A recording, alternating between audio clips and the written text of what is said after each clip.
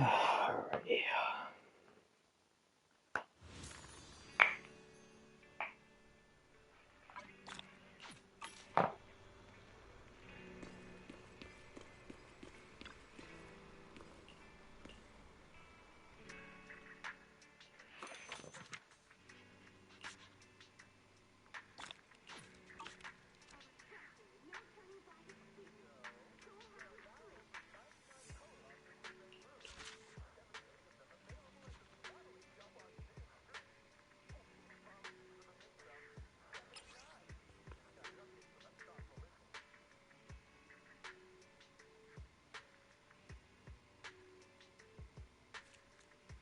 Hmm,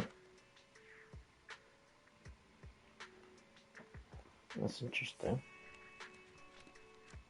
Well, isn't that the same thing like the Power Rangers? Wasn't the Power Rangers in high school or something? Well, I'm pretty sure the Starlight Knights are supposed to be like the Power Rangers of this game, or whatever.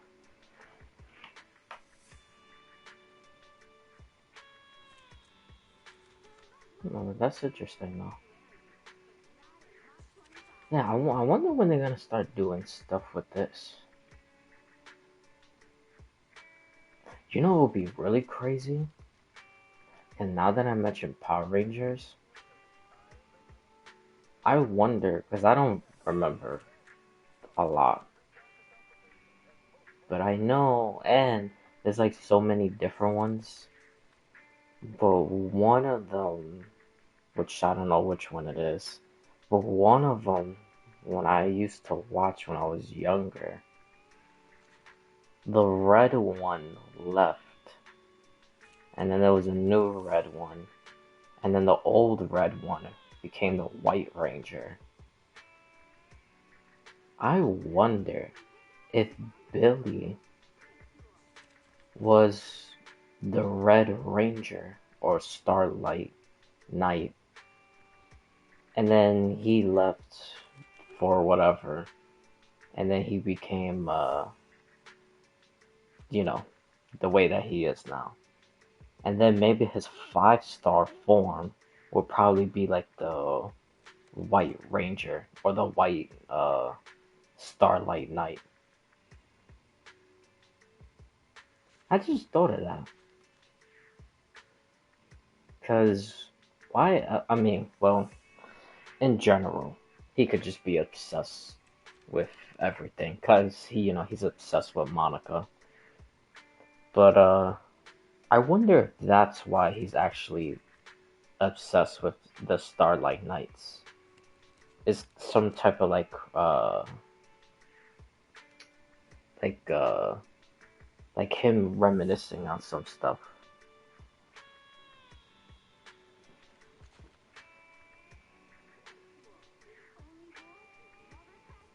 Well, I said,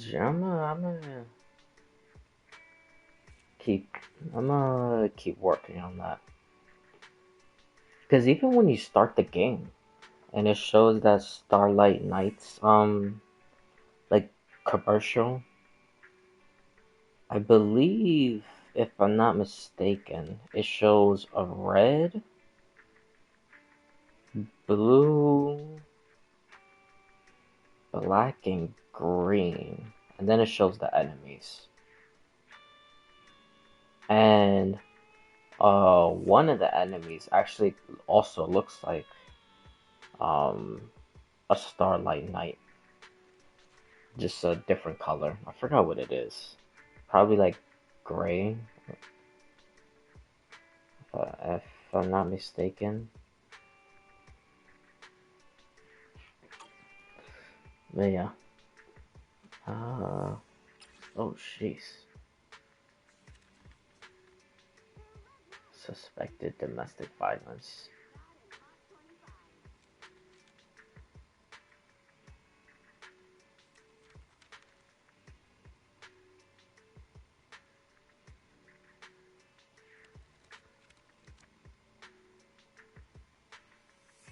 But yeah.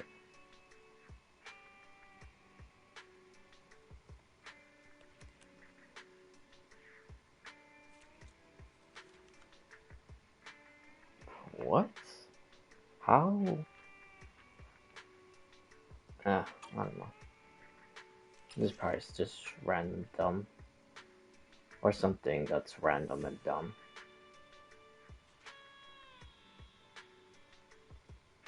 That's funny.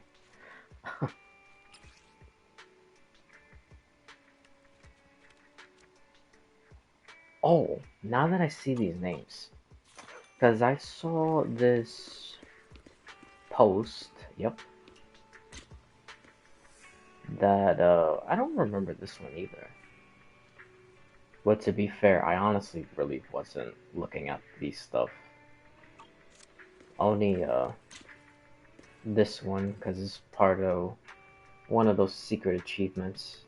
But I don't honestly remember all the other ones. But anyways, supposedly this one is new. This is supposed to be, well, I don't know their name. And I didn't see any leaks about her name.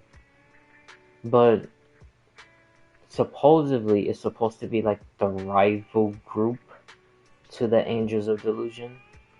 I don't know if that's entirely true, but we just have to wait and see. Because it's her. I don't know if she's involved. Oh, another Oni. I just realized she got horns. Huh. I wonder if she's gonna be playable in the future. Or probably a villain. Hopefully not. We need another Oni. Well, when he got Sakaku. This, I don't even know who the hell this is.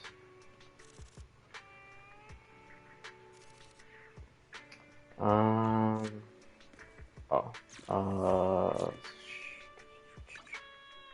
almost forgot. Yeah, it was one of, oh, her.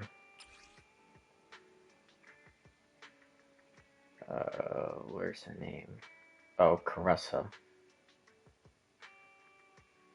Supposedly, she, again, another, well, this one was quote unquote leak of some small part of what she's supposed to be in the future. But,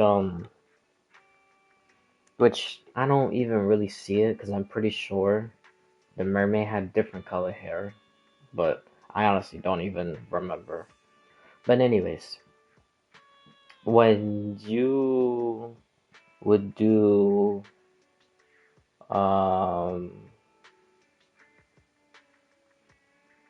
oh, actually I don't remember. Oh, it was in a story quest and it was in the event quest when damn, what's that girl's name?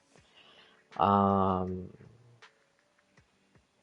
Yuzaha, I think that's how you say it, and Alice when they were playable in that update,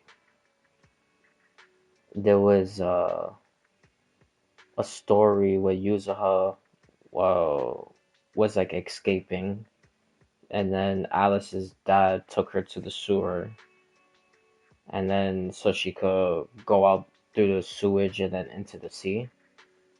And then when she went into the sea, supposedly she saw some mermaid. And then in the event quest, uh, it was something else. I don't remember. Oh, everyone went on the boat and was trying to reach the edge to see the mermaid. But no one saw it at first, and then they had to go deeper into the hollow. So then they started, well, assumingly, they started hallucinating because it wasn't confirmed. But honestly, I'm not too sure because, especially Wise or Bell, whatever proxy you play, why would they be hallucinating? But to be fair, if it is a mermaid or siren, when they sing, they hypnotize people. So Uh, it's like I'm not entirely sure.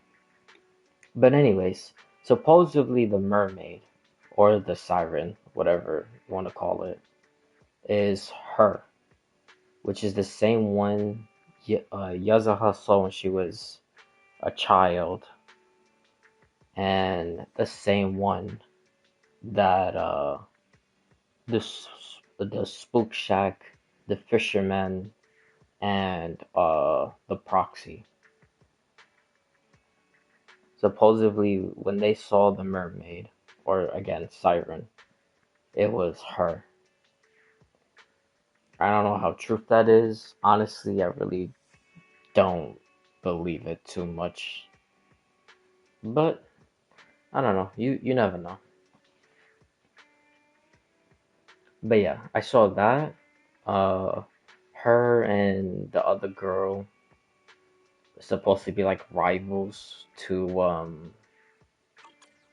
the Angels of Delusion. Um, yeah, that's pretty much it. Oh, and then because yesterday when I was talking about uh that we hear Joyce's voice, I still don't know what he says. Um, but then after I said that, um, I said I saw uh someone mention which I didn't know who the person was yesterday, but now I know who it is today because I saw another post showing the person who said the thing. But but yeah, yesterday I saw uh in the same post with someone saying to Wise or the proxy that Joyous is missing, that he disappeared, which makes absolutely no sense at all. But we could figure that out later in the stream because I want to do these little things and then start going like head on with this Sunbringer crap because I need to get to the bottom of this.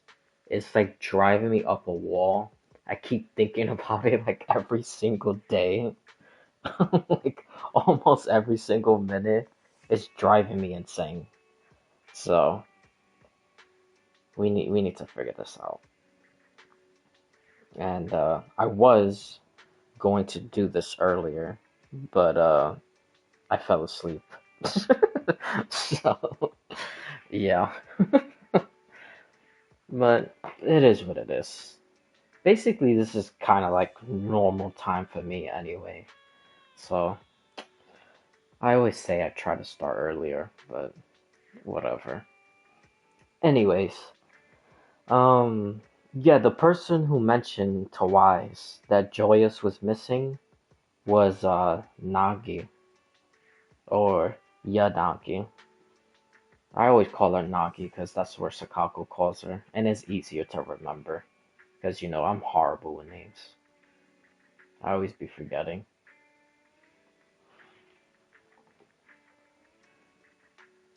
But yeah. So it's her that mentions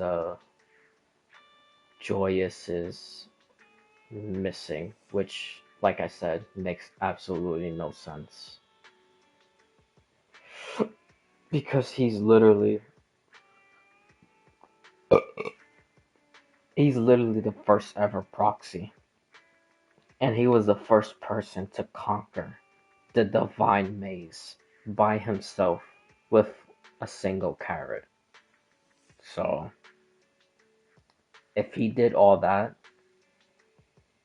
like he could literally go through anything. Like how is he missing? That doesn't make any sense. Or he just like disappeared. Like again, that doesn't make any sense. Cause the way that like I saw it, it made it sound like he's like like some type of like Akron or something. Like he's just wandering about lost. Like I don't know. It's probably something with not exactly like that, but when we would do the story quest, and then like near the ending, that's when Yishuan finally came back. And then when you will talk to her, she comes and she says that the reason why she took so long is because she got like lost. So then she had to sidetrack, and then when she sidetracked, she started fighting someone that was on the level of a Void Hunter, according to her. Which that makes me think, because the the most common, or not common, the most simple answer, and the one that's probably right, but probably also not, is the enemy that she fought is the Sarah mixed with Lady Sunbringer and the creator's powers and whatnot. The Primordial Nightmare. Let's just call her that. The Primordial Nightmare. That would be the logical answer to say. But I have a problem with that. Because Yi Xuan wasn't near any of those like floating pillar things, which we find out the floating pillar things was related to the creator, and then they absorbed the miasma, and then that's how Sarah became the primordial nightmare. Because then she came out of the main one in the underground place.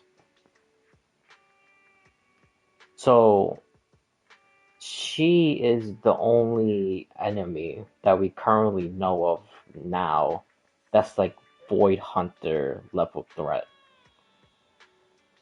But it doesn't make any sense for it to be her, because when she came out of the main one in the underground base, she was like basically born like right there and then.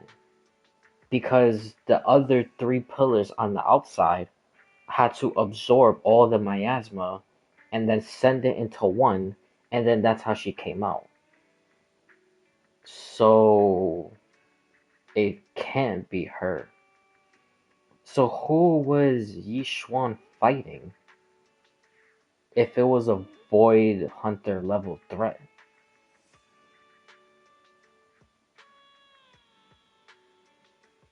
I got no clue. I literally have no clue. Cause honestly, I don't even think it's like a what you call it, like some type of curator diversion, and maybe he sent off some of like their power into something else, so then that something else could fight Yishuan. I don't think that's what it is either. Because like I said, the main one, which was the primordial nightmare, had to absorb all three of the pillars on the outside. So I don't think the creator will waste their power or whatever and put it into something else random for that to go and distract Yishuan, so Yishuan couldn't make it. Well, even though she did, but to try to like make her not make it in time. That just doesn't make any sense. So I don't think it's like miasma related, creator related. I don't even think it's like ethereal related, because if it's ethereal related, then the ethereal related would still end up have to be connected to the creator. So again, and I don't think the creator did any of that because he needed, or they needed, we don't know who the hell the creator is. The creator needed all of the pillars to absorb the miasma to bring forth Sarah in the primordial nightmare version. So, like I said, who the hell was Zishuan fighting? That was a Void Hunter level threat.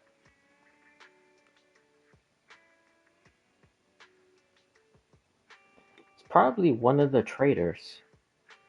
Dude, I'm telling you, I'm still holding on to that.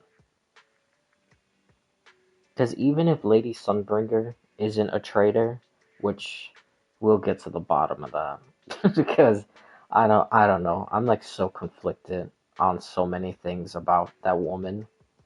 Joy is definitely not.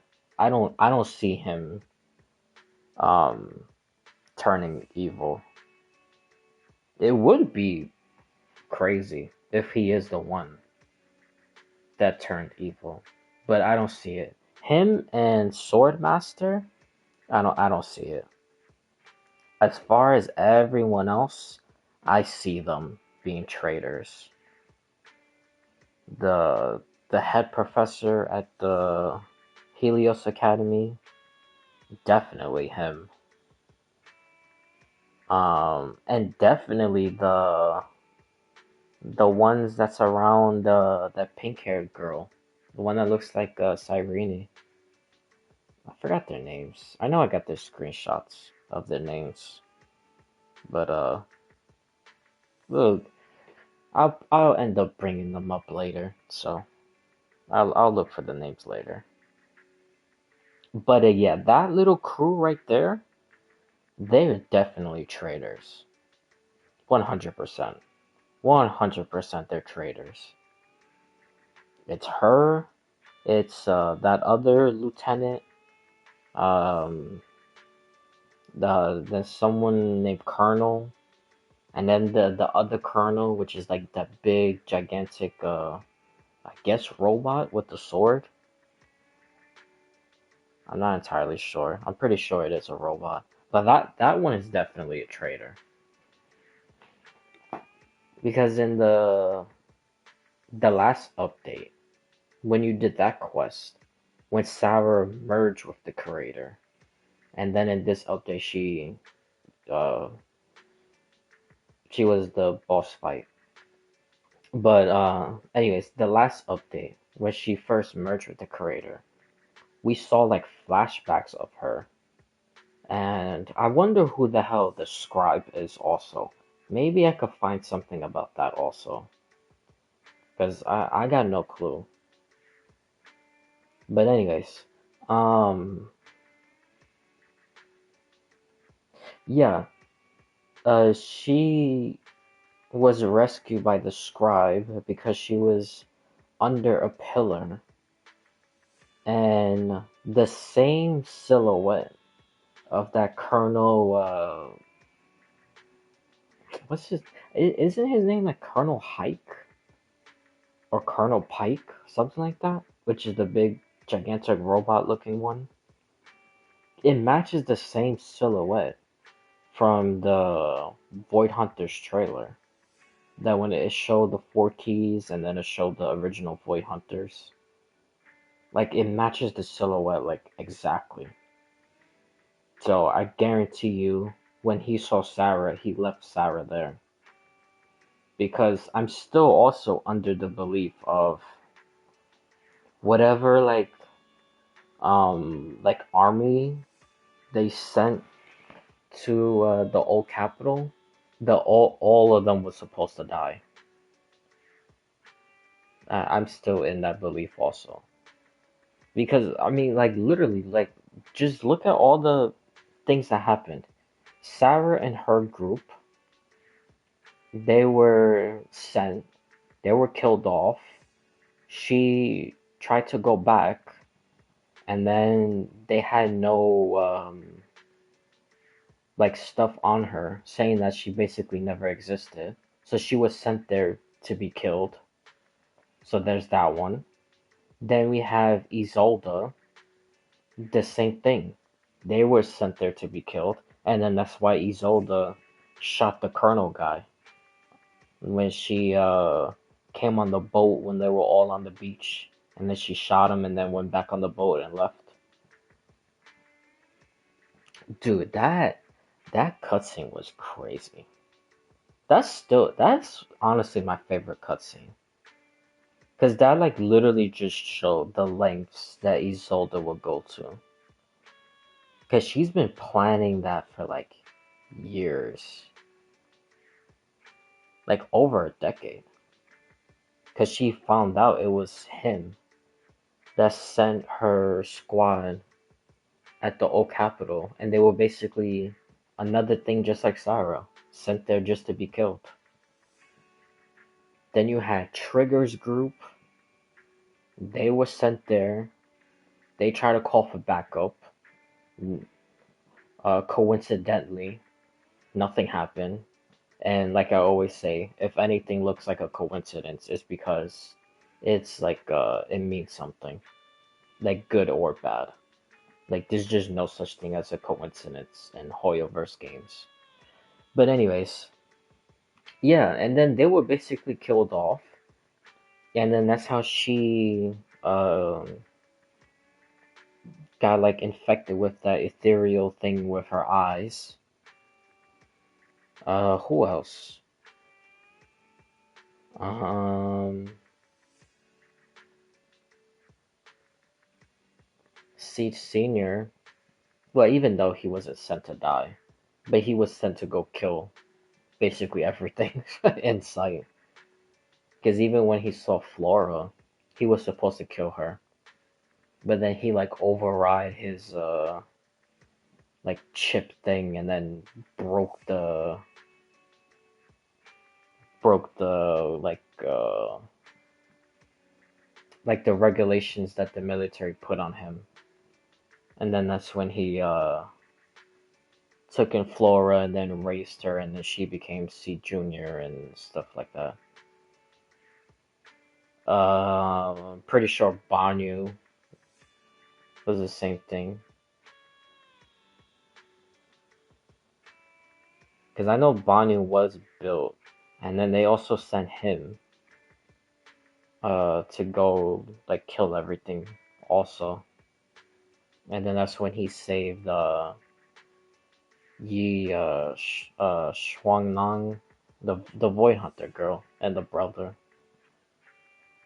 And then he also like broke the or override the chip thingy. I forgot what the hell that whole like procedure was called.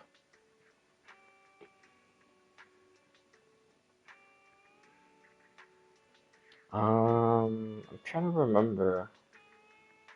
Was it? Hold on. Wasn't Ray's squad something almost like Isolde?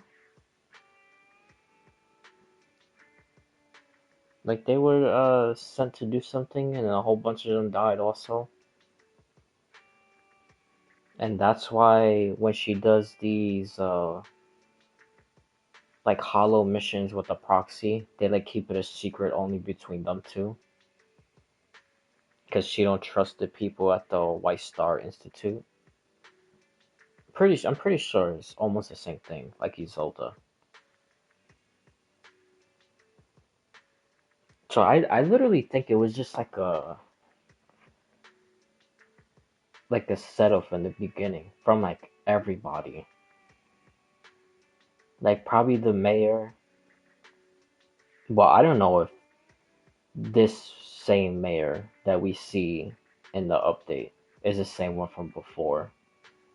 Probably not. Maybe it is. Who the hell knows?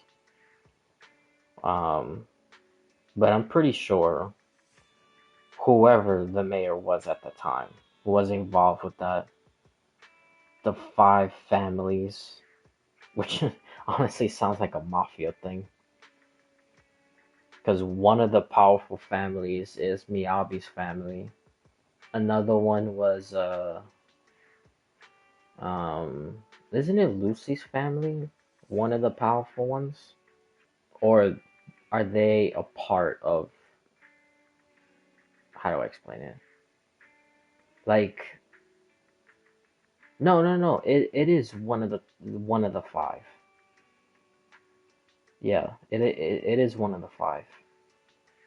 Because I was gonna say, um Obviously, that's not correct, but I was gonna use it as an example. Like you have Miyabi's family, and then Lucy's like rich family was also involved with Miyabi's family, so they will fall under the category of like Miyabi. That's what I thought it was. But then I remember that is actually not. Lucy actually is like one of the five like families. That's the thing. I don't. Did they mention all five of them, or do we only know Miyabi's family and then Lucy's family?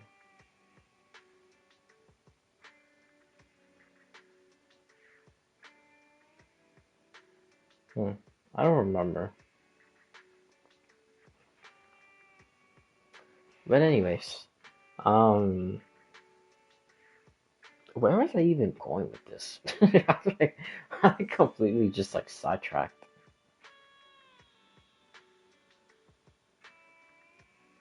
Oh, I remember. Saying all the people that was involved. Um, so yeah, the White Star Institute, the military, the mayor, the five families. Even though I think the five families would be considered like with the mayor, like all of them intertwined with the mayor. Tops definitely was involved with that. The Void Hunters obviously also, because I'm still in the belief of they're traitors. Not all of them, but a majority of them is traitors. Because I've said it many times before, and I'm gonna keep on saying it until they start showing me otherwise in the game. It makes absolutely no sense that Void Hunters by themselves could do a lot to a hollow by themselves. Then you have that little group with the one that looks like Cyrene. You have that little group, and they only what like three or four of them that's in the group that they managed to push the dark wall like further out and like making New Eridu like bigger. So you have that, and like I said before that, even a single Void Hunter could handle a hollow by themselves.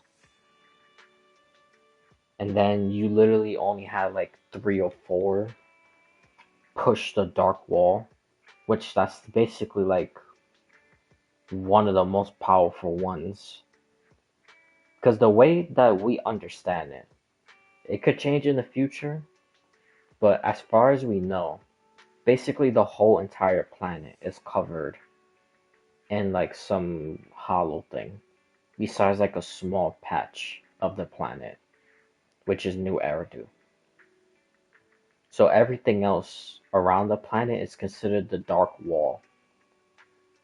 So again, for like three or four of them to push it and make it like make Eridu bigger, it's just they could do all that stuff. And you have all of the Void Hunters in one single spot of the old capital, and they can't handle it when all of them is in that one spot. That makes absolutely no sense. That is beyond like ridiculous. The only logical answer is that they're literally traitors. That's it. That's literally the only logical answer. Because it makes absolutely no sense how you have all these powerful people in one single spot and can't deal with a hollow. That makes no sense. That literally makes no sense. is literally because they betrayed the old capital. And they were working with all these other traitors also. They wanted all this stuff to happen, which I don't know why, but and then Carol Arna, the proxy's teacher, which I've been saying for the longest time, and I was proven right in the quest that she did do it on purpose. She wasn't tricked or manipulated or anything like that. That she did do it willingly. But I also said another thing with that, and that is unanswered yet. So maybe in the future we can actually see her reasoning to do it. Because I think the reason why she did it is because she was trying to basically kill off everyone who was involved. So kind of like um honestly, I can't really think of a good example because it's not even like a Trojan horse type of thing. Because I was thinking maybe to like that equivalent, but that doesn't make any sense because she was involved with them. So then that's not the story of the Trojan horse thing. But anyways, basically, I think the like reason why she did it is because she knew like all these people was involved, and then she also got involved, and then all this career stuff. So she probably figured that if she did the Hollow disaster at the old capital, and if everyone involved died, like the Exaltus, the military tops, White Star Institute, the Void Hunters, even maybe do this to try to kill the creator itself. I think that's why she did it. So, like I said, for the reasoning, we don't know why, but it was confirmed in the story that she did do it willingly, which I again correctly predicted because I've been saying that for months now. Also, I've been saying that. I've been saying the reasoning, which is the same thing I just explained. I've also been saying Lady Sunbringer is the creator, the one who started all of this, like miasma and whatever stuff. And the creator and the sea god that the Bangbus mentioned is the same person, which is Lady Sunbringer. But I might be wrong about the Sunbringer part, but maybe not also. We'll get into all this stuff. Cause I don't know, dude. I don't know. I really don't know if I fully believe the creator stole Sunbringer's power, and then that's why they were able to do the primordial nightmare. And I mean, it's not impossible, obviously, but I don't know. It feels so off, especially okay because hold on, because when I was doing the quest last week, and right before Sarah is born as the primordial nightmare, when uh when Shang, oh my god, what the hell is this girl's name? Shangguan or Shang No Wan, whatever. I'm the Void Hunter. Her, the Void Hunter with the Qingming sword. I'm just gonna, cause I'm like stuck on stupid right now. But her, when she was trying to like sacrifice herself basically with like absorbing the stuff with the curator, and then Wise started like pushing through, and then he took the curator's like powers out of the Void Hunter, and then he like pulled her back. So the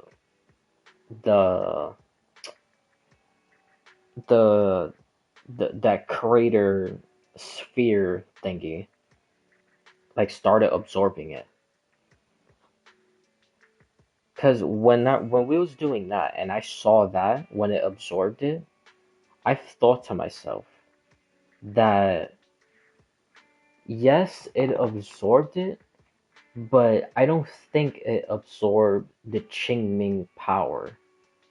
But it looked like it absorbed the Qingming power when you fought the Primordial Nightmare, because it does kind of mimic it in some ways.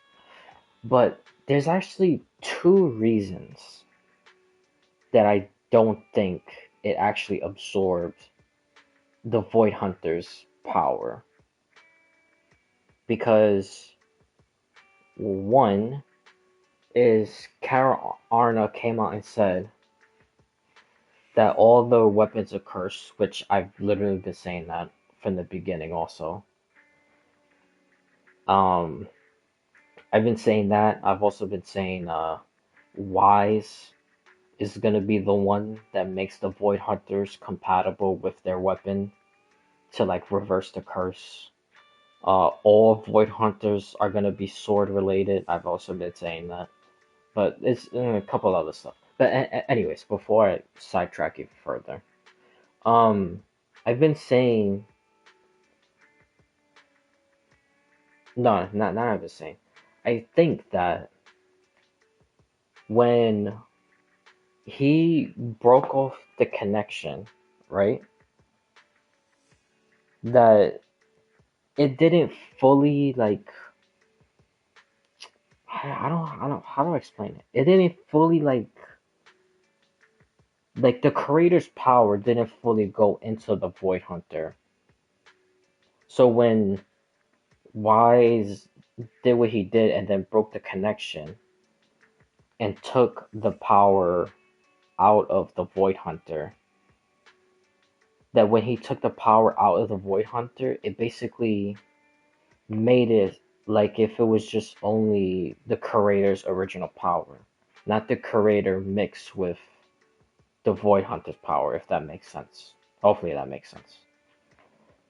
So I think that, and then Kara Arna, I was also talking about her. She came out and she said that the the weapons are cursed, and we also figured out in the quest that the Qingming sword is connected to the creator. So I think the creator originally had like the Qingming's power anyway. So it's not like how do I? Hopefully, I'm not like explaining this right, because like I don't know. I'm kind of like jumbling like because I'm like thinking too many stuff like at one time. So so if the creator was originally uh, connected, not corrected, if the creator was connected to the Qingming sword, even way before the Void Hunter was attached to it, and even before when Yi Xuan's sister was attached to it, it was still the Qingming sword connected to the creator. Because it's like a branch of the creator's power, basically. Or a fragment of his power. Or their power. Let's just put it like that. So I think like the reason why we was able to see Sarah fight and do stuff like if she had the Qingming sword or like absorb the power from the Void Hunter with the Qingming sword. It looked like that, but I don't think that's exactly what it is. Because like I said before, previously, even with other people attached to the sword itself is still a fragment of the creator's power. And when again Wise went to the girl and then did his power crap, which we'll get into that later also. When he did his power, he basically like purified her, and then the power went out of her, and the power when the power went out, it was in its original state. It wasn't mixed with um the Void Hunter's power. So it was just originally the creator's power. And then the creator's power went back into the the sphere, and then Sarah came out, and then etc. etc. So I think that's what it is. And then Kara Arna talking about the swords. And then also, which a lot of people is also not realizing, because when you fight the brother of the Void Hunter, he actually does some of the Qingming, like, not obviously to the extent of what Sarah did, but he actually does some of the Qingming swords, like, abilities, like, in the boss fight. And during that time, it's not the Void Hunter. It's not like the Void Hunter, like, was like merging with the creator's power, like how it was in this quest. It wasn't like that. Because the only one who was connected to the creator's power was the brother. So, if the brother was the only one connected, and the Void Hunter wasn't connected, then how would it be possible for the brother that when you fight him in the boss fight, he does, like I said, not to the extent of what Sarah did, but he does do some of the Qingming, like, abilities. It's literally because the Qingming sword is a fragment of the creator's power. So that's what I think, at least. And I'm pretty sure I'm going to be right about that also. But anyways, I said all of this stuff and explain what I think and the proof of why I think this stuff is because Lady Sunbringer. So if we see that the creator can do Qingming sword abilities before the Void Hunter merged with the creator, and then even with that, Wise came and like purified her and got rid of it, so the merge didn't even fully like complete or whatever. So if the creator can do that with no direct connection to the Void Hunter because of the brother, which again I explained before, then wouldn't it also make sense for the creator to use Sunbringer's powers without like fully absorbing her powers or even absorbing her powers in the first place? Like, you see what I'm like trying to like get at? Because like if the creator could do all this stuff, with Qingming's sword-like abilities before actually absorbing it, and he was still able to do that, then it's not far off to say that they could do the same thing with Lady Sunbringer if she's like connected to the creator, or she is the creator itself, or whatever. So that's why I'm like, I don't know. Like, I'm not entirely sure with the whole thing of them saying like they absorbed Sunbringer's power. I really don't know if I fully believe that actually.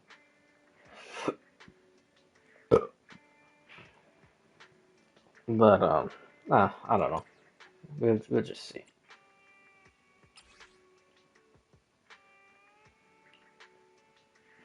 Because it also shows, which I'll show it after. It also shows something saying that it absorbed some of her power.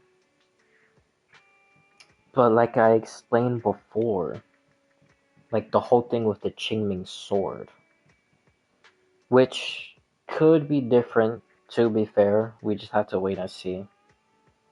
But I just don't know, bro. I really don't, because it makes no sense. Oh, you know what I literally just thought of right now?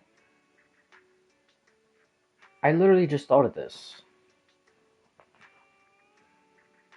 I don't even think Lady Sunbringer is even human. So what if the creator created all these cursed weapons? So that's how he was able to do the powers even before doing the thing he did with the Void Hunter. Because we saw it through the brother when we fight him in the boss fight. What if he also created Lady Sunbringer? Because Lady Sunbringer doesn't look human. And I'm pretty sure she's not even human. Even those horns are like metallic. It's like robotic, like horns. There's really no one else that's like human or some type of Thyran or whatever that has like metallic horns, right? But let's just bro, I'm like thinking a whole bunch of stuff. This is exactly what happens. I start with one thing and think about other stuff, and then I get all like discombobulated. um, but yeah, let's just see some of this stuff.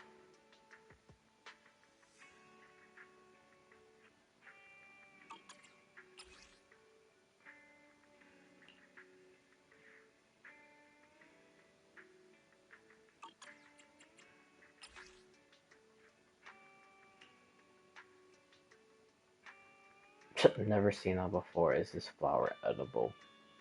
Okay.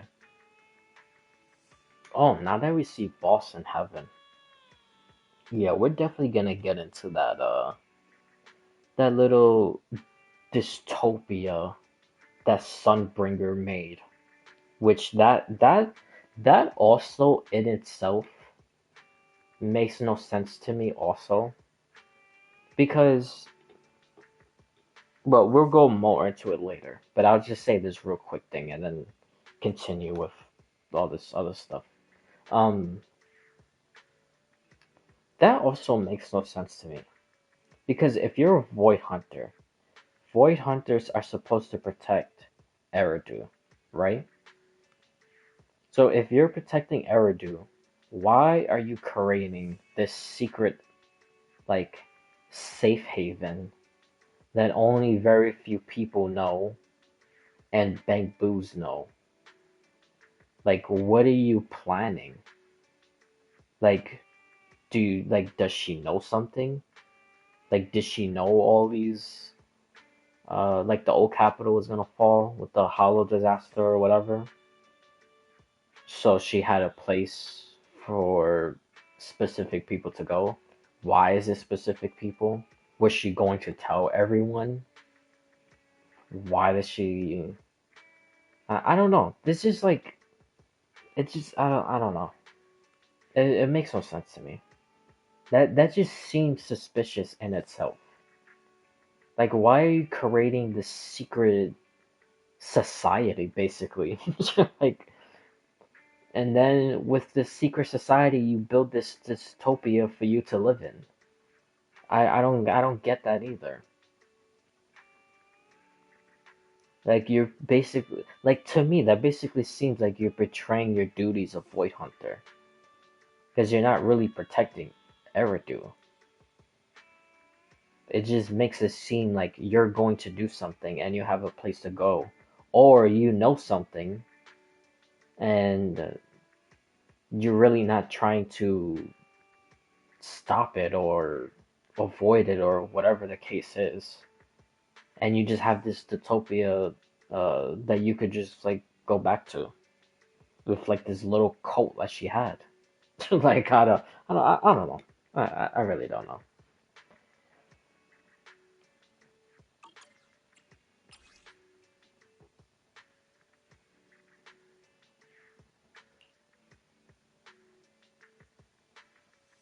Now that I'm saying all this, I completely forgot to look at the animations for the new people.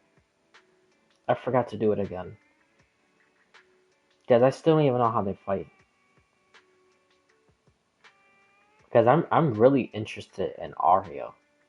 Like I wonder, like when you fight and you do certain moves, or you even do the ultimate, like does the robot appear with her, and it's kind of like two people fighting, or does she turn into the robot and fights, or does she go inside of the robot, kind of like some Iron Man type of thing, and then you fight as the robot? Like I wonder how that works.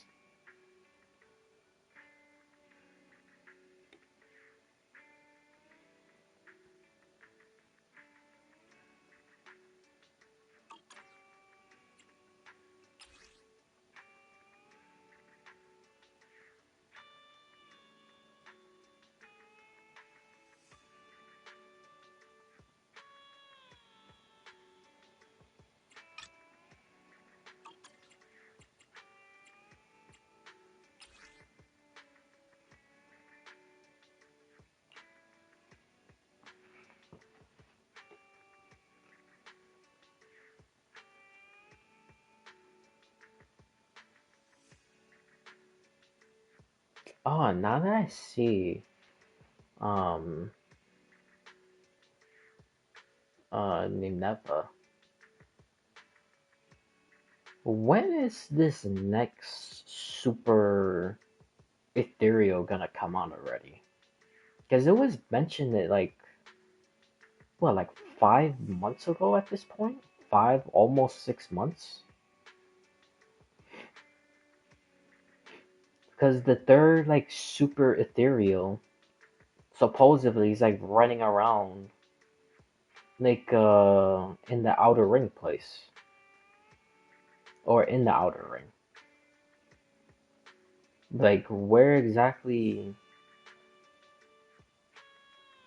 or when, not where. When exactly are we supposed to fight that damn thing? Because you have Nineveh, then you have Geppetto, and then this third mysterious one, which it was again like 5, 6 months ago, and nothing happened ever since.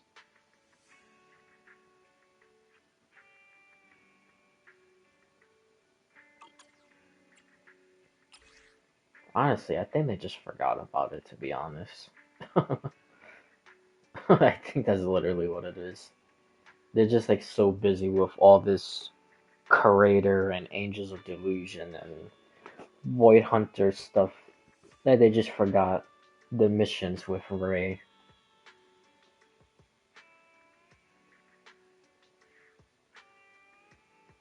Who is that guy at the?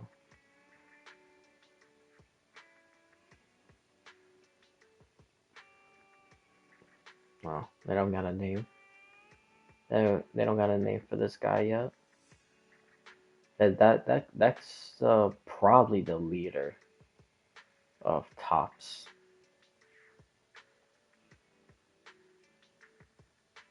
Oh, speaking of leader, I saw this guy's name. Where is it? Damien. They mentioned Damien. I literally just saw it. Oh yeah. I wonder what's gonna happen with Damien. What exactly is he gonna do now?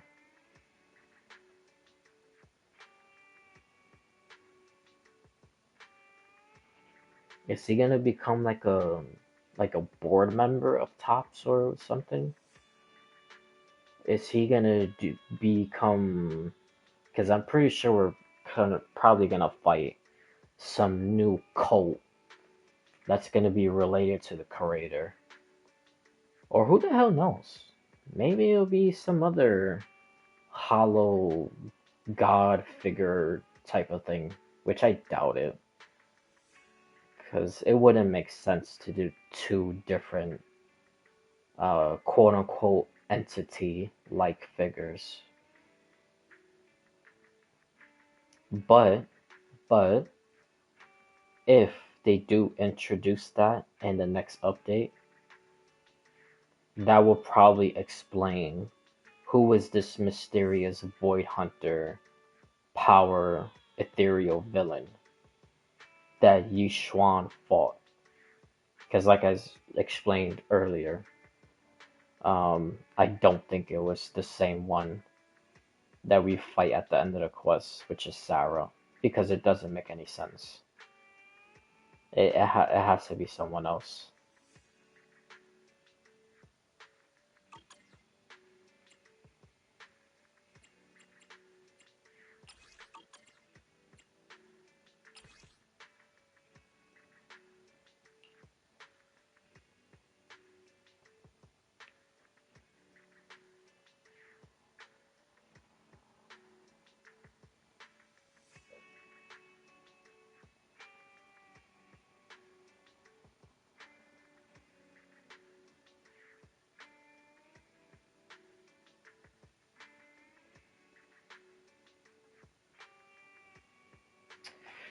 You know, before I go into the proxies, I wonder if this person that they're mentioning right now, a wandering master appeared in the ancient texts, didn't record his name. I wonder if they're gonna say who it is when you go to the Qingming sandbox place. Because this is supposed to explain a lot of stuff about the Qingming sword. So hopefully it explains who the hell this wandering master is. But anyways, um, because what I forgot to mention also, but to be fair, I didn't want to sidetrack because, yeah. But anyways, um, I wonder how, not who, because we already know the who. We know those silhouettes that Carol Arnold was talking to was the proxies. And then they were like all gold. Which also me bringing that up, I still wonder if all the times we saw her talking was her talking to the proxies or only specific times. Because I caught on early that she was talking to the proxies, but then like the second and third time we saw her, there was like two different instances that we went to talk to her that it didn't sound like she was talking to the proxies. But then at the last time, it showed like from her vision, and it was two gold silhouettes, which is the silhouettes of the proxies. And I've been thinking that somehow they're also made from the creator, or they are the creator. Like the creator died, and then it became two soul beings, and whatever this current creator in the miasma thingy is probably like, I don't know, just something else. I'm not entirely sure. Or maybe it could be fragments of their own power trying to make that one creator whole again, but it can't become whole because Bell Wise is alive. Maybe. I don't know. This is just like a whole bunch of just like spitballing.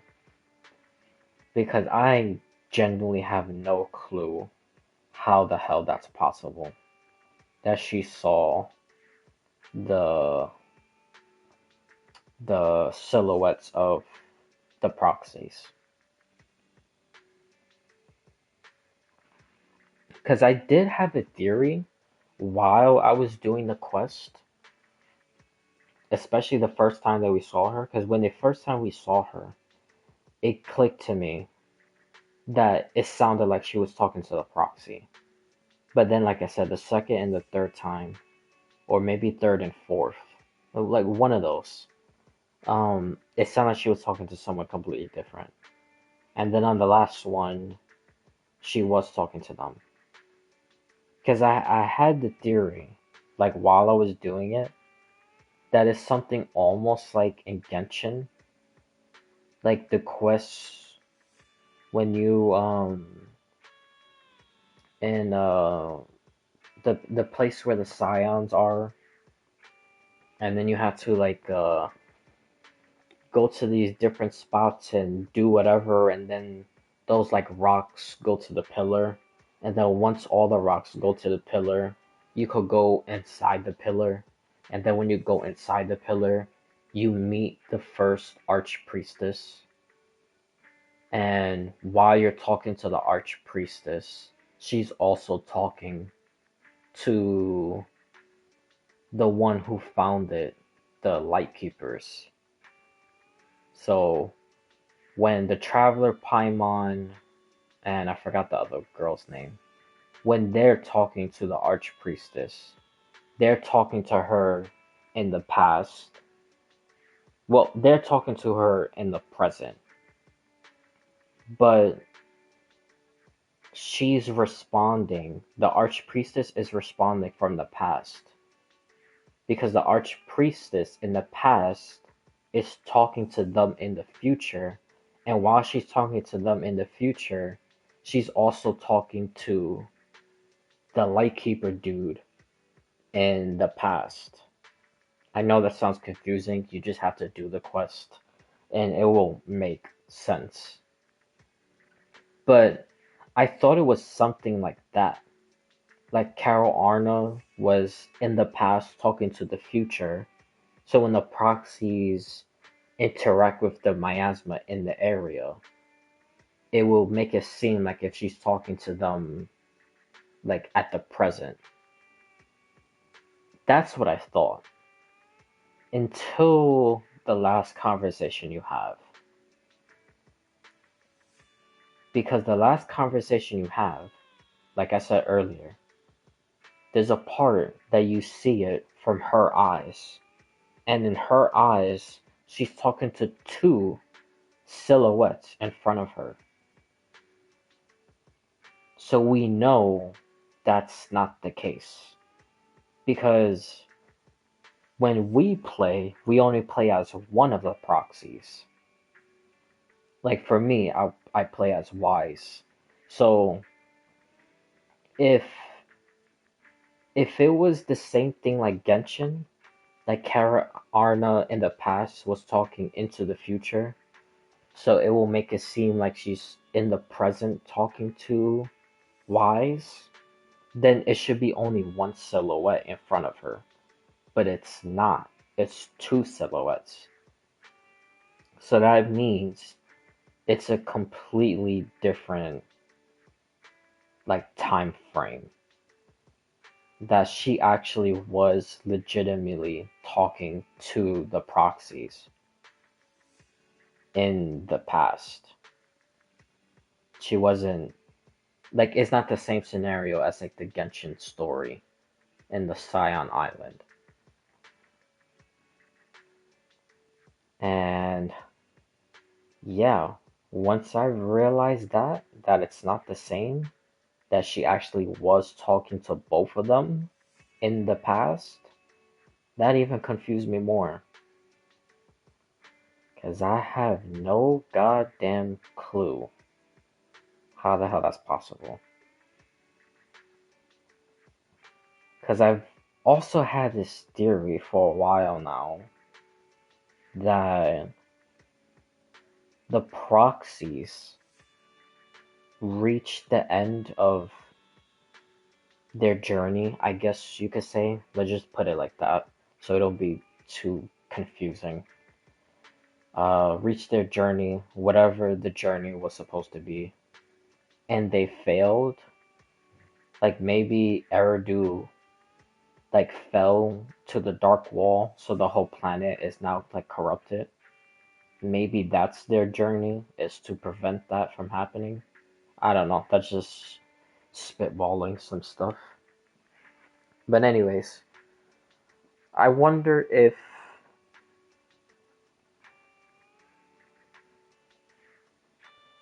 like they reached the end, they failed, so then they went back in time, and then they had to redo their whole entire journey, and then change the results. I've had that theory for a very long time,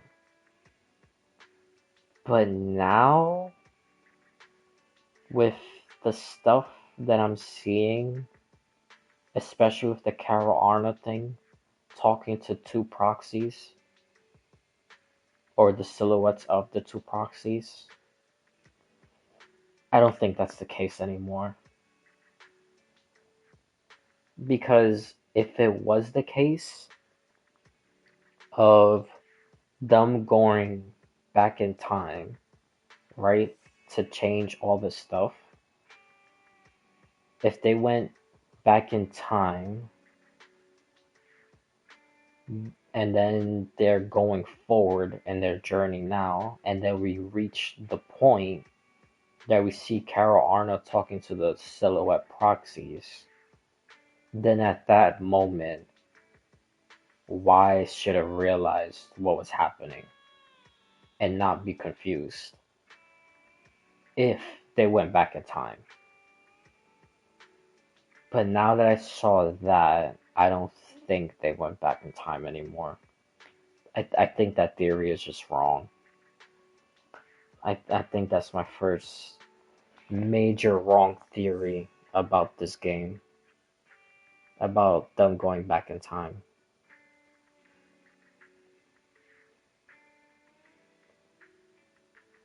But I'm trying to figure out like other ways of like,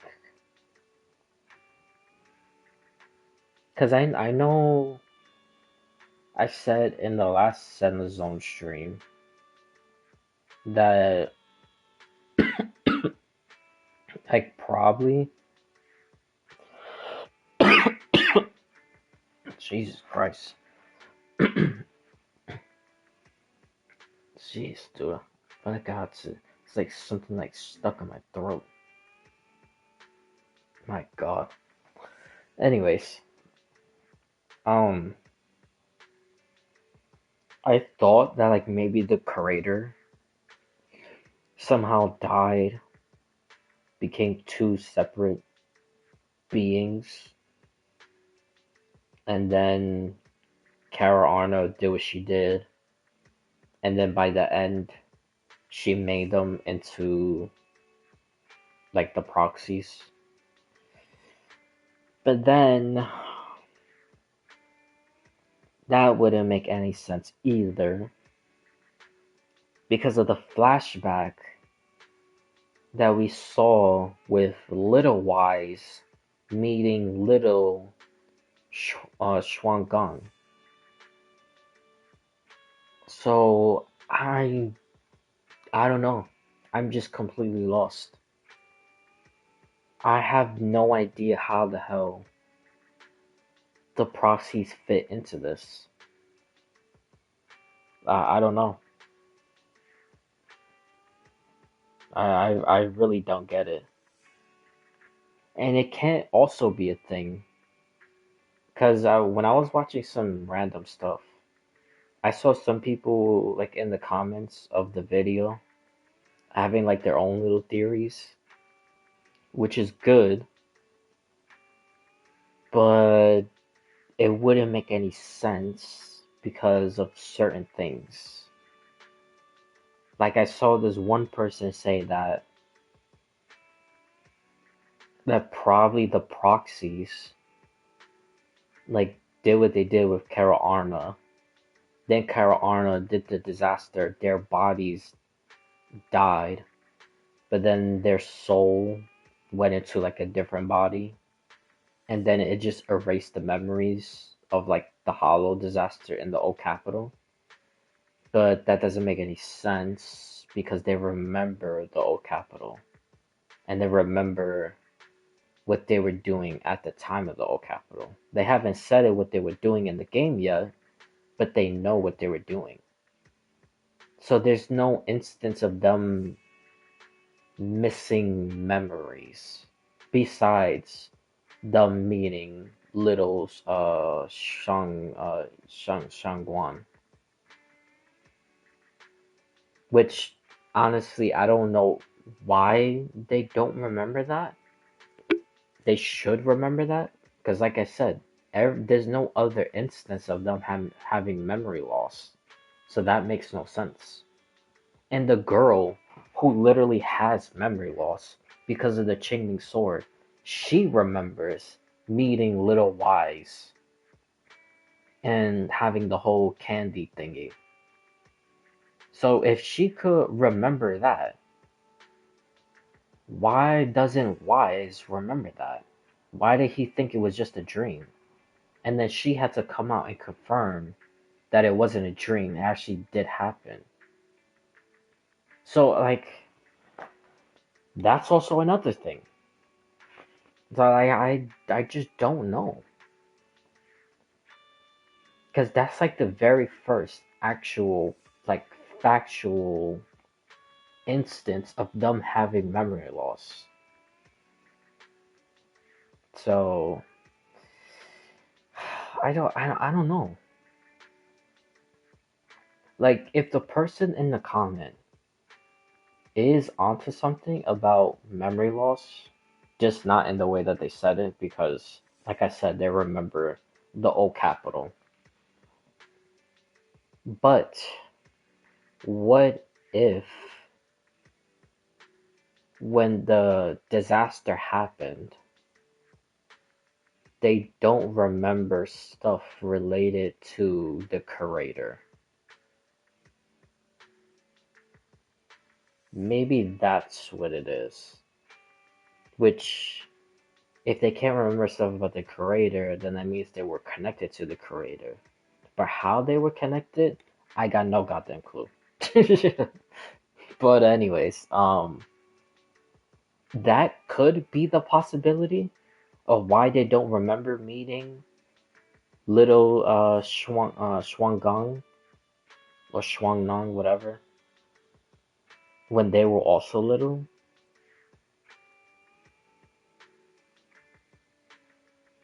But at that time, she wasn't the holder of the Qingming. No, no, actually, she was. She was the holder of the Qingming sword. So that is curator related. But anyways, um, yeah, I think it's probably something connected with the curator. I think they remember everything, but when it comes to stuff connected to the curator, they don't remember. And now they're remembering slowly by slowly stuff connected to the creator,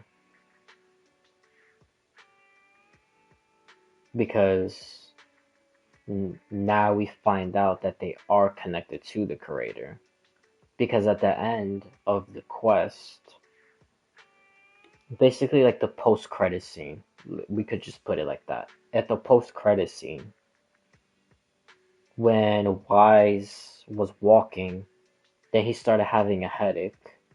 Then he was basically like falling down. And he was like leaning on the wall. And then he put his hand like over his like right eye or left eye. And then that's when it appeared that the the Void Hunter symbol in the eye appeared in gold, the same way it appeared with him saving Gong from the creator, from merging with the creator. He was in all gold. So his eyes was, or his one eye was gold with the Void Hunter symbol. And then like the background of like everything else, it was like all green, and it was like purple reddish like lines like over him, but kind of like see through. And it was the symbol of the creator. So now we know 100% there is a connection. So again, I don't know exactly what it is, but we could get to it when we get to it. But yeah, so I don't know. Maybe I really don't know. I think it could be something like that. That the selective memories they can't remember was stuff about the creator.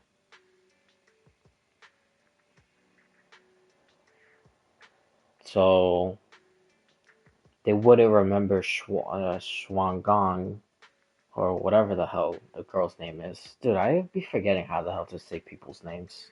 But anyways, um, her. That he don't remember her because of the Qingming sword, and the Qingming sword is connected to the creator. So because she was the wielder of the sword, that's like the connection right there to the creator. So he wouldn't remember that until now. That's honestly, that's like the only thing I could really think of why he didn't remember that. And there was no other instances of him having memory loss. I think it's just only stuff that's connected to the creator. So I wonder, now that I say that, I wonder if Wise met Miyabi when she was a kid also.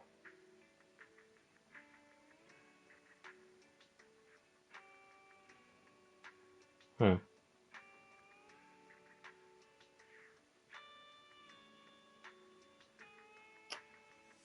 Yeah. I don't know. I really don't know, man. But yeah, this is a lot of stuff going on right now with uh, this this quest. Honestly, I feel like it didn't really even answer anything. It just brought out more questions than answers, which is a little bit annoying, but it's understandable. Hopefully, they don't keep on with this for months and months and months on, because then that would be so goddamn annoying. It'll be like the middle stages of like Genshin when they were doing that, like between like Sumeru going into Fontaine. and some stuff in Imazuma also. But yeah. Anyways,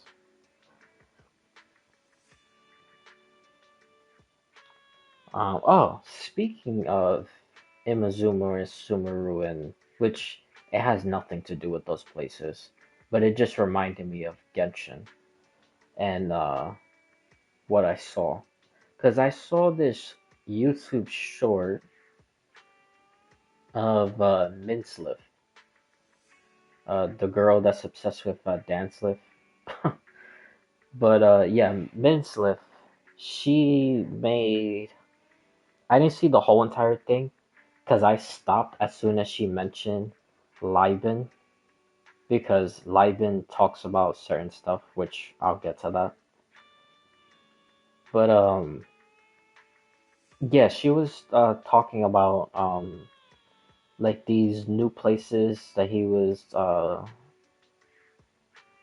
or some mysterious character was mentioning new places, and one of them is uh like a haunted hospital, which I will get to that because I don't think that's the case, and I'll explain why. Um, but yeah, but mentioned like a haunted hospital, and then she came on and said that Liben uh came back to Mondstadt, and then that's when I just stopped.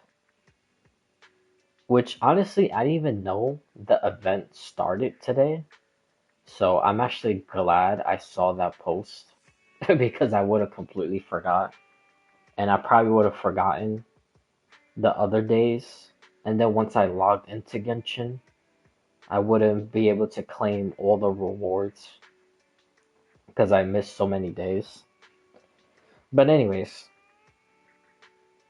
so I played.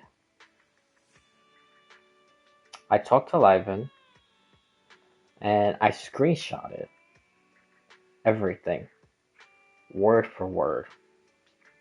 So it's actually well, let's finish this and then we'll read what Liven says, because I have a theory about this enchanted hospital thing, and I think the person connected to that is the person in the reflection of the water of all the silhouette characters. And I also have another theory of who the reflection in the water is. Because I mentioned that yesterday and I completely forgot to go into it. I forgot to get into a couple stuff. But anyways, yeah.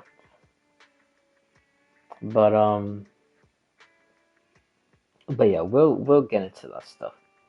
Because I also remembered something in a live stream with Zaibao, and I have seen nobody talk about that either, which is so weird. Because the thing that she does is basically something almost like the thing with the silhouette, and I'll explain what it is. But yeah, like I said, let me finish reading this first, and then I'll get into all that stuff. Bro, it's amazing. I haven't even started the whole Sunbringer thing. I'm gonna get to it eventually, I promise. I just you already know how I am. I always do stuff like this. I always start talking about theories and then go off the rails.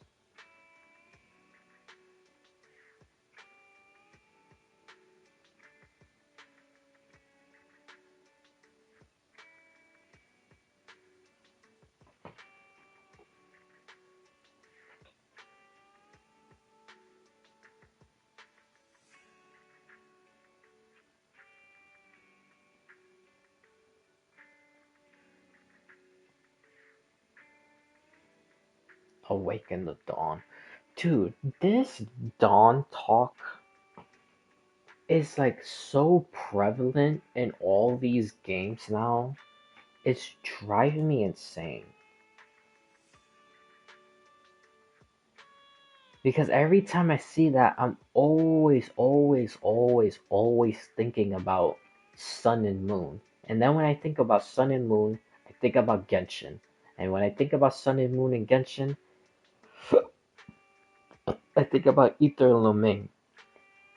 And then when I think about them being descenders and where they come from. And then in the universe, like after they lead to that, which I'm pretty sure everything's gonna be destroyed. Then you have stuff with like Nanook and Finon is like the biggest one. And I still think Nanook was an ex Trailblaze member. I'm I'm I'm gonna stick to that theory. Because everything in Amphorius is literally equivalent to what happens in the real universe of Star Rail. Because I thought originally it was close or like synonymous, but that's not the case anymore. It's literally exactly like like like identical, like action for action. Like all of them does the exact same thing as the real Eon in the universe of Star Rail. And with Finon, he was originally the Deliverer. The Deliverer is the person of the Trailblaze in Amphorius because the Trailblazer becomes Deliverer. And what does he do? He trailblazes through Amphorius and makes a new beginning. So, Finon was originally Deliverer. So, that means Nanook was originally Trailblaze. But, anyways, that's. Yeah. So, every time I see Dawn, like, my mind just always starts racing. Because, especially in this game, I've realized in every single update since Isolde, since we fought Isolde, and it was revealed that she was the overseer, it's always been mentioning something about Dawn. And now we're talking about Lady Sunbringer, with Sunbringer, Dawn, the Sun, Helios Academy, Phaethon. Phaethon is basically like the son of in Greek mythology, the son of what the hell is the sun god's name? Oh, Helios. Wait, is that the sun god's name? Helios in Greek mythology?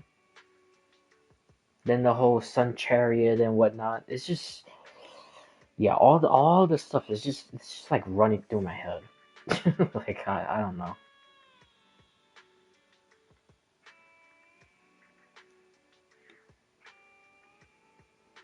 But yeah, they like in every like literally every single update since we fought Isolde is always mentioning something about the dawn or a dawn.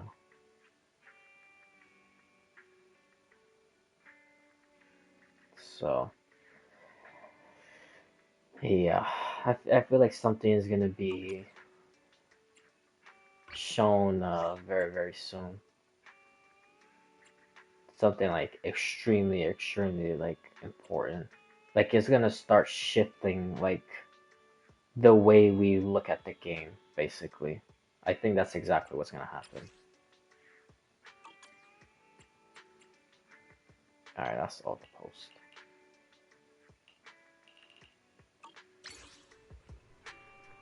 Oh. What is oh yeah, we got wait, wasn't isn't there oh I think I already collected it. Because I saw on YouTube Zone making this thing with like a Void Hunter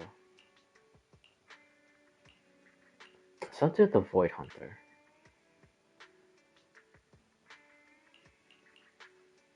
Oh yeah, I think I already got it.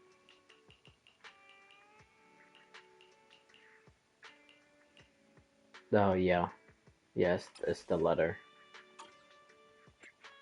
Yeah, the letter. Ah, all right. I thought it was something new.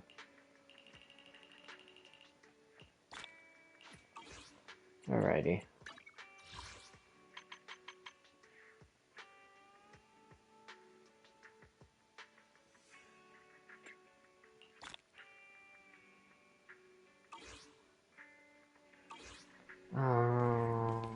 Oh, let's well, hold on,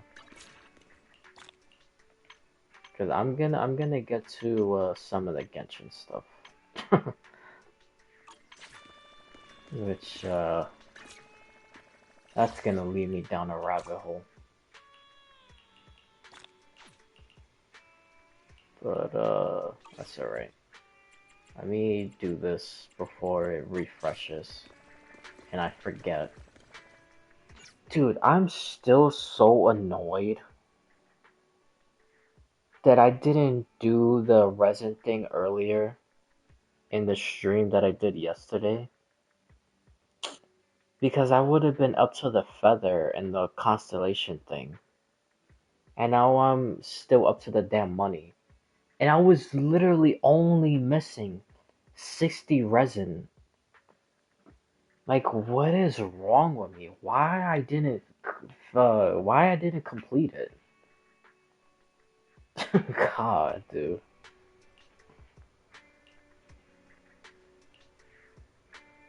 I don't know. I'm just so damn pissed off about that. I wasn't able to finish that. Ah, hello there. How about a tin master?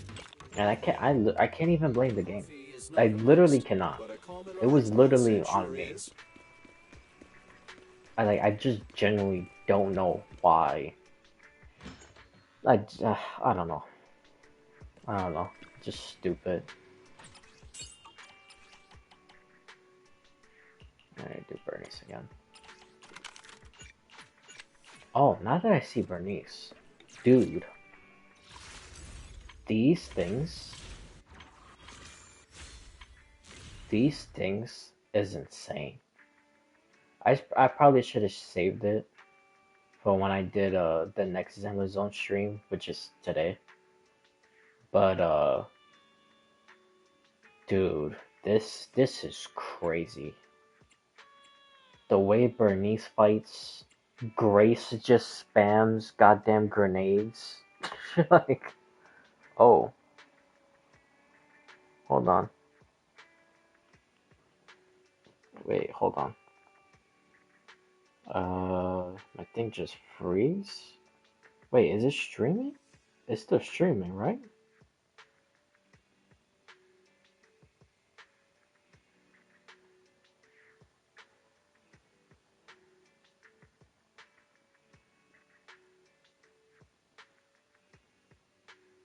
Oh yeah, it's still streaming.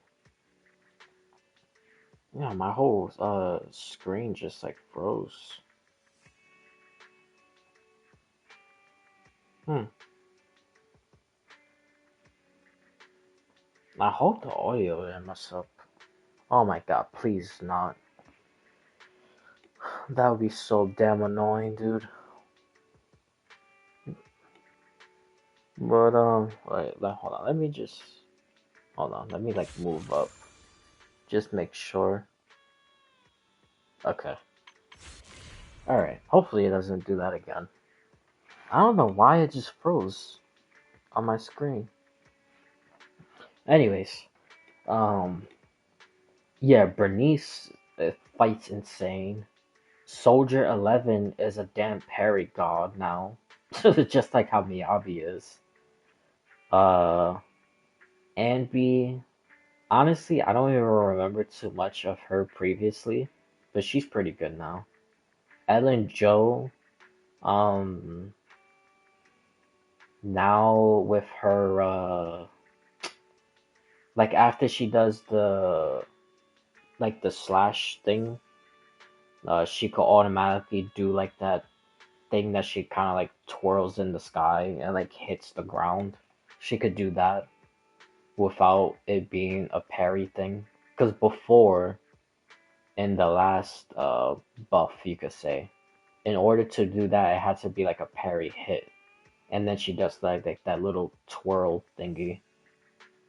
But in this one, she does it after the third slash, which does like the ice thing. Um, but yeah, she's basically the same. And then Grace literally just like spams grenades like after the ultimate. It's pretty funny actually. But yeah, these buffs are really good. These are really good. Like really good. And I'm glad that Bernice and Grace does a bloom, because previously it was only Vivian, but now Bernice and Grace could do a bloom, which works extremely well with anomaly teams. But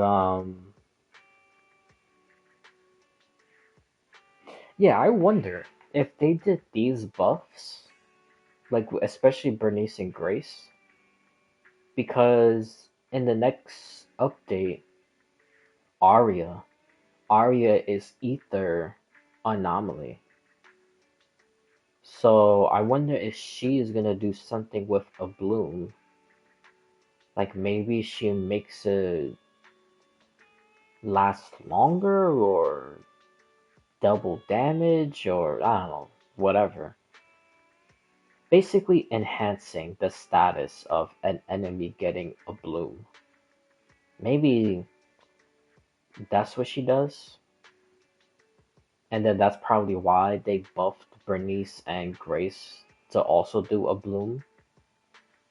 So people who don't have Vivian, which like myself, I've been trying to get her, but that's a whole different subject. Um, yeah, so people who don't have her could do some type of new enhanced version of a bloom with Arya, maybe. I'm not entirely sure. But yeah, these buffs are really good. I like it a lot. Okay, now let's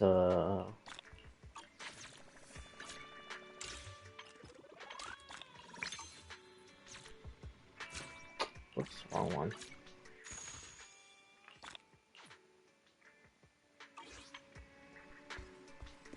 This is what I want to see now. Because yeah.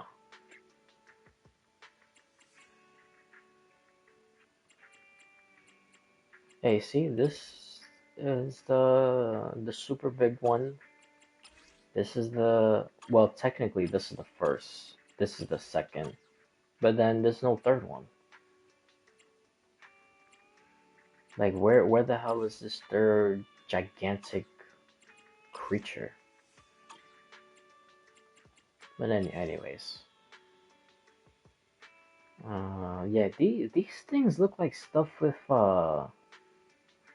what you call it? With what the hell is the guy's name? Well, not guy, girl. Wait, is the swarm?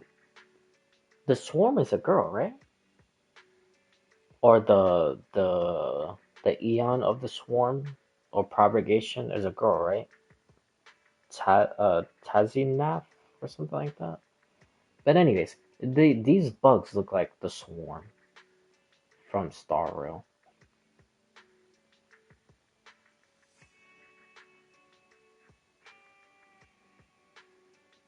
The arrival of that power. Also the creator.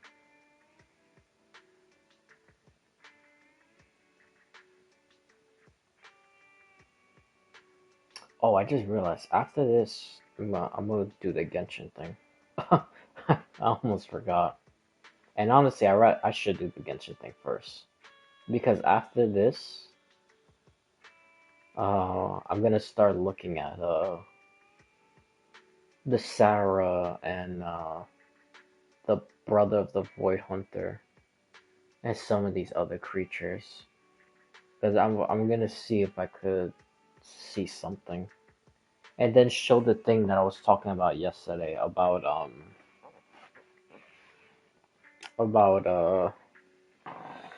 something that I saw with the creator, which is actually in the game, but I didn't read the whole thing. I just saw like a little glimpse.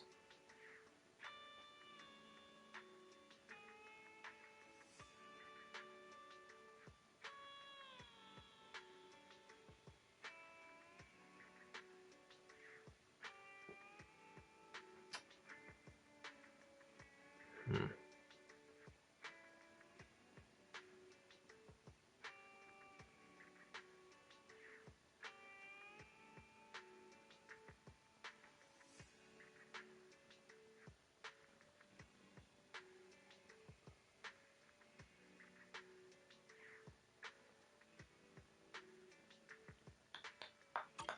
Hmm. Okay. We'll get into that. But anyways, all right. Let me pull this thing up real quick with Genshin because it's not even that long.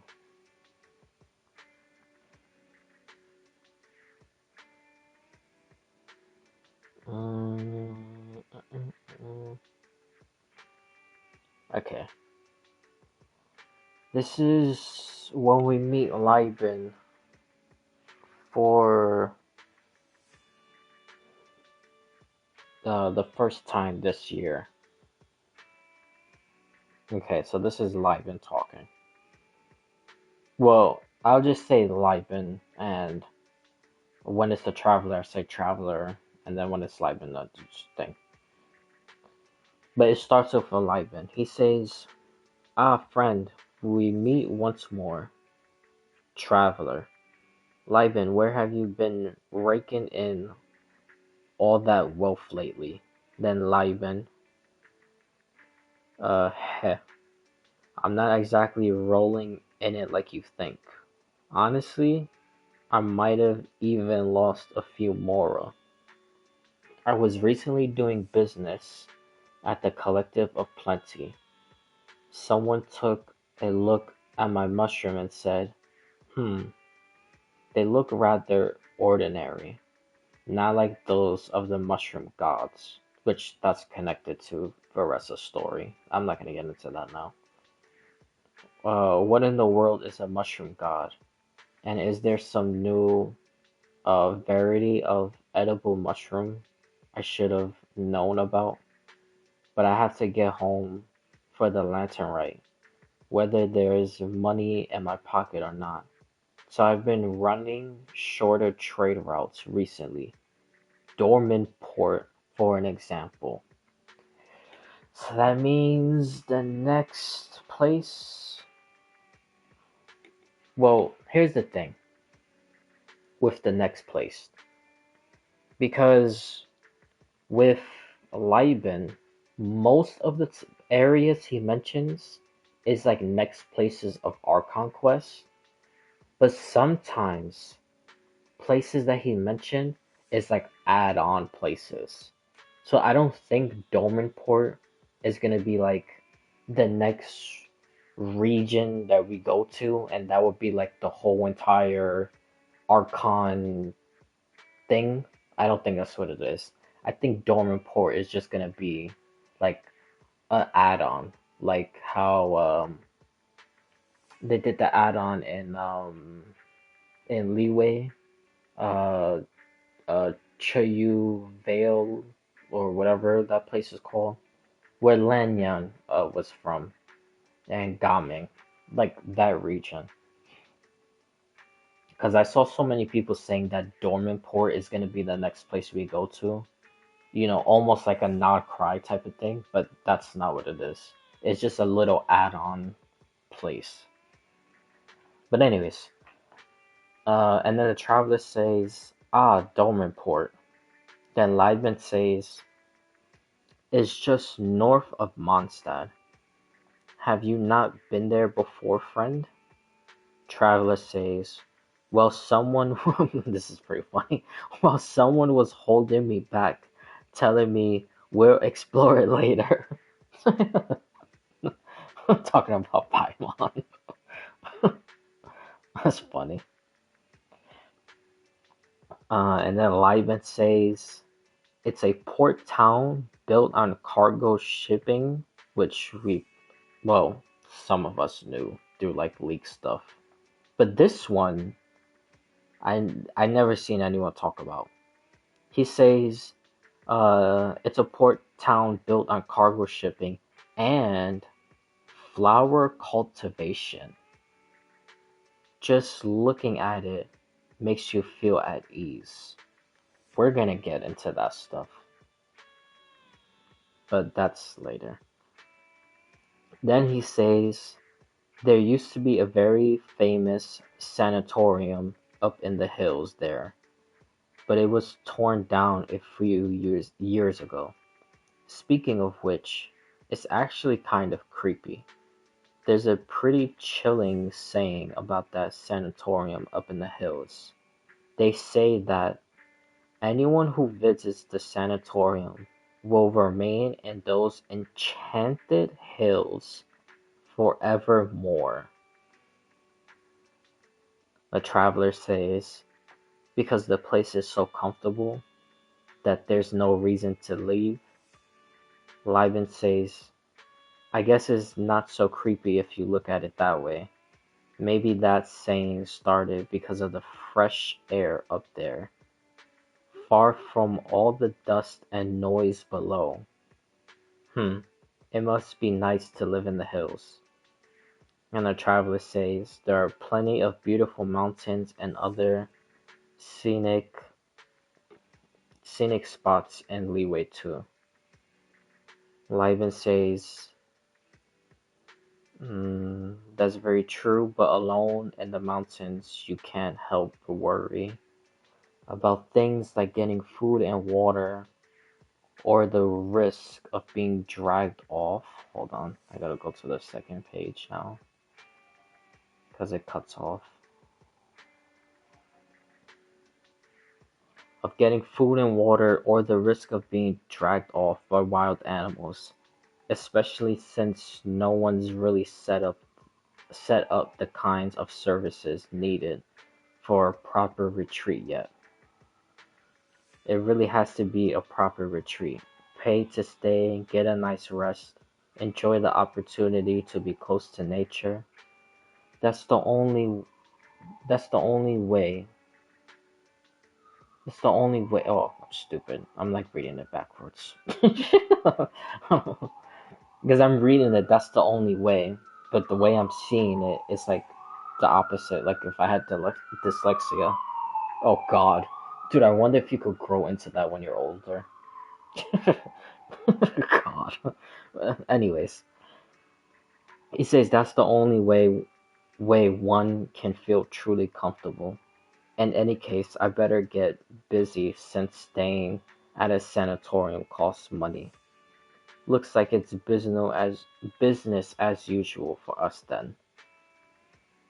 And then he mentions some other stuff like when you talk to him after that, like under the thing, like where you give him the stuff so he gives you the primos. It talks about like basically asking Livan what he does again, but I didn't screenshot that because I might play Genshin again soon, so we could get into that during that time. Because he actually does mention something interesting. Mentions curios, which is like the same stuff. It's the same stuff that's in Star Rail in the simulated universe. So, and Liben's title is Marvelous Merchant, and clearly he's not a normal merchant. So, I don't know, man. It's like he's into some supernatural stuff in Tibet. Let's just put it like that. Some hexacircle type rewards that he be giving. Because for him to give you primos, and even though I'm not gonna go too much into it, because I did all of that yesterday, but primos is like connected to Genesis crystals, and Genesis crystals is basically like the spark of hope and humanity in the origin of the universe, because that's literally the description of when you read the Genesis crystal. So yeah, he's he's a very interesting guy. He's like a upgraded Dory. That's literally what Liben is. An upgraded version of Dory.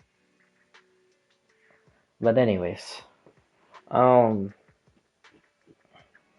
so yeah, before I get into the Enchanted Hills thing.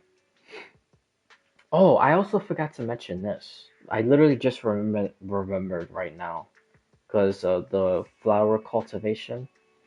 Um, when I was also watching the beginning of Vince's video, because like I said, as soon as she mentioned Liben and Mondstadt, I just stopped. So I didn't watch the whole thing. I watched the whole thing later. But in the beginning, she also mentioned that uh that it's also connected to the fox and the dandelion sea, which is a fairy tale story in Mondstadt, which we already know with fairy tales is basically like the truth of stuff that happened. Um, so yeah, that's why I said I didn't screenshot the Liben talking about the Kuros thingy, because I wanna do another Genshin thing, and honestly, just blab. Maybe I'll do a little bit of fighting here and there, but it'll be another you know, what I like calling like a wisdom spreading type of thing. But honestly, I might when I do that, I might do that one on YouTube maybe. I'm not entirely sure. We'll see. And what I gotta do, but I'll do that after.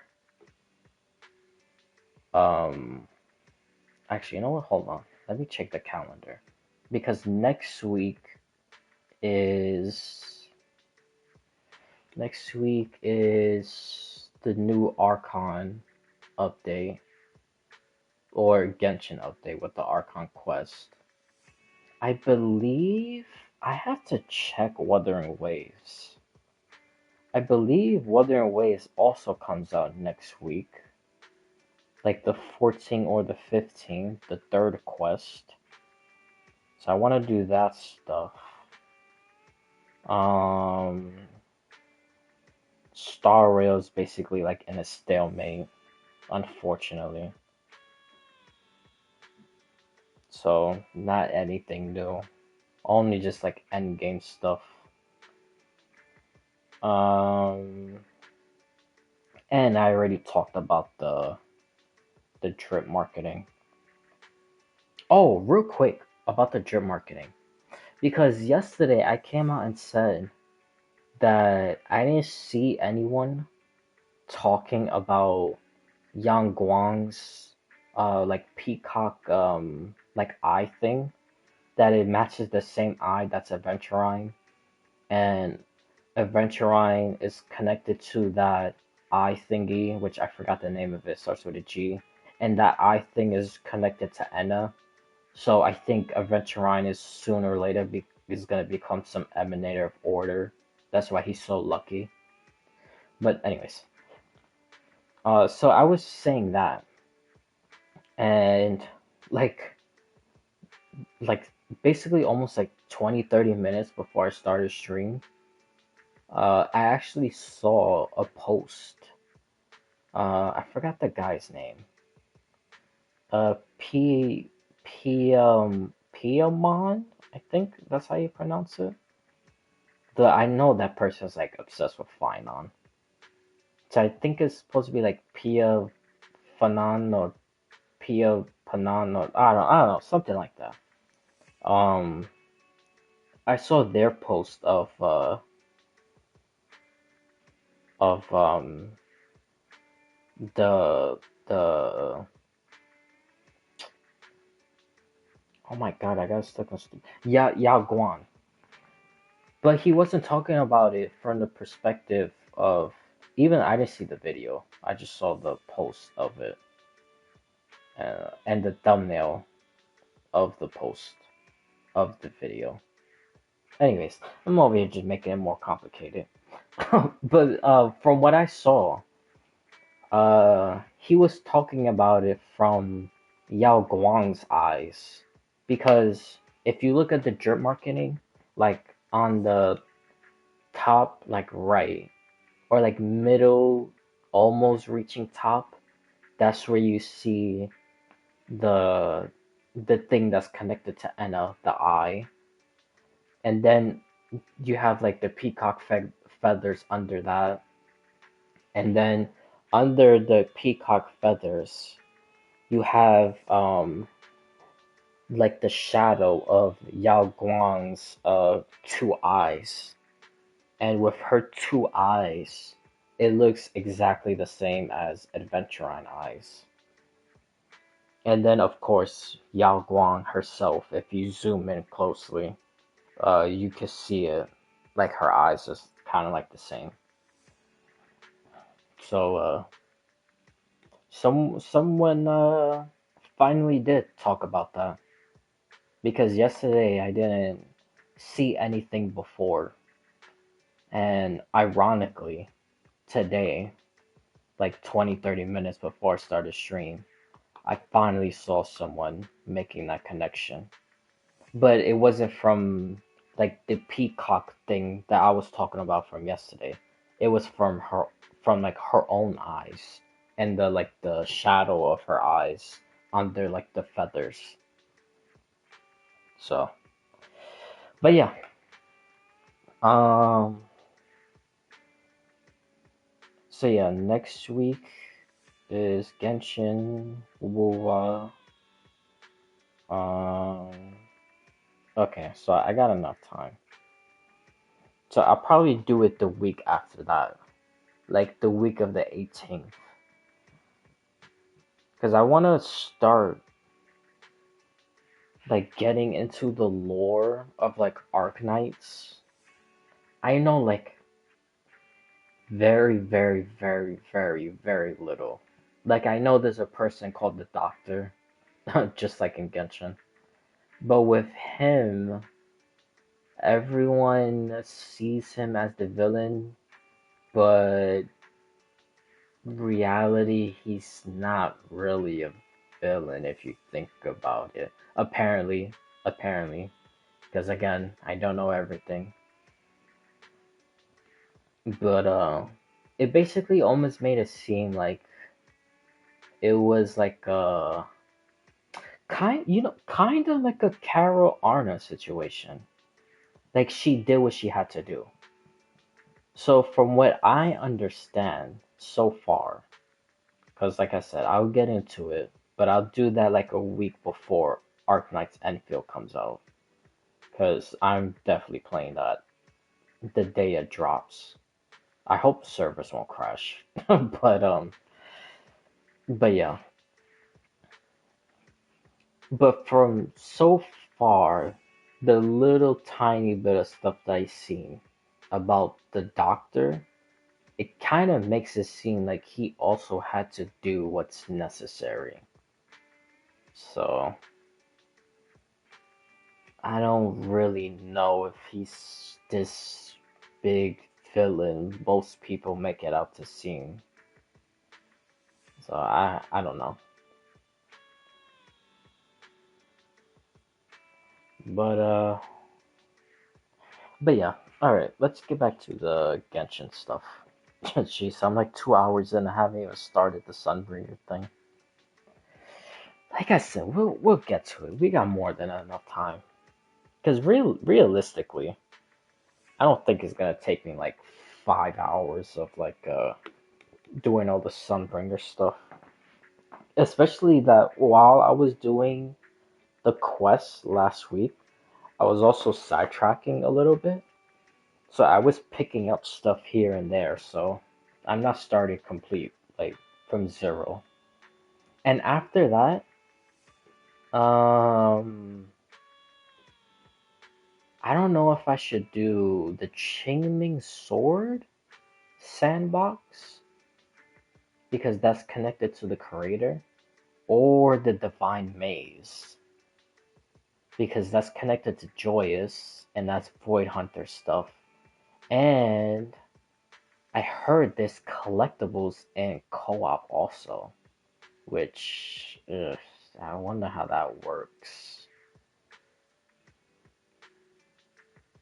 I wonder how the co-op is.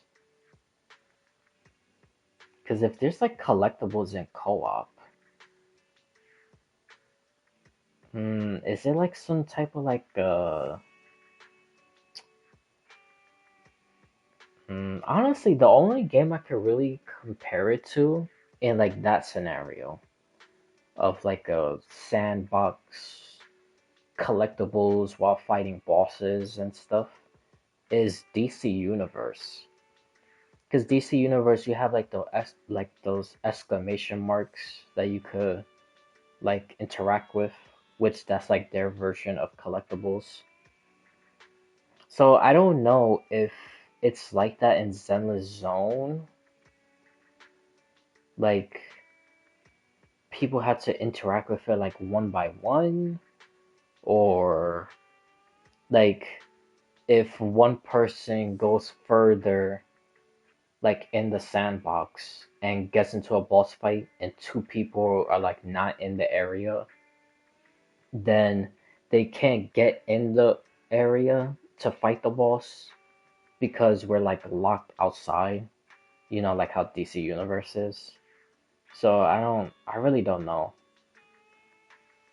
And I don't really want to like I mean, I would love to do co-op, but I don't want to do co-op and like worry about running around and looking for collectibles because I'm trying to find lore. Like I don't want to be like a burden on the team. Like the two other people are like fighting and like I'm just like all the way like still like in the first part of the map like reading collectibles like I don't know. So but yeah, I don't know. I guess we'll just have to see. But anyways, back to this Genshin stuff. Um,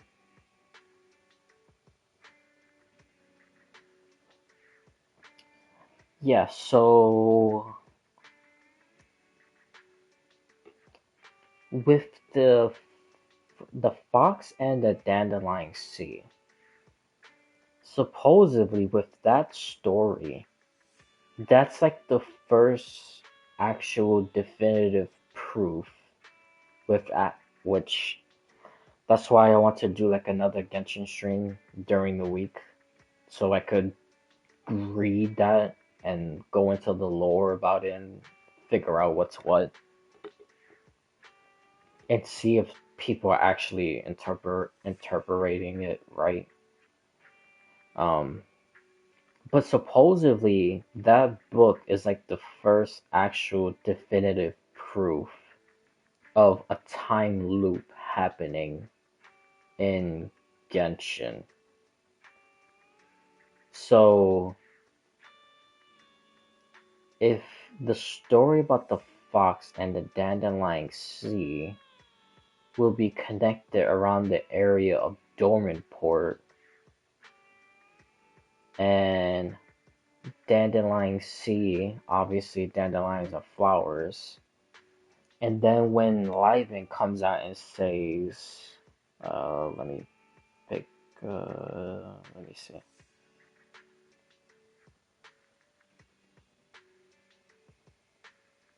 Yeah, when Lyman comes out and says, they say that anyone who visits the sanatorium will remain in those enchanted hills forevermore. I wonder if, but there's two things. I wonder if the sanatorium is connected to the Dandelion Sea in terms of um like the flower cultivation that they do at Dormanport, right? Will be connected to this Dandelion Sea, right? Then the Dandelion Sea does this time loop thing or whatever it is in the story. Because again, supposedly it's some time loop thing. But I don't know the full story, so I'll read it eventually. But if it does something like that, and it's like stuck in a loop, I think that the people who go in the sanatorium get stuck in this loop because the sanatorium is connected to the Dandelion Sea. So if, like I said, if the Dandelion Sea is in this eternal, like time loop, like a samsara cycle, let's just put it like that. If it's like that, and the sanatorium is next to it or connected to it or whatever the case is, then it will also fall in the trap of the time loop. So I think that's why people go in and never come out because they're like stuck inside. That's one possibility. The second one is, what if it's something almost like Marijavara? Like the reason why there's this quote unquote time loop in the Dandelion Sea story thing, and why the sanatorium feels enchanted because of, I'm assuming, the connection between the two of them. Like if Venti, maybe someone else, maybe the fox in the story, or whatever it is, but I'll just say Venti for now, because Venti is the one who took Marijavar off the map. So what if Venti did the same thing with the Dandelion Sea that was connected to the sanatorium? So when you get in the sanatorium, you're like stuck in time. You're not like in a time loop like in the other theory. Hopefully that makes sense. Kind of like oh, I know a really good example.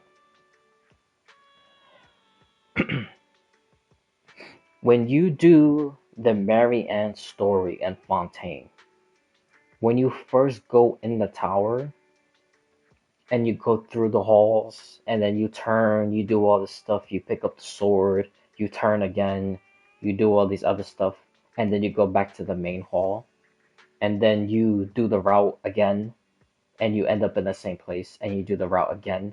So it was almost like a time loop. And then you had to do stuff different to like break the time loop.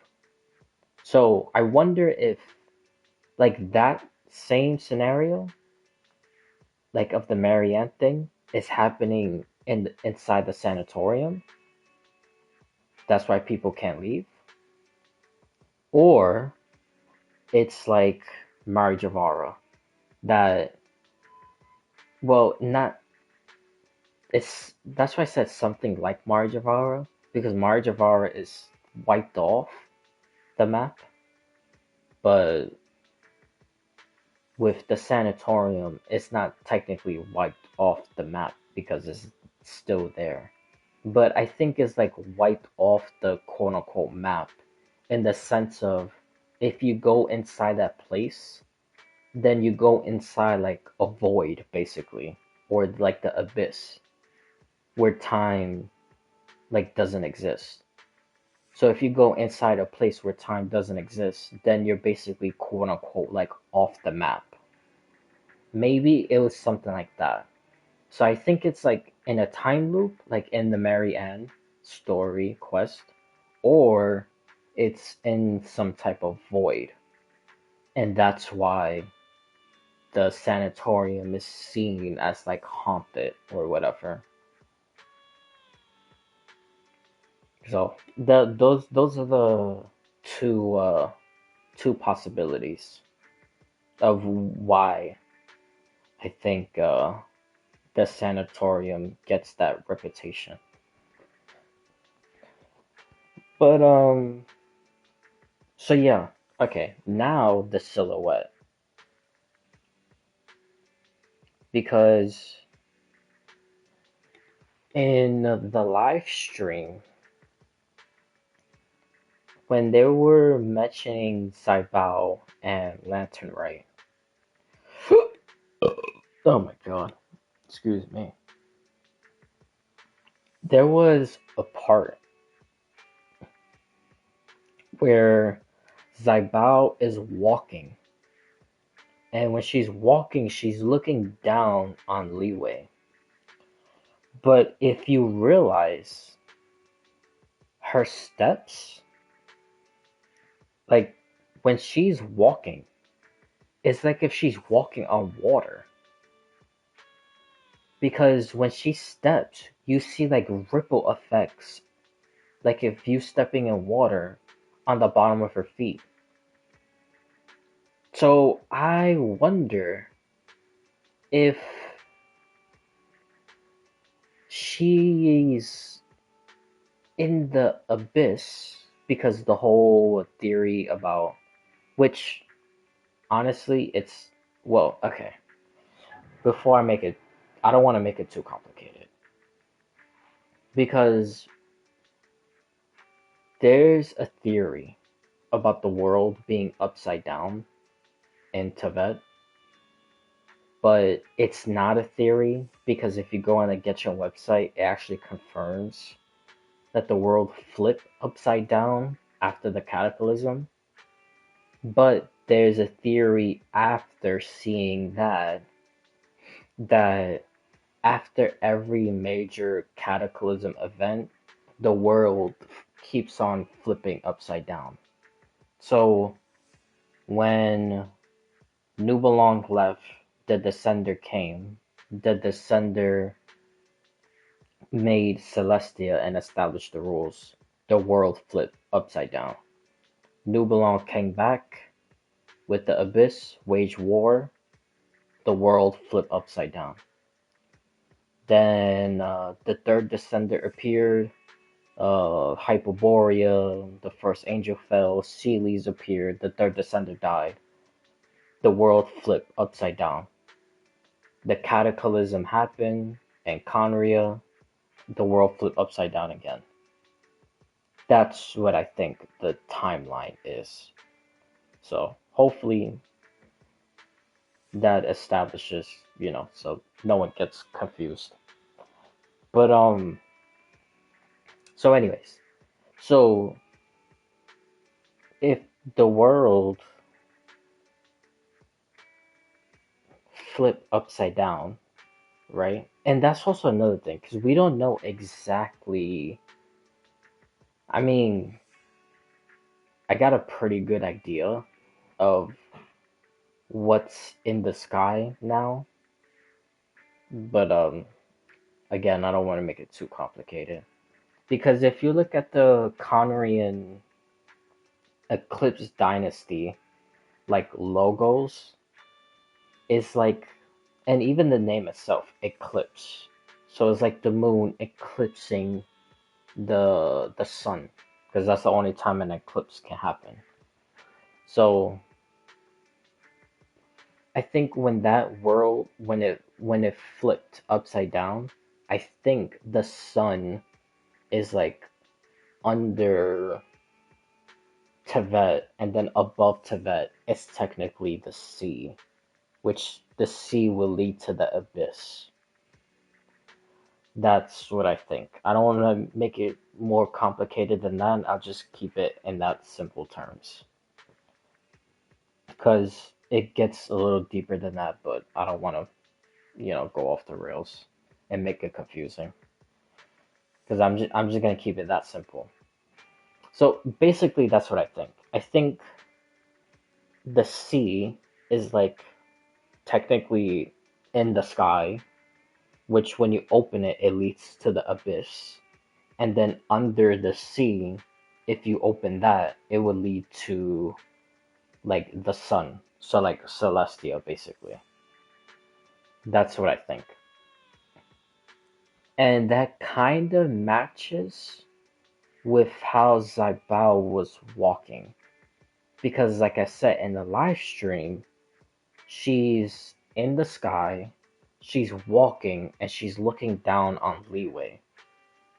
But when she's walking in the sky, looking down at Leeway, if you look at her feet, it's like if she's stepping in water.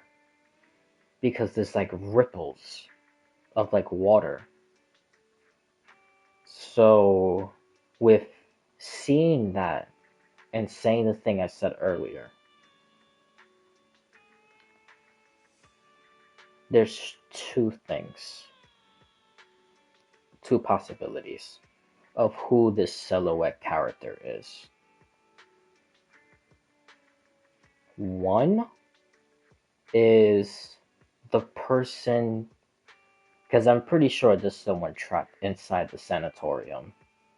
That's probably why also it's like quote unquote haunted, and why it feels like there's an enchantment in the area is because of someone's presence.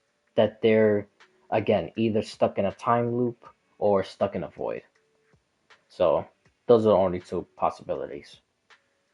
So, the person out of like the silhouette characters, when it shows them in the reflection of the water, but not like above the water, I think that person is either the person inside the sanatorium, which again, I gotta read the story because I don't know about it, but it could be the fox in the story of the fox and the dandelion sea. Because if I read the story of that, the fox and the dandelion sea, and I can't think of anyone who could represent that fox, then that fox would be the person in the sanatorium. And if the person is in the sanatorium and they're stuck in this time loop or in some void thing, then they will be out of Tibet in this quote unquote like abyss, which that will make them like not appear in the reflection of the water because they're not in Tibet. Hopefully that makes sense. I didn't make it too complicated, but I think that's one possibility of who's in the reflection of the water. It's the person stuck inside the sanatorium. And then the second one, which this is a gigantic long shot. It could be Alice. But I know when you look at the dress and the legs, it really doesn't match Alice. To be fair, it's like the bottom part, and you really can't see that much. But could be Alice because I think Alice is going to do something kind of like what the captain did in Natlan. Because, well, there's a couple things. Um, Wanderer doesn't appear in the trailer of the live stream. He appears in the poster, but he doesn't appear in the trailer. Paimon doesn't appear in the trailer or poster, and Alice doesn't appear in the trailer or poster. So I think, again, this is a pretty long shot. I think there's gonna be some type of, especially that she's the sustainer of borders. So technically, she will already be outside of Tibet and not within the reflection of the water because she's not of Tibet anyway. But that's a different thing. But I think since she's the sustainer of borders, that when the doctor rips the sky open, does all this stuff, he dies, or his Omega Bill dies. That's also another theory. I won't get into that. Um, that when that happens, that you will see the Shades punish Alice because Alice didn't do her job of sustaining the borders because Tibet's sky ripped open. And if Tibet's sky ripped open, you're not sustaining the borders. So she'll get in trouble for that. So I think it'll be some form of like kind of punishment or maybe some deal that she can't come back into Tibet for now or whatever. So that's what I think. That it could be Alice. It's either Alice or this mysterious person in the sanatorium, which could represent the fox in the Dandelion story. But again, I will have to read into it because I don't know who is the fox or who represents the fox. So, but yeah, that's what I think. I saw a lot of people saying the doctor, which is kind of interesting. I mean, it don't. I don't. That's definitely not the doctor. I don't see it. I mean, I could kind of see like the coat, I guess. Like if it is a coat and the legs cross, that would be something how the doctor would stand. It would be like a villainous stand. But I don't know. To me, the legs look too skinny. It looks like girl legs. So I think it's a female. And from the shoes, but you can't really tell because it's blurry. But the shoes kind of look like heels or boots with heels on it. So it don't really look like a man's shoes or boots or whatever. It looks like female. So I don't know. I don't think it's the doctor. But like I said, I could see a tiny bit of it. I saw a whole bunch of people. I saw a majority of people saying that it's Sandrone or Sandrone, which that's a very real possibility because she keeps on talking about this uh Narzarizic order, which is the thing in Fontaine, which is also connected to Marianne and all the other stuff. Because the way she keeps on speaking is like, because when she first started talking about them, is like both of them was like kind of dumb in their own ways. Then a little while, it was like she sees both things, like both perspectives, and she understands it. But she still wouldn't choose, those fates that they chose. And then in the live stream, in the trailer, or if you just watch the trailer regularly, it's the same thing as the trailer in the live stream. But anyways, now it seems like she's in agreement of like what Renee was trying to do. So I don't know if she's gonna have this like heroic type of, you know, like attitude towards the doctor, I guess. That she thinks she will probably sacrifice herself to save Conlabina and the people and not cry. So I don't know. Maybe that's how she becomes the silhouette under the water.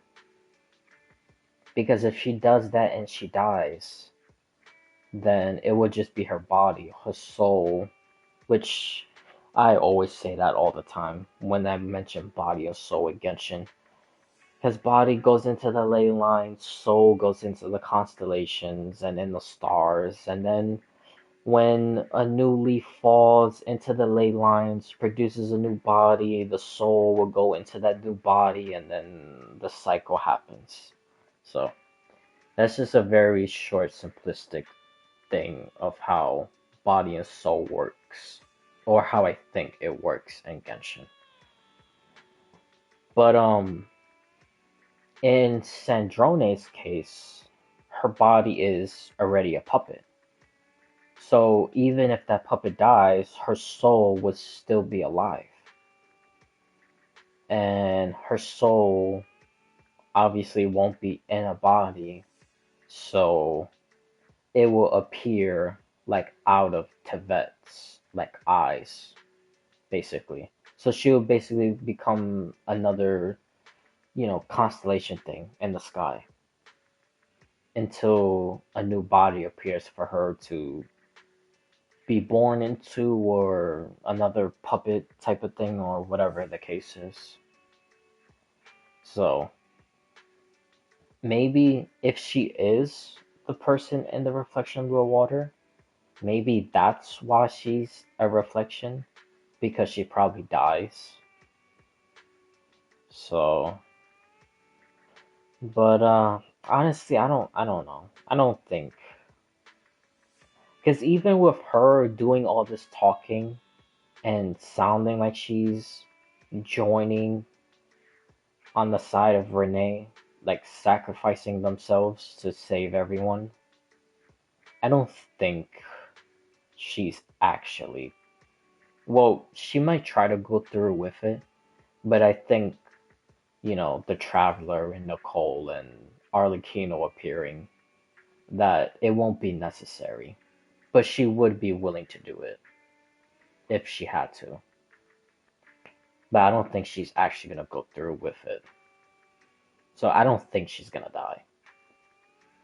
But like another thing I always say, chances are never zero. So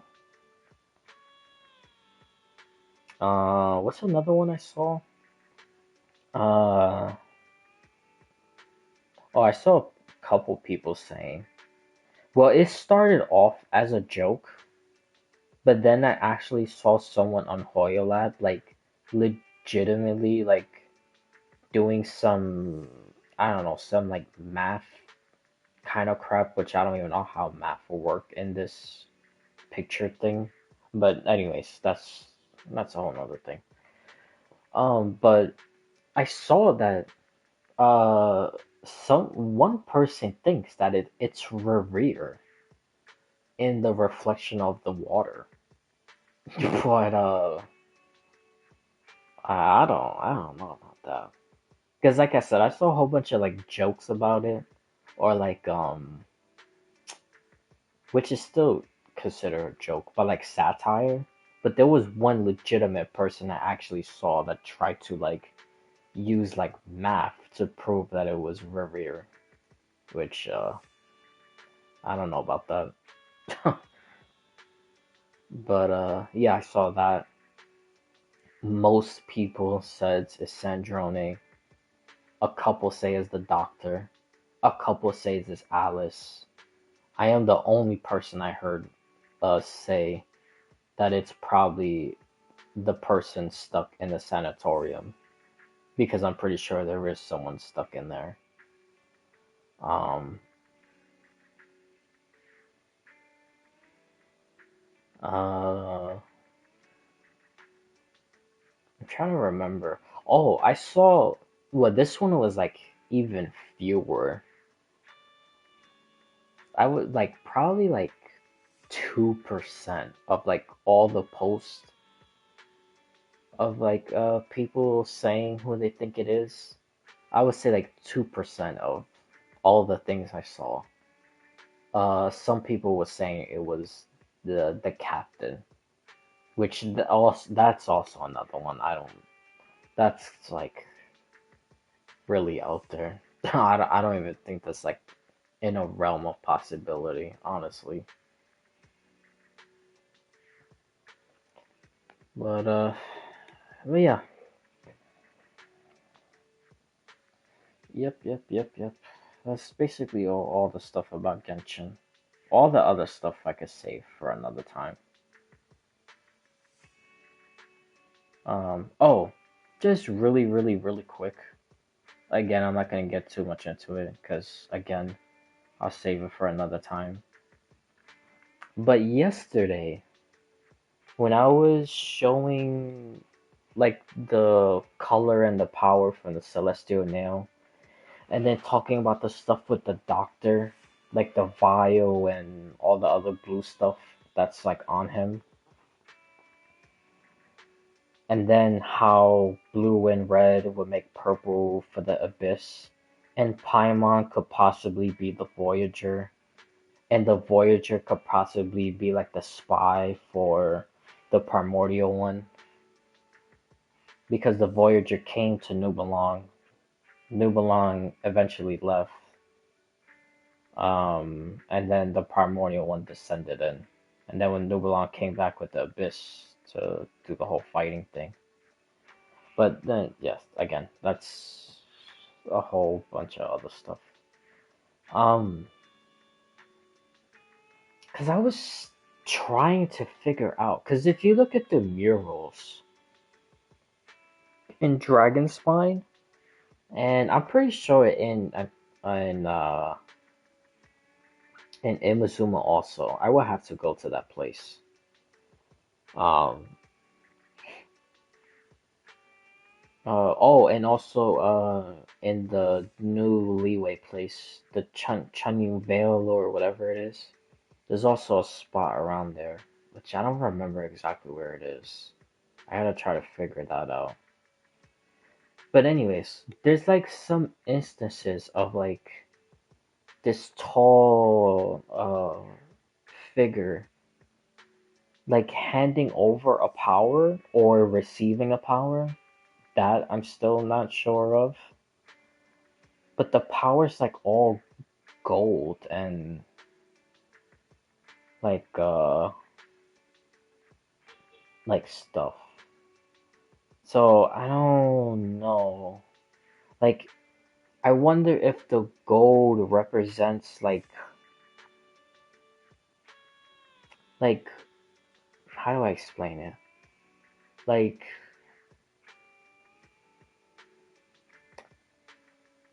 okay, I wonder if gold represents like the greed of knowledge. Like the primordial one is giving it to people and basically establishing like what's to them like truth and a lie, and then that's where you get like forbidden truth. So like the gold is like the knowledge that he wants people to know. So if people get out of that knowledge, it would be seen as like greed to have knowledge, and then that's like the forbidden truth, possibly. That's what I think. I think that's what the gold represents. I think it represents like the knowledge, but like certain knowledge that the primordial one specifically gives to people to like follow, or abide by, and all the other stuff. And then anything out of that ordinary stuff that he gave to the people is seen as like greed or like a sin, or yeah, yeah, basically seen like as like a sin, because the forbidden truth is technically a sin in the eyes of Celestial. So yeah, but like I said, we'll get into all of that stuff another time. Um, jeez, dude, it's about to be like 3 hours.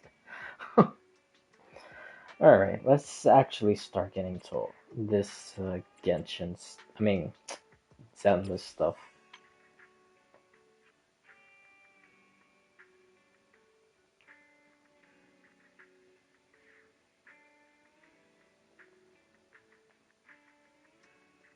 T- Total factory made babes.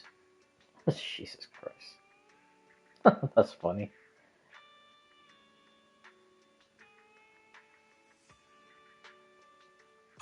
You know, because we know there's scenarios of when people turn ethereal, the the ethereal monster matches like the person. Hopefully that makes sense. Like these are the two twins in the ballet tower thing. When they turn ethereal, it like matches what they were before. Um, her, even though Isolde's wearing a disguise, but it matches what Isolde was doing. Um, these are the twins individually. Um, Hold on before I get to that.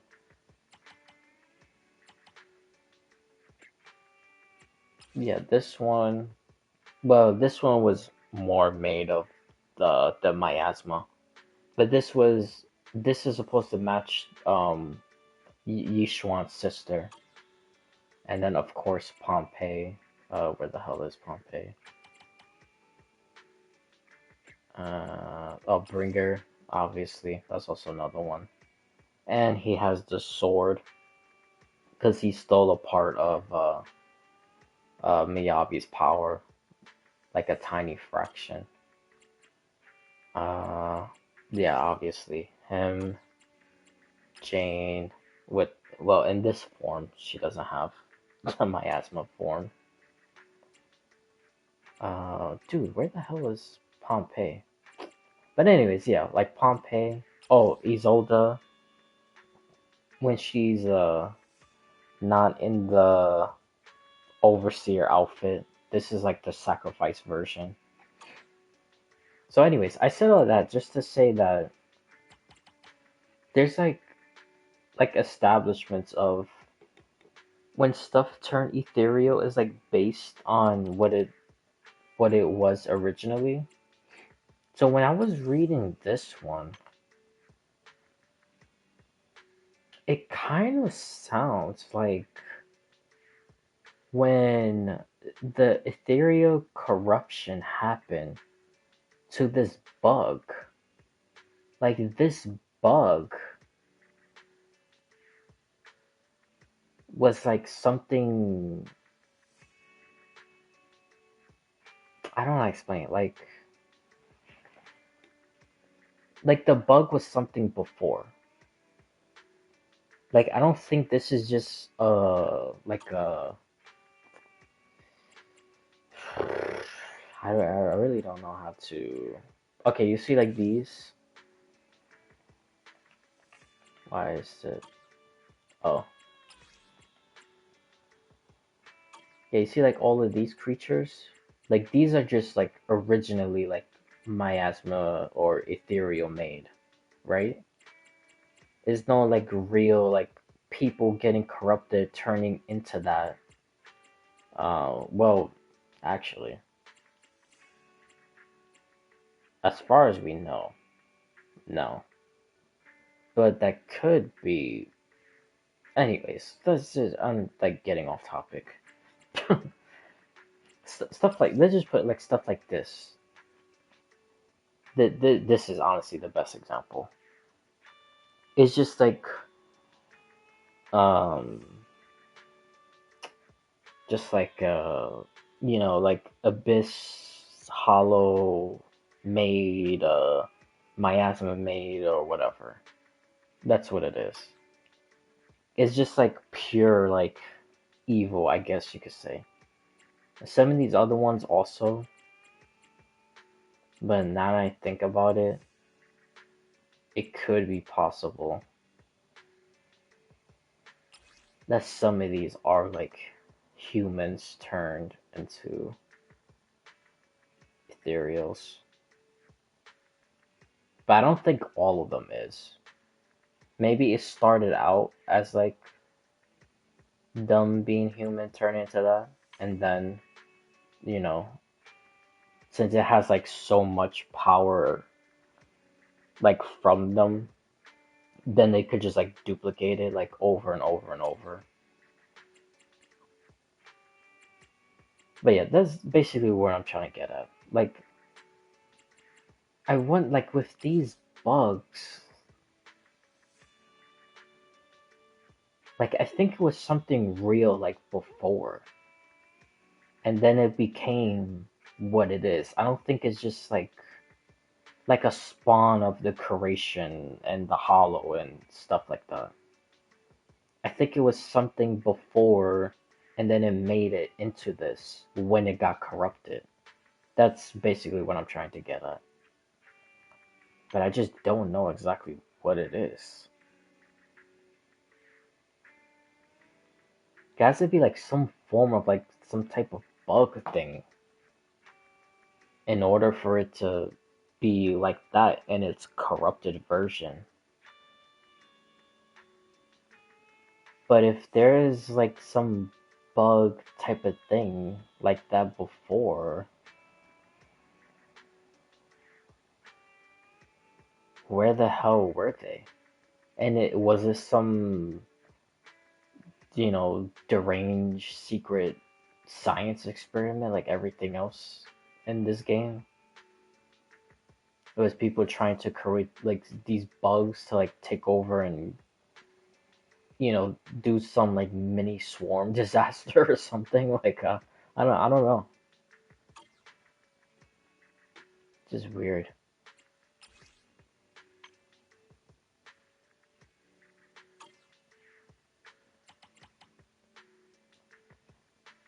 Um. Oh, is this?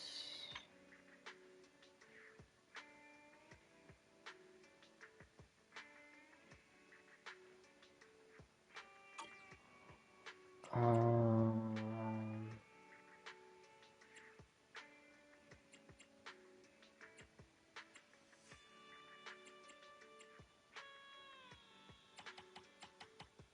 I was looking for something.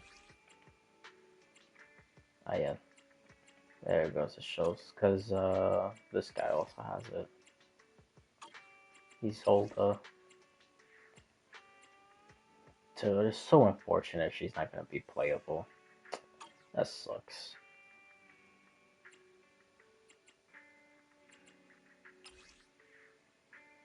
Oh, this is the thing that you fight.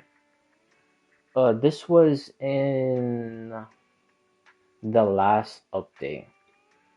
You fight this, and then that's when you fight. the Void Hunter's brother. This I want to read because it's stuff like this that's connected to the creator, like a direct connection to the creator.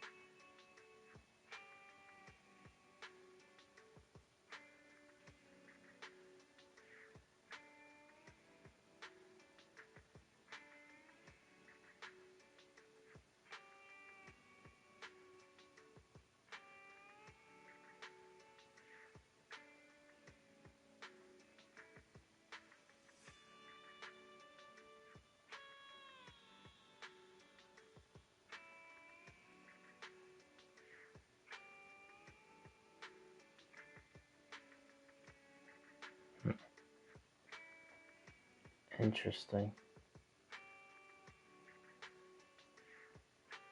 So it willingly gave itself up.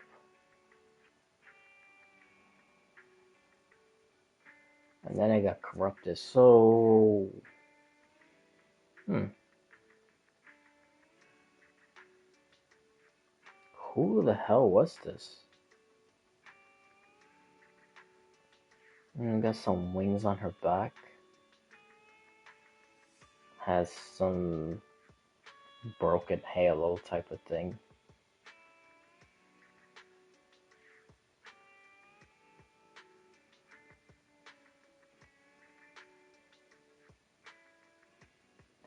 Huh. This is interesting. I wonder if this was the creature. But then again, but I don't know. I'm like on the fence. Because fighting this, could it be some type of Void Hunter level monster that Yi Xuan was fighting?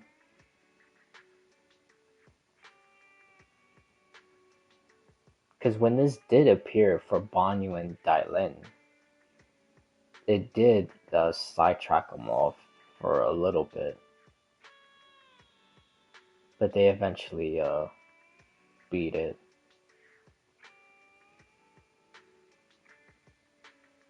Hmm. I wonder if that was the creature.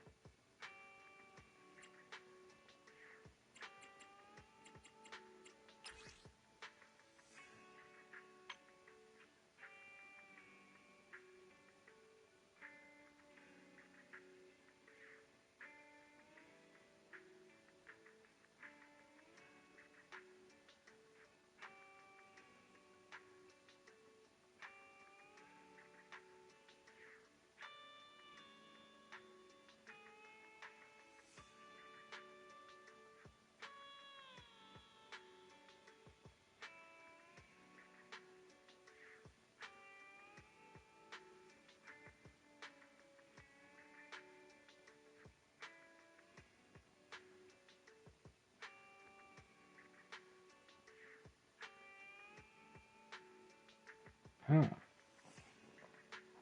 As for the two, who is truly controlling whom?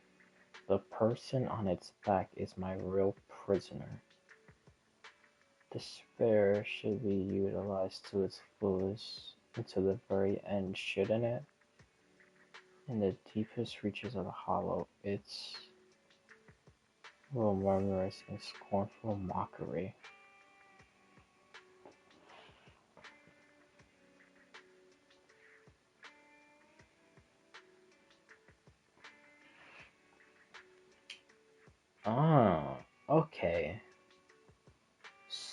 So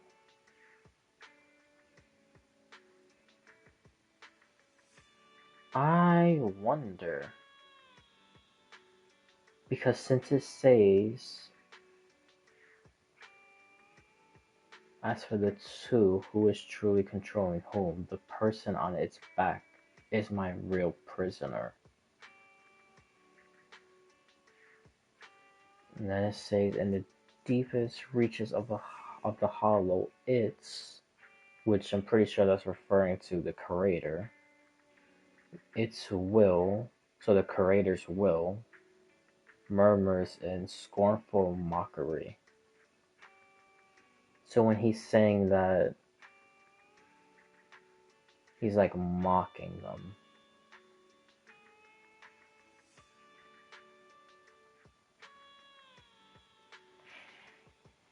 So I wonder if Sobek, because Sobek is the creature, uh, she wants stands on, which is that creature in the back of him.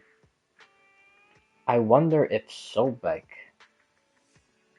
is the creator's own raw power.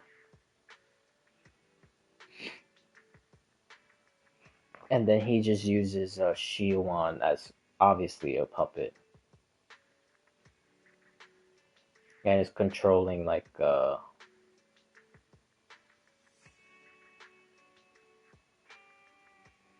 is controlling him through Sobek.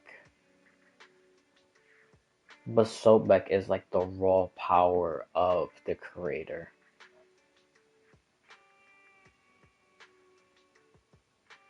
Not like how this one is. Even though this is the creator's raw power, also, but it's like it's more like a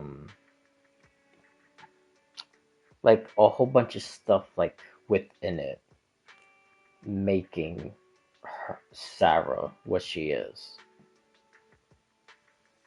It's not really like power that the creator took from himself to give to someone like that. But again, it's kind of almost the same thing with this. But like I said, with this is like more included with like other stuff. It's not just pure raw power of the creator. It's other stuff mixed in it. And Sobek, I think Sobek is just pure raw power of um of oh my god, why I'm stuck on stupid. Of the creator. Jeez. Literally got stuck on stupid. Oh! Oh, wait. I just realized this.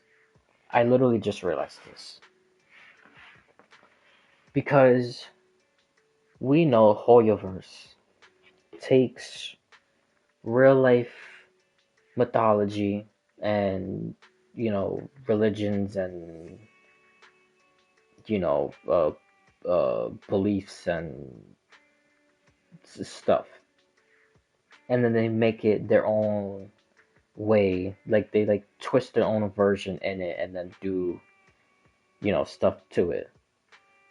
But some stuff is based, like, on real stuff. Or whatever. So, like, even, like, Celestia. With, like, Fanes and all the archons is like Gnostic Christianity or whatever you want to call it. Um, just like the demon stuff.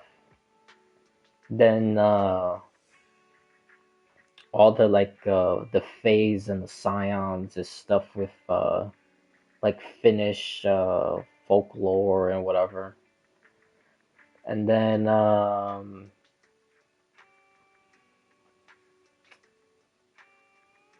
oh, Amphorius, that's like Greek mythology. The pushing of the boulder and the whole allegory cave and stuff like that. So with this game is basically no different because again Helios and Phaethon, that's like stuff with like Greek mythology, right? And Sobek is a god in Egyptian mythology. So I wonder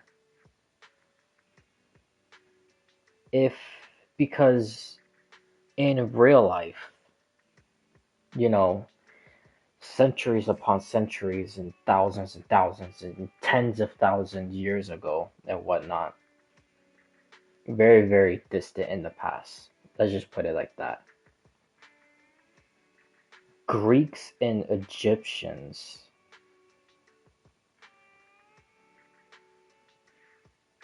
had like a real big like problem with each other due to a whole bunch of stuff. I won't get into all that. But they were always like, not always, but they were like butting heads.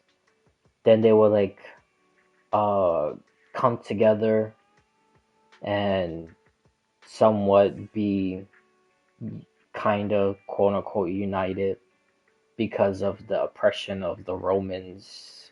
And that was like Caesar time and stuff like that. Again, I'm not gonna go through the whole entire history lesson. And honestly, I don't know every single thing. So I don't want to be saying stuff that's not actual like factually correct. But I do know they were like butting heads. Then they were like quote unquote united. Um, and then the Romans came and then did what they did, and then they were basically kind of like the slaves to the Romans, and it was like a whole big thing.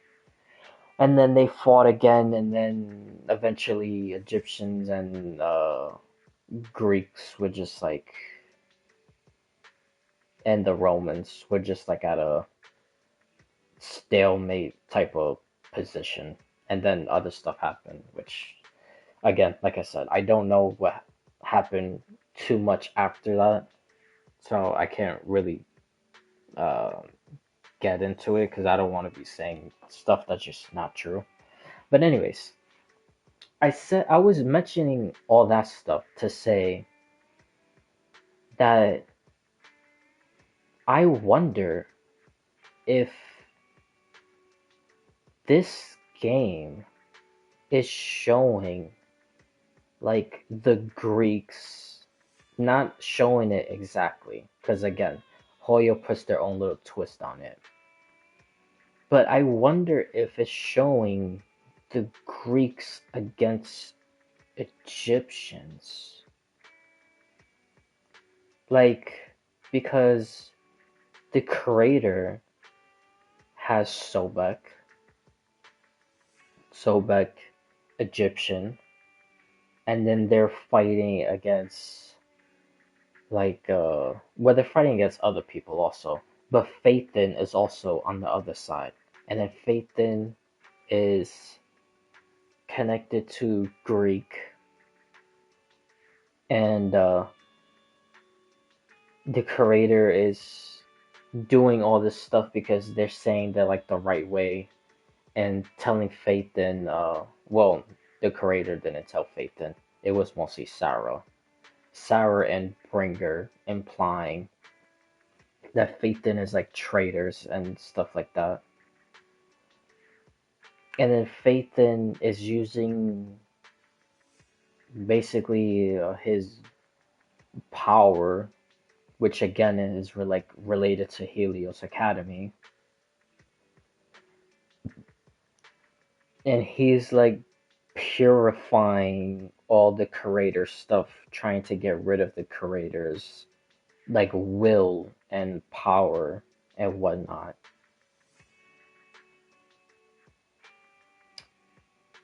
So, but then at the end, that's when Wise had that eye thing, and then the creator symbol was over Wise's face.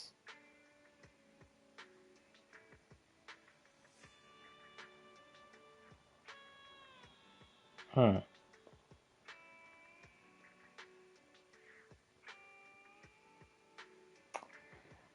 Huh. So I wonder. Actually, you know what? Before I even say that, who is the sun god of Egypt? Uh,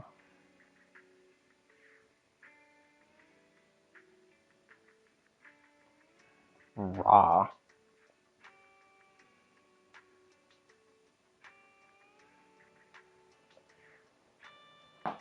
Ra is the sun god.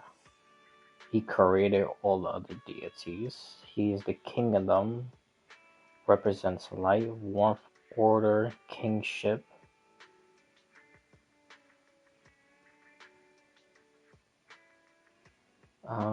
Depicted as a falcon-headed man with a sun disk who journey across the sky and underworld daily in sailor boats, bringing life and defeating chaos. He merged with other gods, or that I remember. He merged with Amun or Amun. I remember seeing that before. I'm pretty sure that was in Assassin's Creed Origins. They mentioned something like that.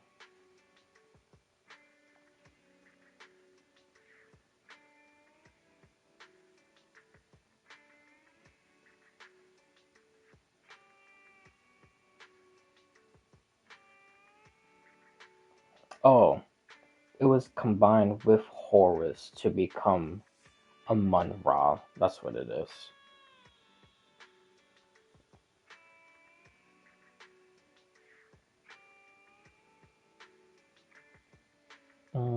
He is the most crucial deity associated with cosmic balance, social order, the very essence of light and life. Huh. Okay, so I wonder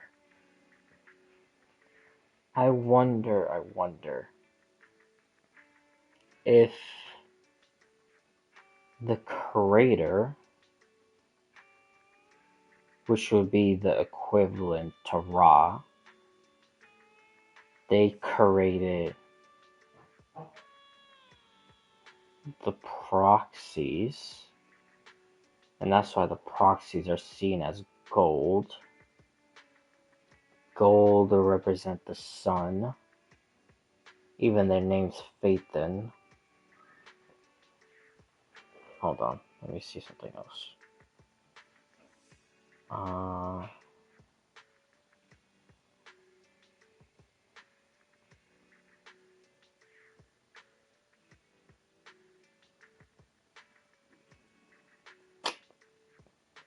Hold on.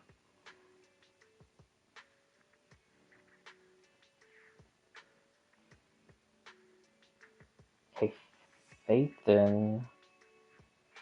Okay. I wanted to just double check.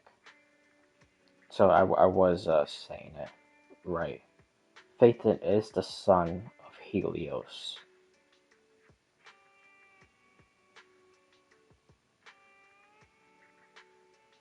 So actually, you know what? Let me read this.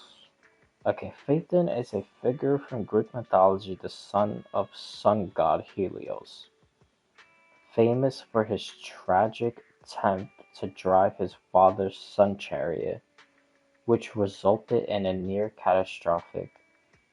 uh, near catastrophe. Where the hell did I get catastrophic? Near catastrophe for the Earth and his own death. Oh. His story serves as a cautionary tale of hubris, the dangers of exceeding one's limit, the importance of moderation, explaining natural phenomenon, like deserts in the Milky Way. The name Phaethon means shining one.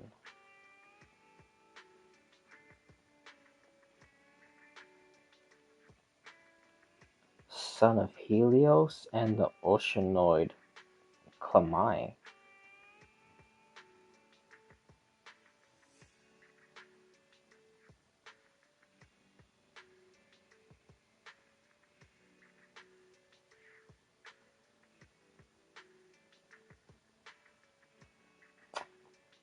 Okay. Okay. Okay.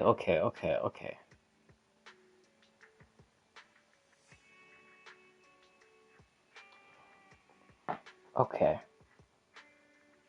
Because I see something else. It goes more into details of Phaethon losing control.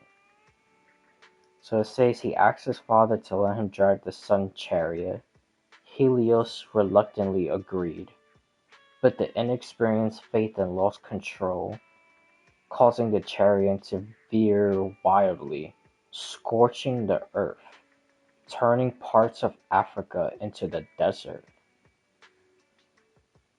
Then it says to prevent total destruction, Zeus struck Phaethon with a thunderbolt, killing him and sending him plunging into the Eridanus River? Eridanus River?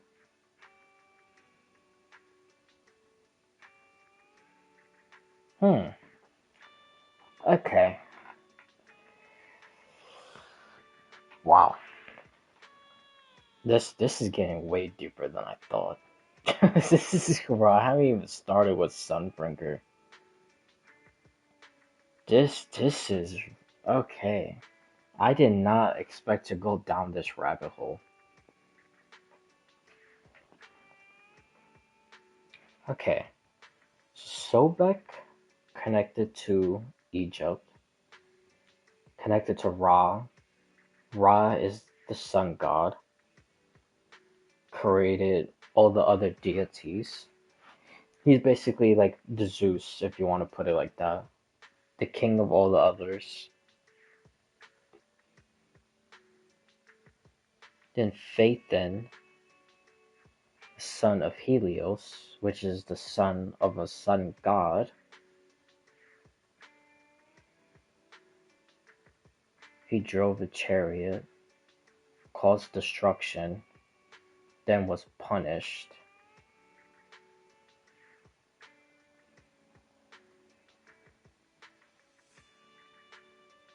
Hmm.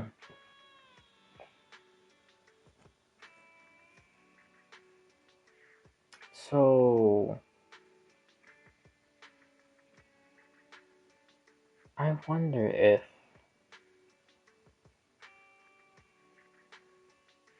okay, because like I said before, Hoyoverse takes this stuff, puts it in the games, and does like their own spin on it. So it's based on actual stuff, but not every single thing like to the T. So I'm trying to like think of it of them mixing stuff together and how it connects to this. So the creator, let's just call them Ra for now, so it won't be too confusing. Ra is the creator, right? Then the creator did all this stuff, created Phaethon. Phaethon did something, branched off. That's probably why Sarah always tells them that they're traitors.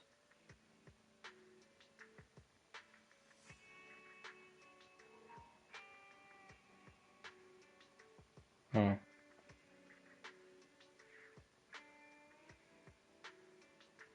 But then the connection is still there because they're made from the creator. So that's why at the end of the quest, Wise, when he was having that headache, the creator symbol appeared because they still connected to each other. Even though he's now going against the creator or Ra.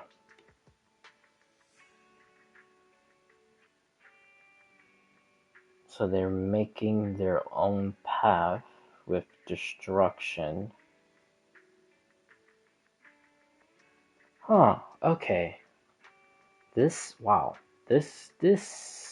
Yeah. Because now I say that, I don't want to go too much into Star Rail, but if you look at Nanook, even Skirk has the same thing. When you look at Skirk's eyes, her eyes is like a quantum symbol in her eyes.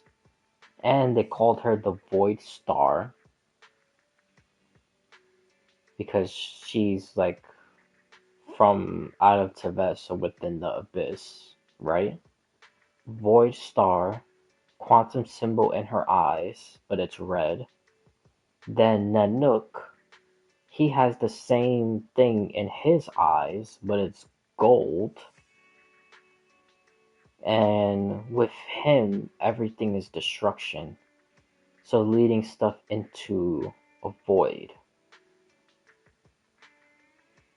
Because if you lead stuff into a void, finality, then fully will shatter and a whole bunch of stuff will happen after that. So he will represent quantum also. Which that also reminds me of I am MMA's theory, which I talked about that a while ago. That she made this video that she thinks there's two sides of like the eons. You have Team Imaginary, which would be like permanence, and then from permanence birthed the other ones under, which is I don't remember all of them, but it was Adrilla and uh Adrilla and the Swarm, um and some other ones. Oh, I think Harmony also. Yeah, Harmony. Then Quantum is like Ouroboros, and then under Ouroboros was um Quiloprof, which is preservation, Nihility, um I'm trying to think of another one. Ah, I was trying to think of another one before Destruction because I wanted to save Destruction for last, but we'll just say Destruction and just move on. And Destruction. So if Destruction is on the Quantum and Destruction will represent the Void, which honestly I think she's right about the whole sighting of certain people being on Imaginary and certain people being on Quantum. But like I said, I talked about that way before, and I don't want to go through all that. Just watch I Am MMA's video. It's like extremely good. Oh, I just realized it's January. This month should be the third part of her video because she did in November was the first part, which was the thing I just talked about. Um, no, the thing I just talked about was in December. In November, it was about fully shattering, creating paths, and a whole bunch of other stuff. And then December was the sides of imaginary and quantum. And then this month is something. I don't know yet. Man, I hope it comes out soon. I hope it's not at the ending of the month. But anyways, yeah, so if she's right about that, which I think she is, and then Phaethon, if Phaethon was made from the creator and he's rejecting their call and going against them, then it's seen as destroying the creator. Which honestly, that kind of is what he's doing. Because with Vivian, he used his power, got rid of the ether corruption in her. With the Void Hunter, he completely got rid of the creator power within her, purified her.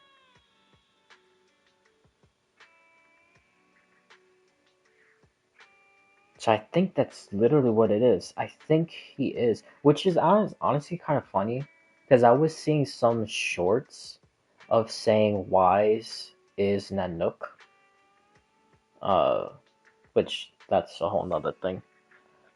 But unironically, I think they're kind of close.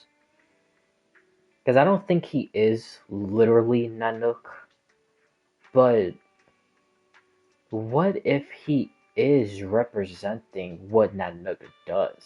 Because Nanook destroys everything, and even the destruction of himself at the end. And with Phaethon, even though I don't think he's going to destroy himself at the end, but which I mean, I guess we just gotta wait and see. But anyways, he's destroying everything that the creator is touching. So it's like going against, like, quote unquote, like the Egyptian side because of, again, Sobek. Sobek is one of the gods. Sobek was created by the creator. Uh, let's just call Ra the creator for now. And then the opposite of the Egyptian would be Greek. So it seems like Phaethon, especially that it says Phaethon lost control of the chariot. The chariot veered wildly, scorching the earth. So Phaethon going against the creator and quote unquote scorching the earth, which that would just basically mean scorching the uh like the ethereal stuff, which again basically what he's doing because he is purifying stuff also, so we can't forget about that because I also mentioned it earlier that he literally uh like removed Vivian's corruption. He purified the Void Hunter, completely got rid of it, severed the connection with the creator, and the creator didn't absorb any of her power. I explained that in the beginning. Um, and just even like stuff like throughout like the sandbox and even like the missions. Like you walk around, you use the perception technique, you get rid of like these paths that's created by miasma, you get rid of it using your perception. So like you're purifying those stuff also.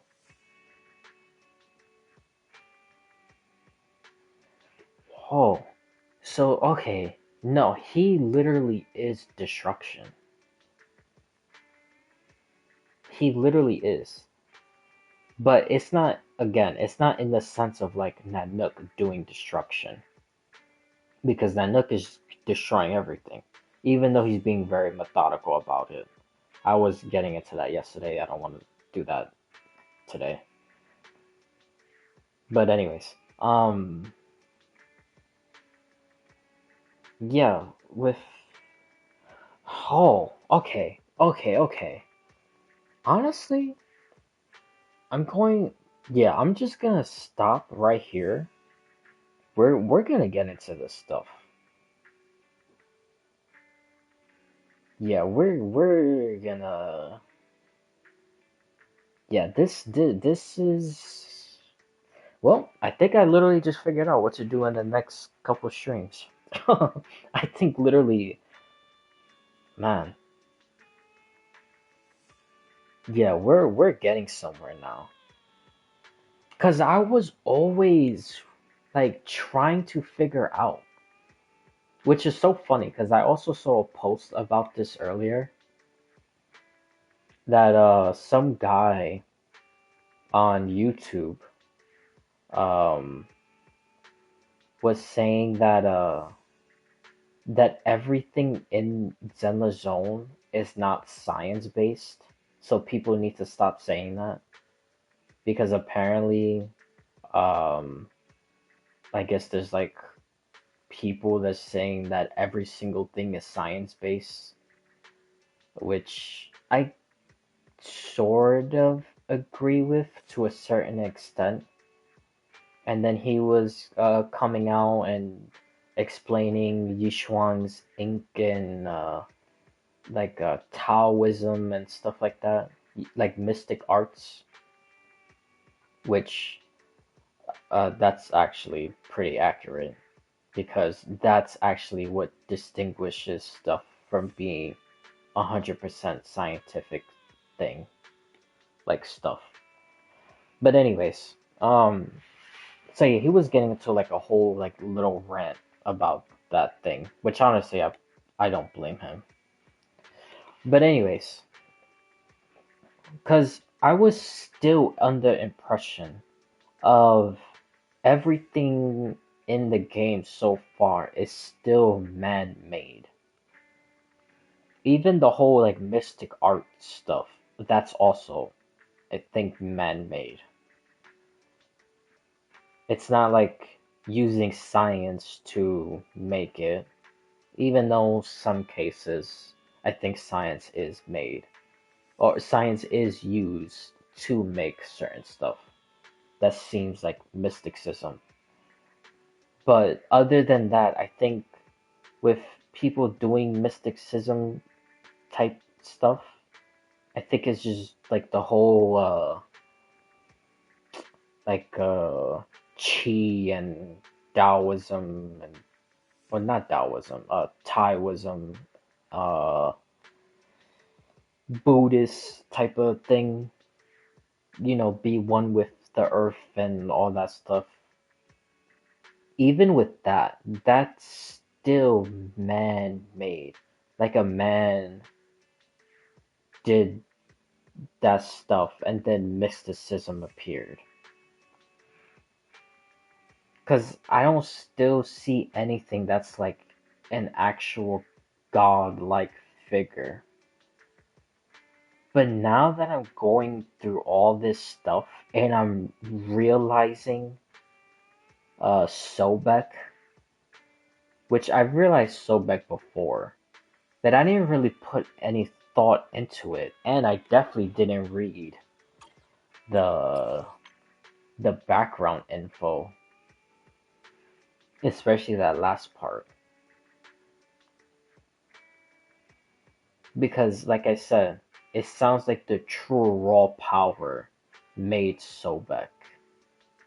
And that Sobek was controlling Shiyuan. So I think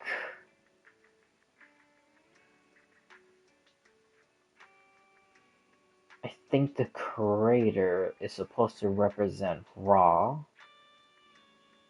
and Phaethon is supposed to betray Ra and seen as like scorching the earth because what he's doing is purifying and destroying everything the creator is doing. So going against Ra, that's why he's named Phaethon. So again, the whole Egyptian and Greek thing.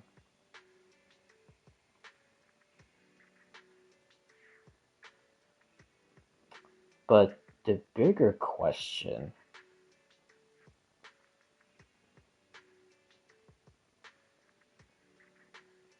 how does Carol Arna play into this?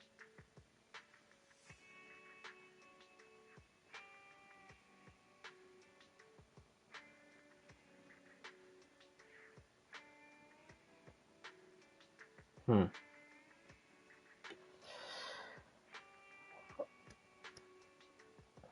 Yeah, we're gonna we'll honestly, you know what? I'm really kind of tempted to. I mean, I'm already talking about it, so and to be fair, this could lead to something with Sunbringer. Because with Sunbringer, she created the Bangbus, made them sentient, created this dystopia. Mm, oh, did I. Hold on. Did I take a picture of.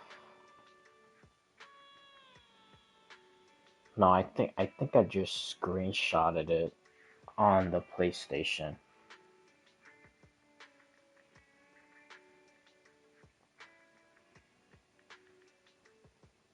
Let me see. Let me. Oh yeah, I only just screenshotted it on the PlayStation.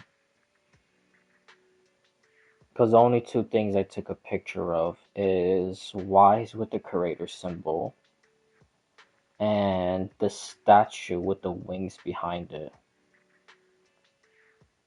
Oh, and also, well, it's still with the statue with the wings behind it, which that statue is Lady Sunbringer, which again, it makes no sense to me that the creator stole some of her power because the statue makes it seem like it's some type of like offering type of thing. You know, like they're praying to her and idolizing to her like if she is the creator. So I don't know. But anyways, I got the name of the island because it says this is Lock Spring, a utopian island floating above New Eridu. Ross Ross Kefler. I don't even know. I don't know how to pronounce that. I wonder what that even means. Cause hold on, didn't she also do some Rosetta data thing? Okay, hold on. You know what? Let's start. I'm gonna keep this stuff to the side about Helios and Phaethon and whatnot, and Ra.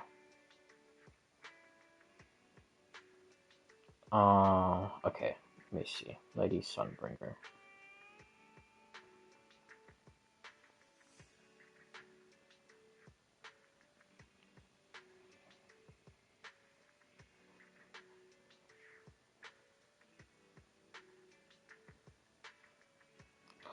Oh,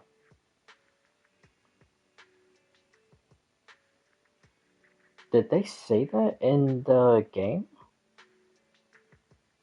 Oh, maybe they did, and I didn't even catch that. I know she was one of the first people to become the Void Hunter, but it says she was the first one to ever become a Void Hunter.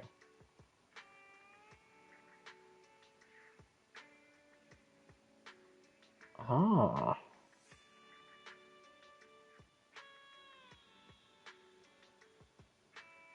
okay. Oh, hold on.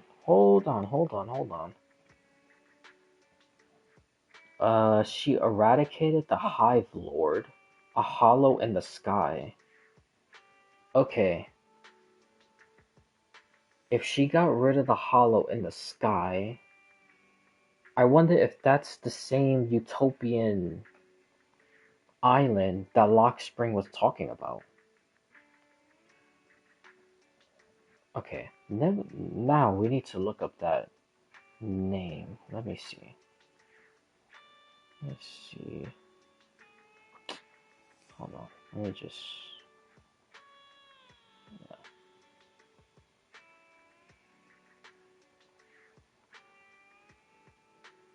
Oh, why is this not working?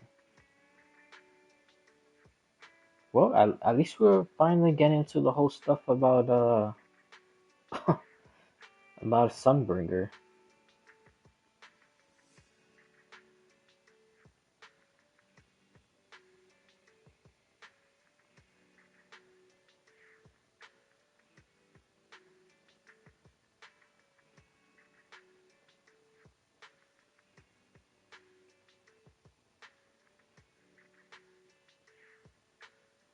Um,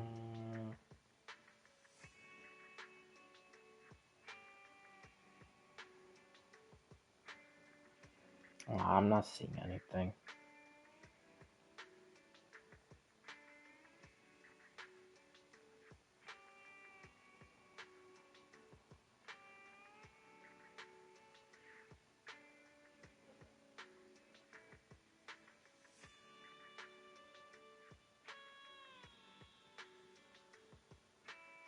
Hmm, yeah, I'm not really seeing anything. Everything is only Zenless Zone related.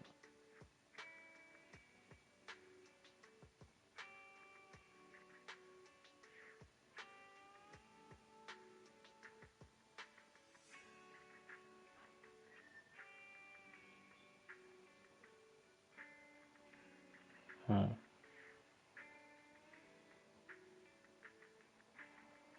Yeah, I gotta hold on. Actually, I think I could pull up the screenshot. Well, unfortunately, it won't be on the string, but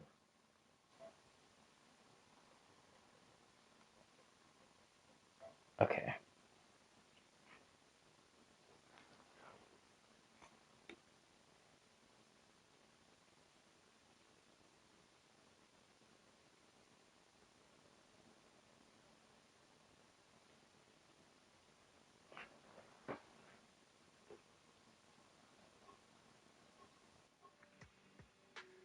All right.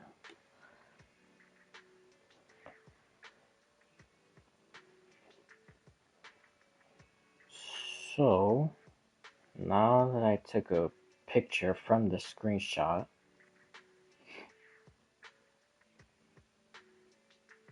cause it's Lady Sunbringer. Oh, this has to be when she defeated the Hive Lord.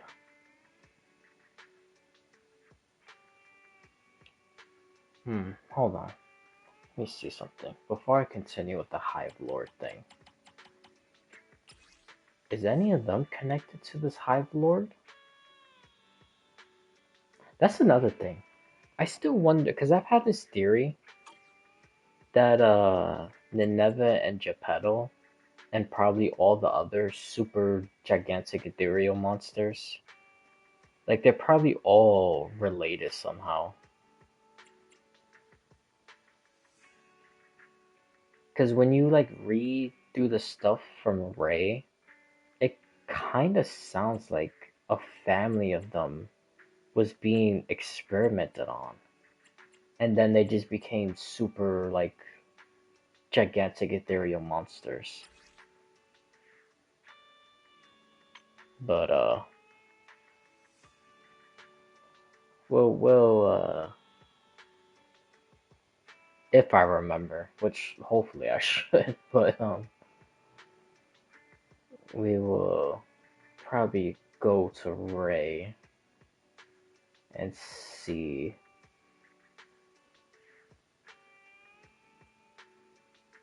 what's what.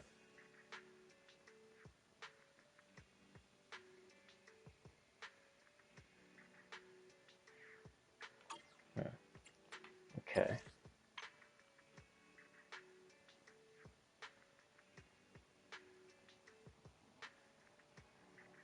Speaking going to Ray and doing all this stuff, I gotta finish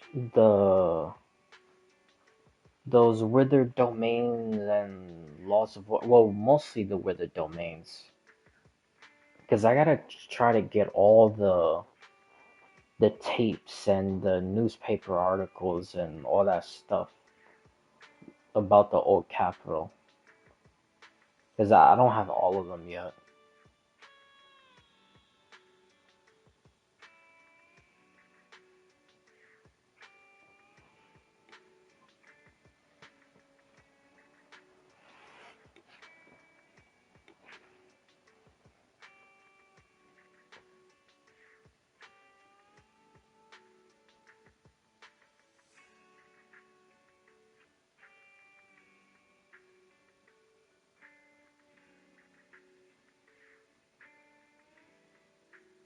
Hmm. No, it doesn't mention anything about a sky thing. I wonder if any of these creatures. I doubt it. But let's just zoom through it. Zoom through some of the stuff. It'll have to be someone with wings.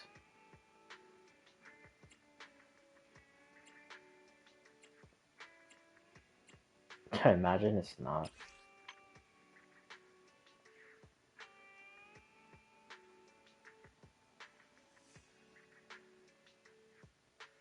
Mm.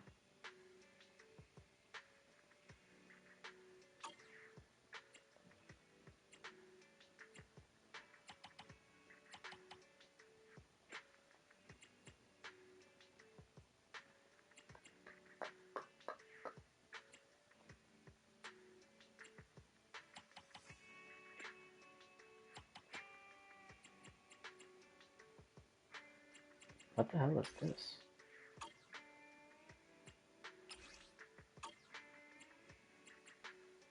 I guess it's heavy patroller. This is medium and light.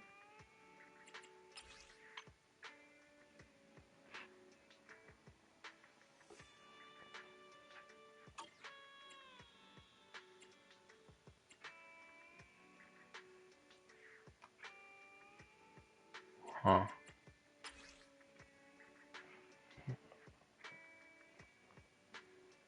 Hmm. Not sure, man.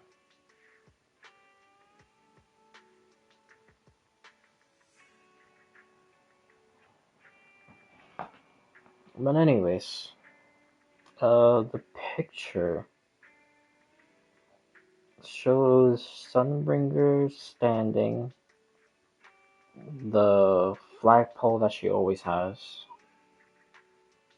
Yeah, so yeah, this 100% has to be when she destroyed the Hive Lord.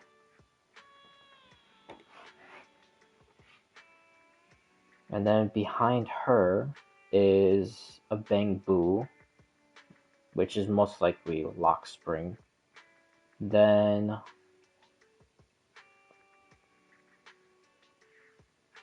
a woman.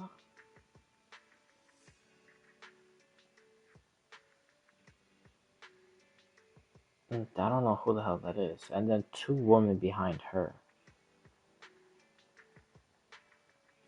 Which honestly looks like.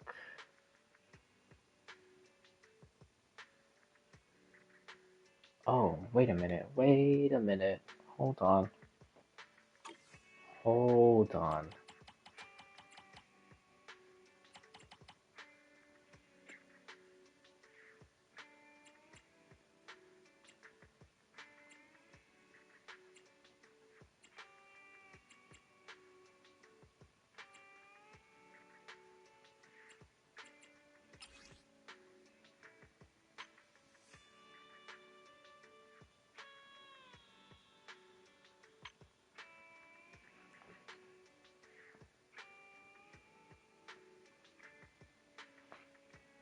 Because it shows Sunbringer, lock spring in the back, a woman, I have no idea, two women behind them.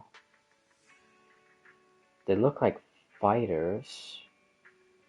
I guess this new dystopian guardians or army or whatever, or Sunbringer's personal people. Again, whatever it is. They look like fighters. Let's just put it like that. They look like fighters. And honestly, even though these are ether corrupted, but if it takes their original form and ether corrupts them, Joe, honestly, it kinda looks like them.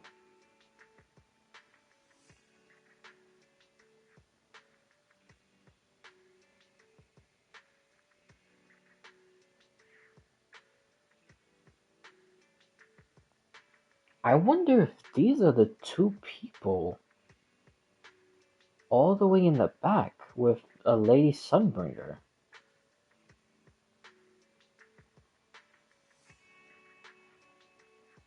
But honestly, I can't really tell because they're like holding each other.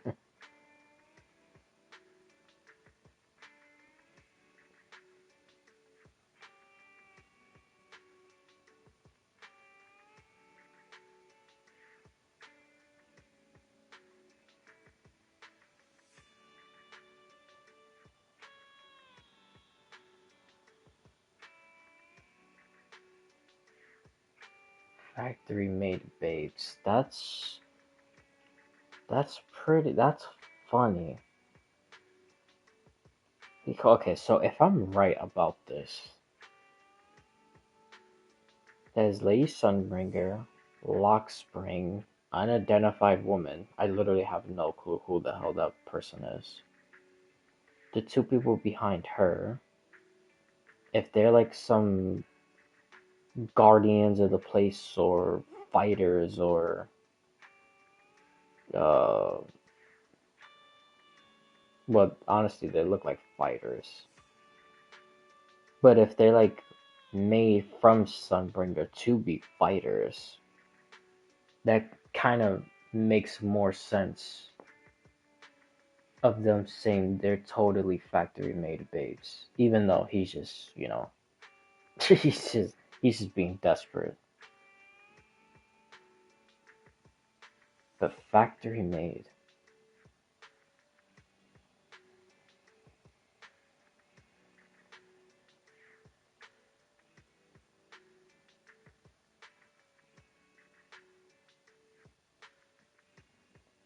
You know what? Let's fight these things. Well, before I do that, let's actually read. Let's read this.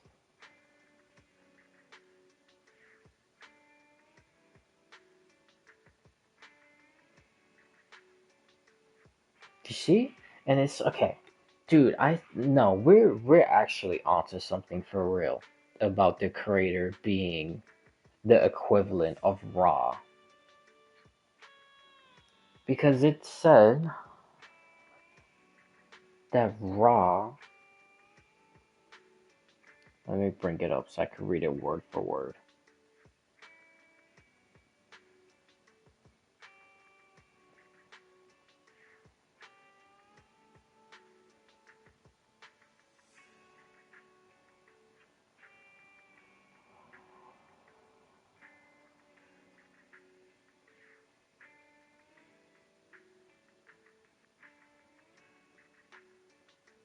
Hmm.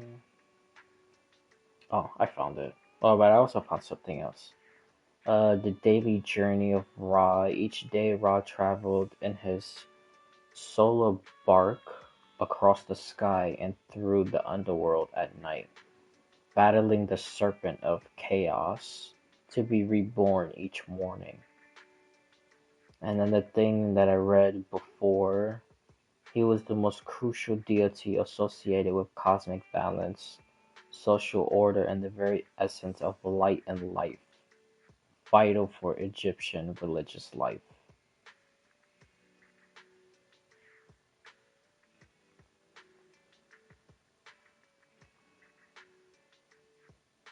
So if they're balance of everything,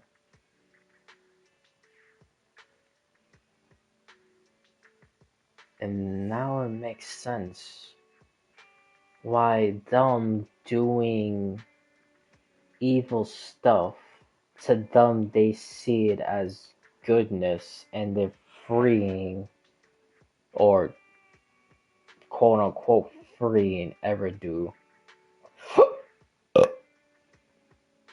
of like evil and wickedness or whatever.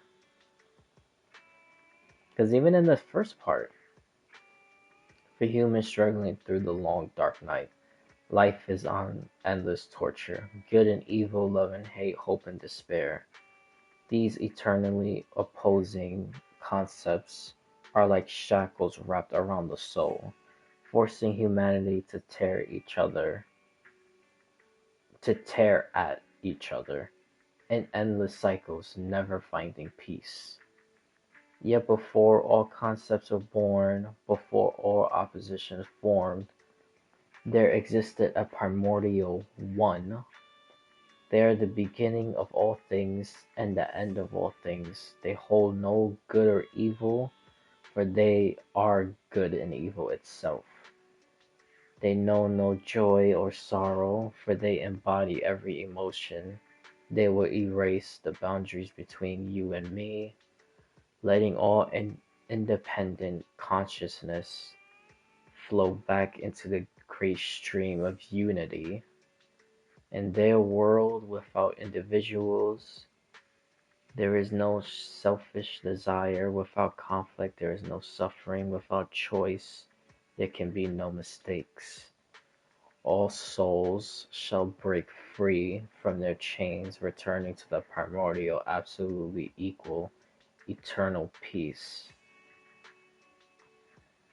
They have no fixed form, for they are the form of all things. They have no fixed voice, for they are the renaissance of the universe. They are the storm, and also the calm, the end, and also rebirth. Abandon your futile struggles, lost children. Their suffering ends here. Return to their embrace. Creation of the Creator.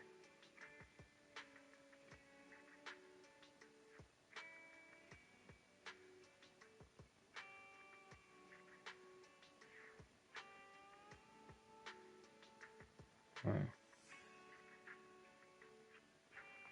Man, honestly, this is really, really sounding like I said, I think we seriously are onto something with this whole Egyptian and Greek thing. This really sounds like raw.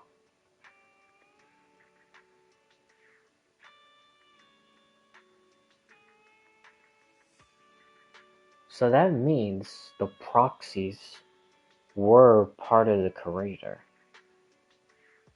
Born from it, the creator created them, or maybe they are the creator, like in some small fragment of the creator.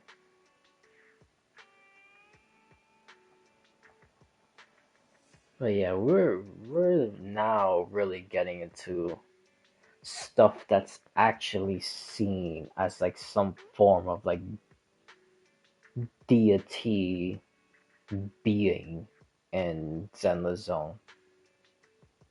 Like, you know, because you know was also another thing I realized doing the quest, that while I was doing the quest,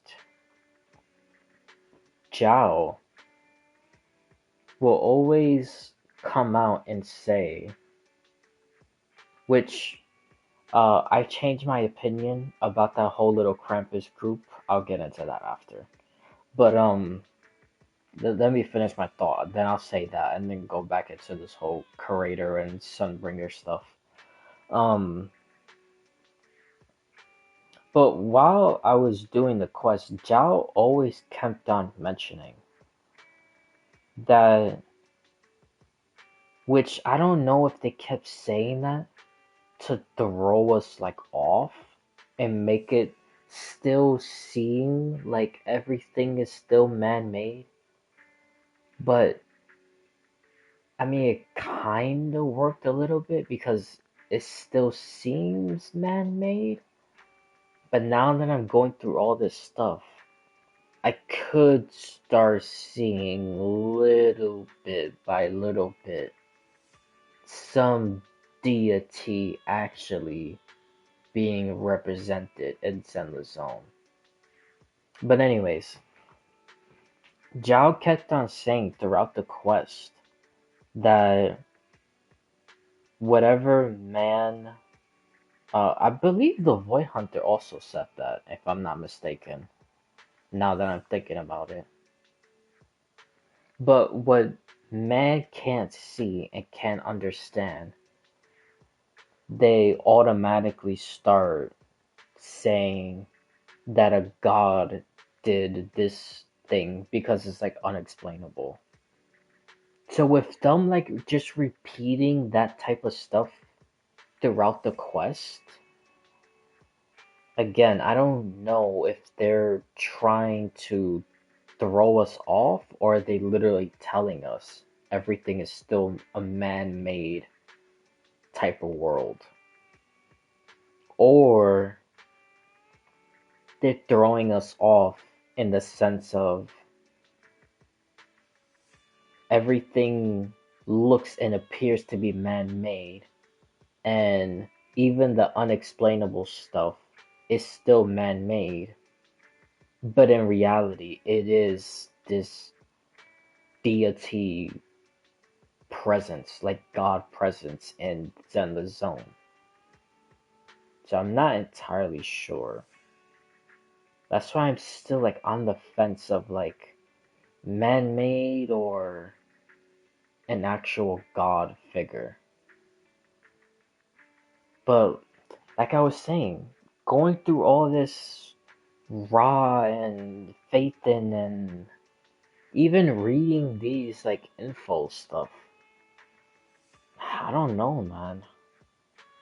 And Lady Sunbringer, this she's like the biggest. She's the biggest problem, honestly, with all this stuff. Because even before I did this quest last week, I've been saying it for months, literally months, that she was the curator. And the curator is also the sea god. That both of them is one of the same.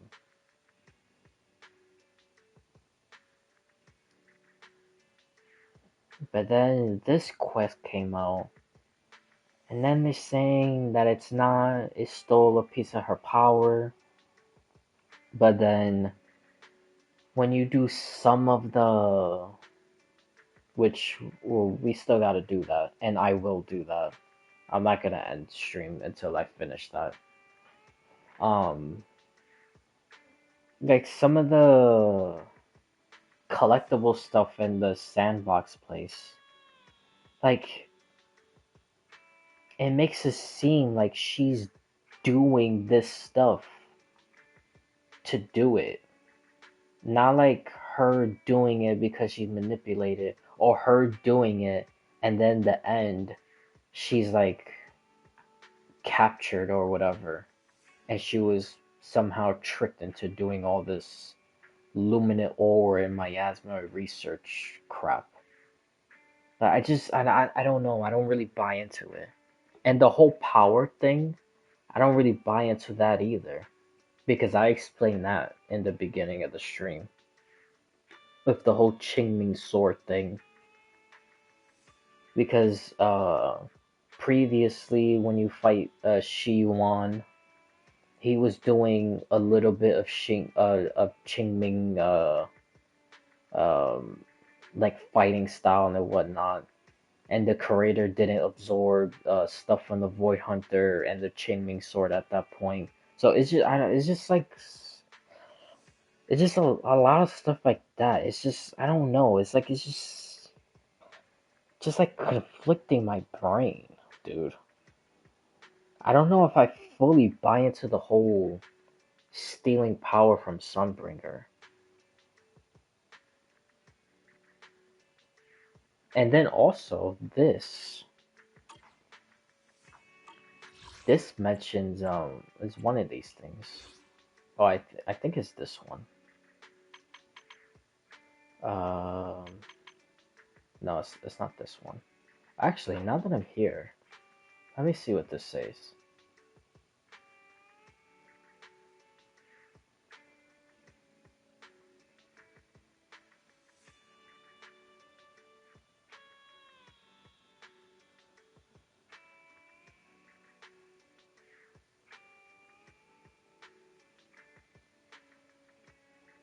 Yeah, you see, this is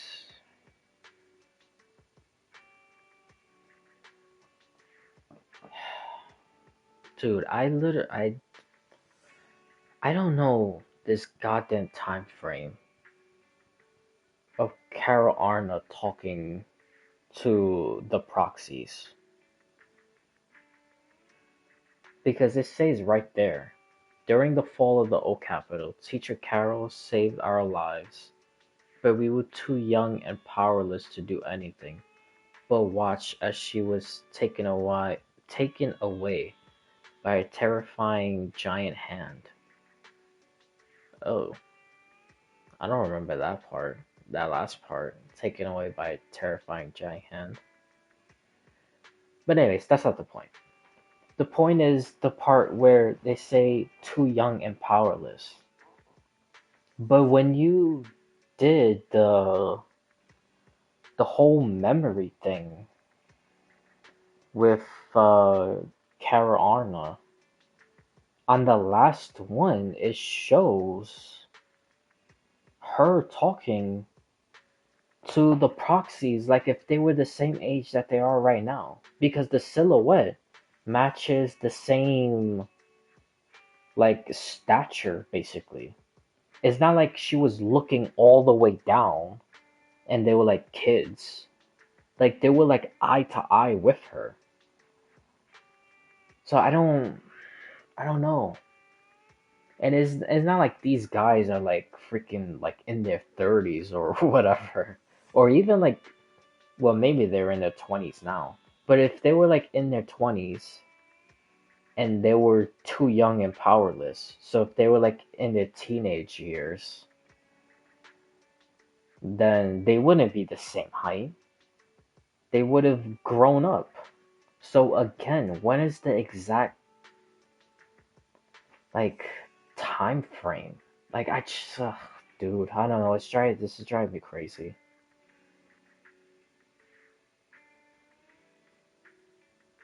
I really don't know, man. Cause when did yeah 11 years ago. 11 years ago is when this happened.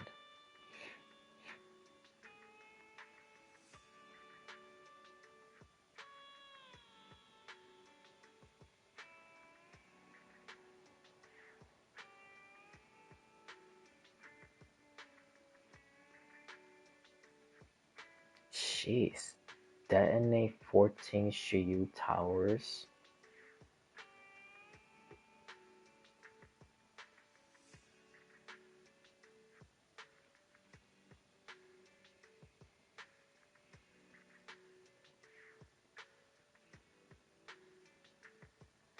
Eridu has been reduced to ruins with countless people displaced. Huh, it's funny how it doesn't say dead. It's like all the ethereals that we see are people, which I was saying that earlier. But that's also another thing because I don't know if it's every single ethereal that we're seeing. But to be fair, the whole entire Earth basically is covered in this hollow thing. because the dark wall is literally covering almost the whole entire Earth.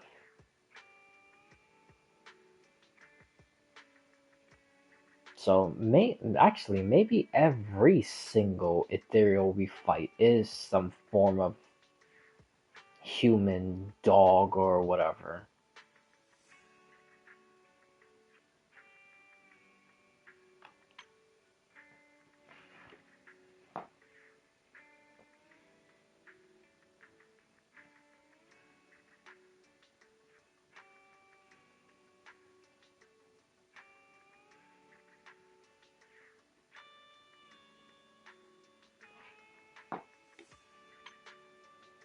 Hmm.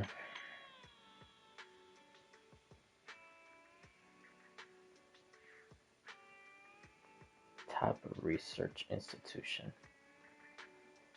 Oh, I am so glad they showed that patch. I am so glad they showed that patch. Because I was wondering where the hell they get that costume from. And I figured it was from the Helios Academy. So since they were kids, they were in the Helios Academy. And you see, this is like accurate of like um what they looked like 11 years ago before the fall of the old capital. And again, I'm pretty sure they wasn't the same height that they are now.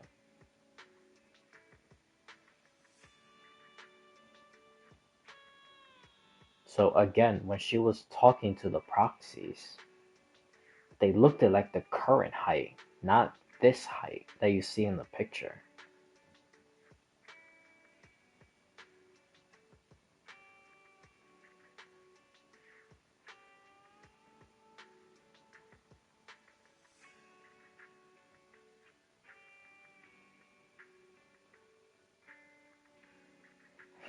But now that I'm seeing this,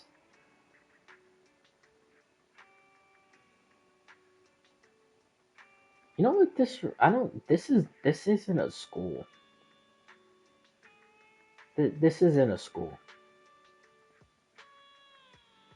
Helios Academy is not a school.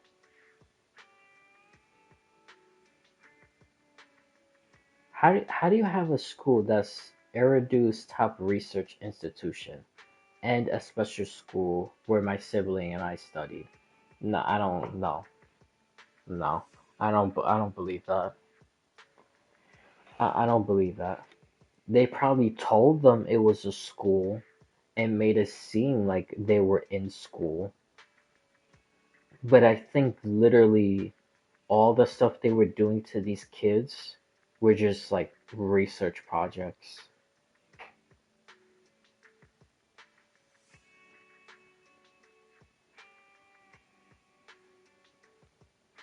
You know what's another thing they gotta start answering? Stuff about Rain. Because with Rain, if we get a little more stuff about her, I feel like we could actually know the truth of Helios Academy. Because it doesn't seem she got affected by anything at all. And she's the secret partner to Evelyn.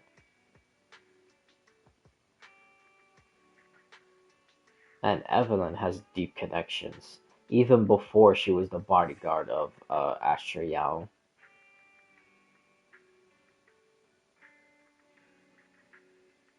So,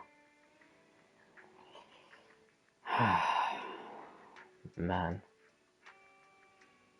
and it says, and where we acquired a special smart crystalline lens. Yeah, they're like literally just doing research projects on these kids. To the kids, it seems like a quote unquote special school. But to all these teachers and professors and whatever, This is literally all just this is all research.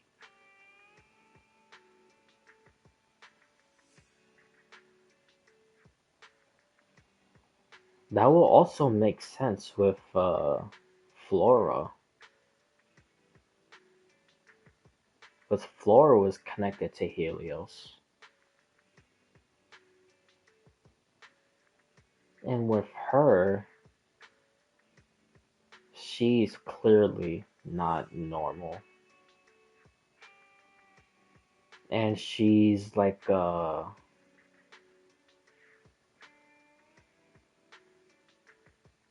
of like what's those things called from Blade Runner? It's not exactly like that. I mean, I guess you could say like robot, but it's really not a robot because robots are more like like Banyu and Billy and well, not really Billy. I think Billy became robot stuff because certain things happened, which I don't know what it is.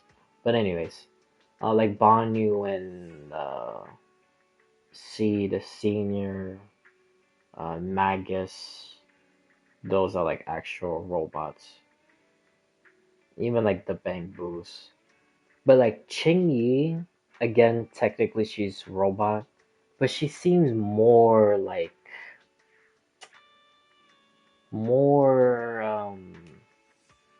human like than robot like. Which again, I can't think of the name in Blade Runner. Because in Blade Runner, that's basically what they are.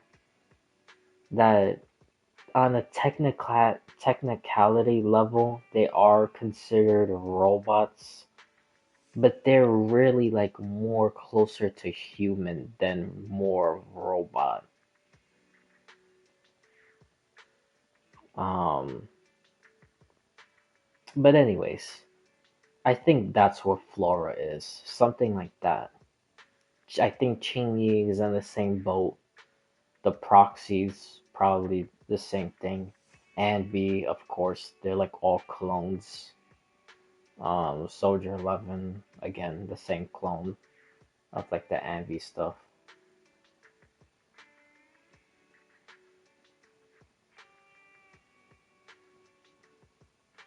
But yeah, I think that's literally the way Helios Academy is. It's not like Wuthering Waves. That Wuthering Waves actually seems like a school. Even though I have theories about that also, but we don't need to get into that.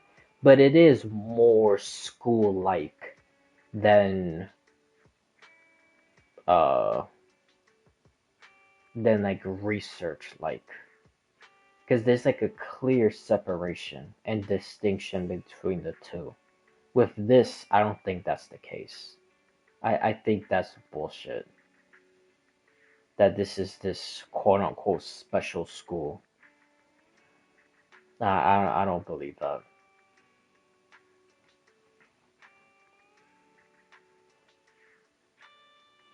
Especially why would they give them a smart crystal lens? That don't even sound right. Unless if you're doing that stuff and giving it to the quote unquote students and using them as like guinea pigs or whatever, seeing what happens.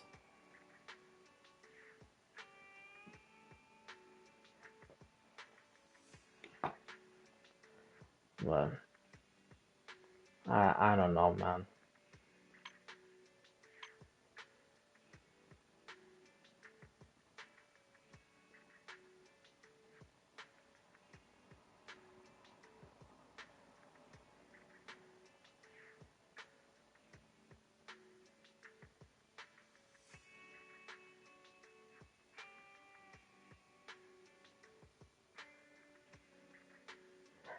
I wonder.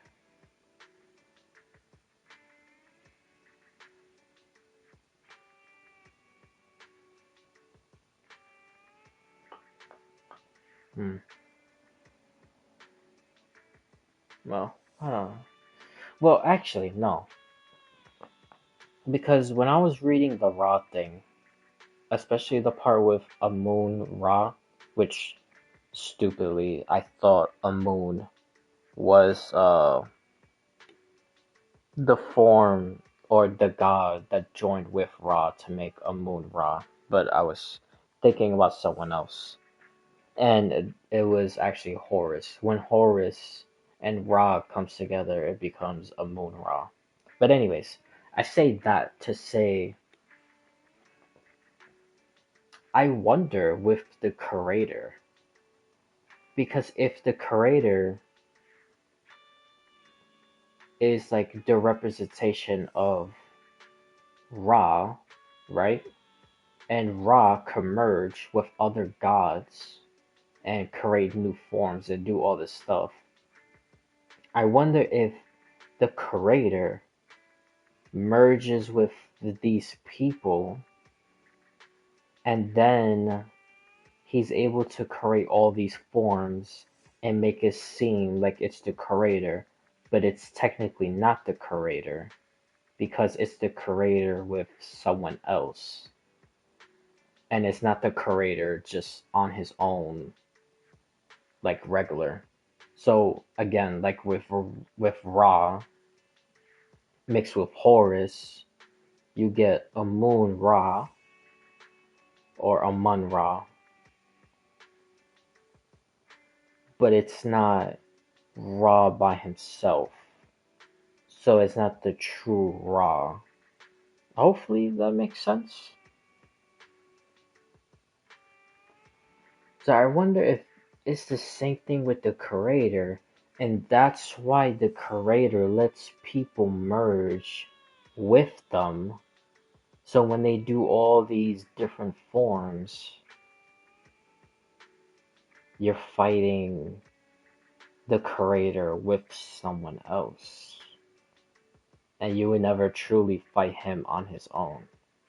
I don't even know why I keep saying him. Because I still kind of think it's Lady Sunbringer. But I just say it just to say it.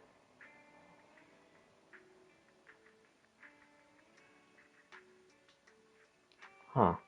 So, okay. With me also saying that,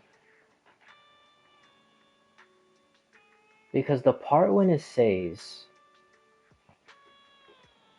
on the eve of the old capital's fall, the giant hand that kidnapped our teacher possessed the power of a sacrifice. Years later, we sense that same ominous presence again while searching for the prototype with Bellabog Heavy Industries. So, I wonder if the creator,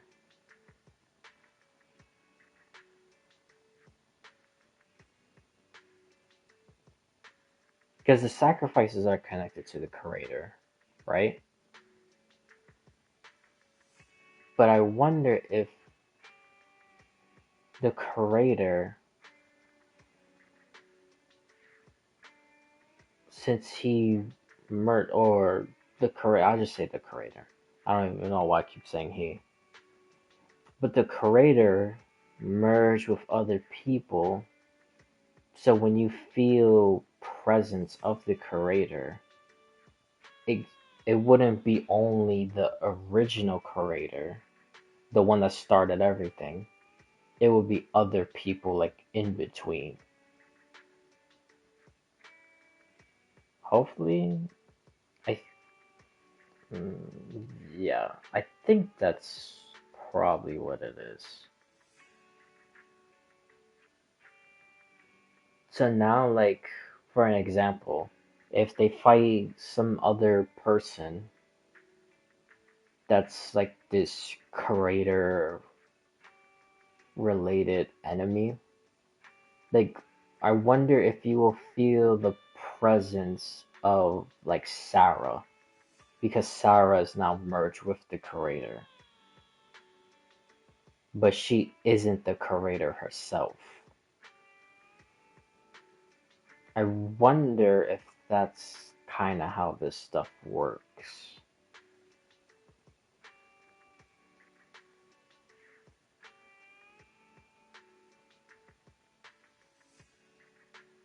Wow. Dude, I'm like really like amazing myself, honestly. Bro, when I first started the stream, I did not think it was gonna take this turn. I genuinely did not think it was gonna go this far. I've like completely like not really sidetracked because this is basically kind of what I wanted to go into, but I didn't think it was gonna get like this insanely deep.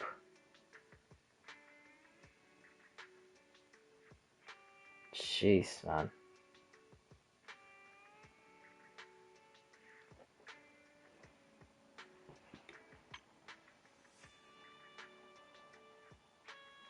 Oh, hopefully, I doubt they're gonna say anything, but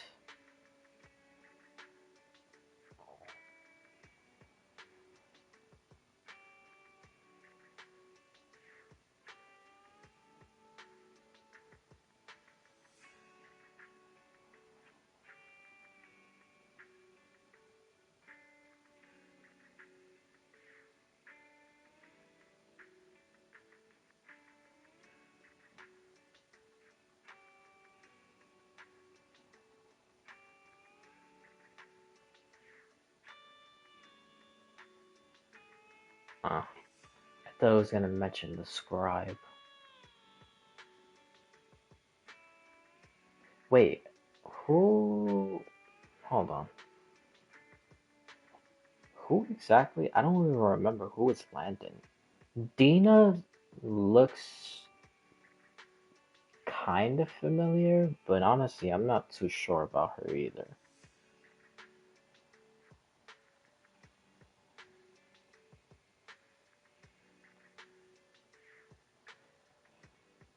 Hold on, let's get into that real quick.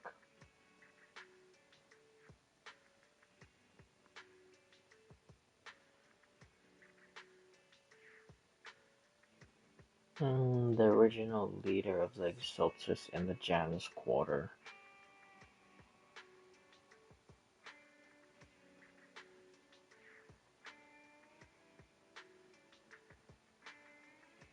Oh, Dina was the redhead chick, right?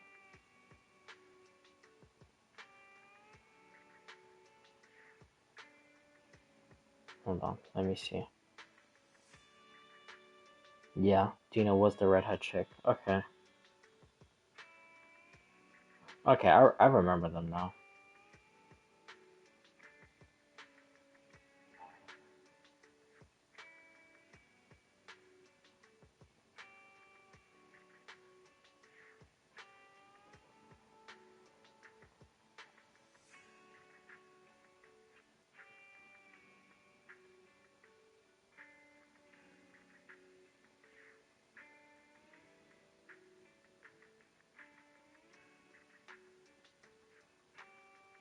Oh, yes, yes, yes, yes, yes, yes, yes, yes. Okay, because Vivian was friends with Dina. Because I see Vivian in the background now. Because she was also part of it. She was a banshee. They were using her. Okay, I remember. I remember. I remember. I remember a little bit.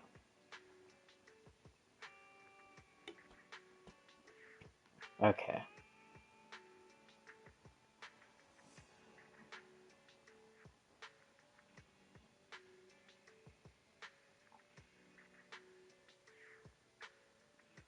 Man, so. Hmm.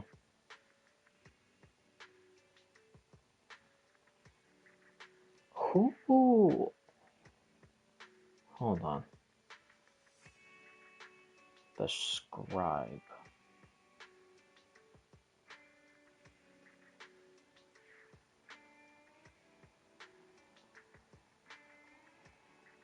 Oh. I don't have nothing on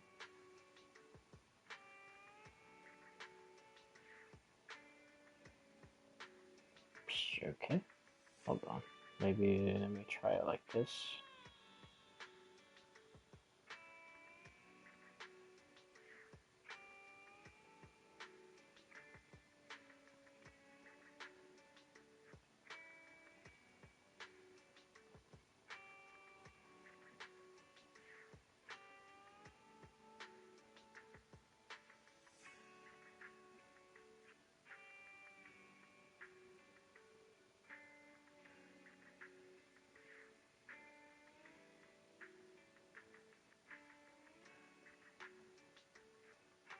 Hey, what? Why when I'm putting the scribe is mentioning... Wait, is this...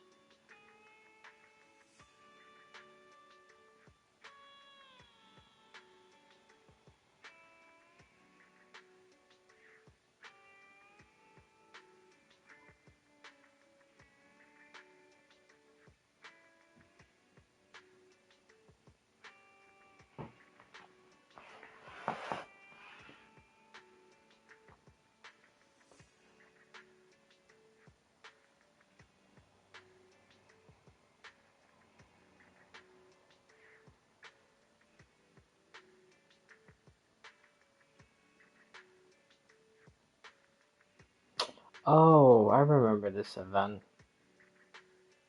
Yeah, I wonder when the hell that guy's gonna make an appearance. I haven't ever seen him again.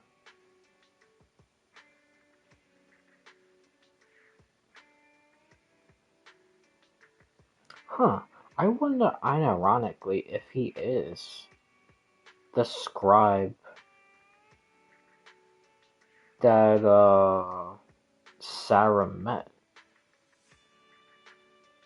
when she first joined the Exaltist.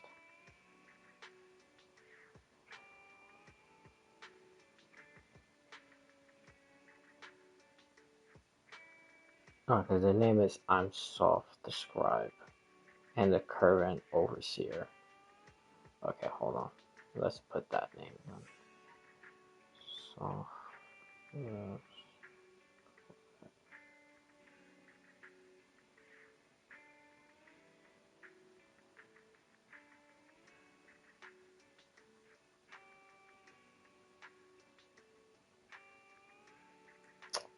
Okay, and again, they're showing different stuff that has nothing to do with what I'm looking at.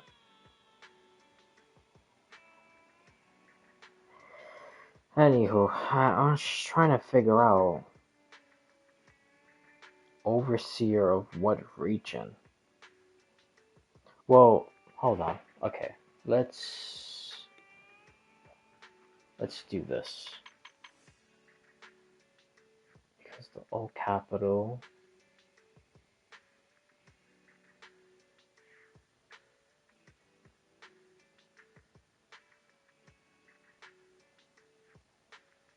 It says this is the fall of low capital. It doesn't say.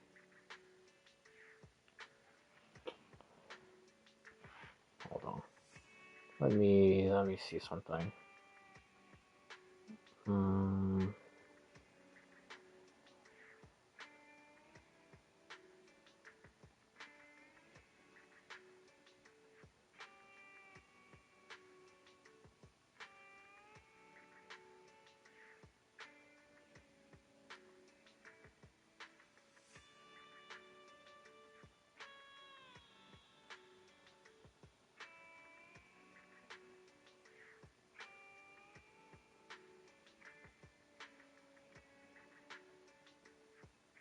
Pluto or Minerva quarters. Oh, so that's what they were the leader of. The Pluto quarter of Eridu. Okay. Okay.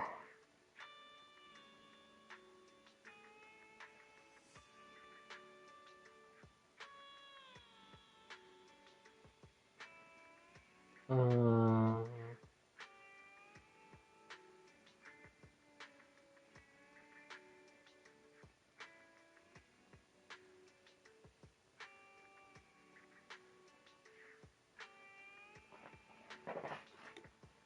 Alright, let me tops.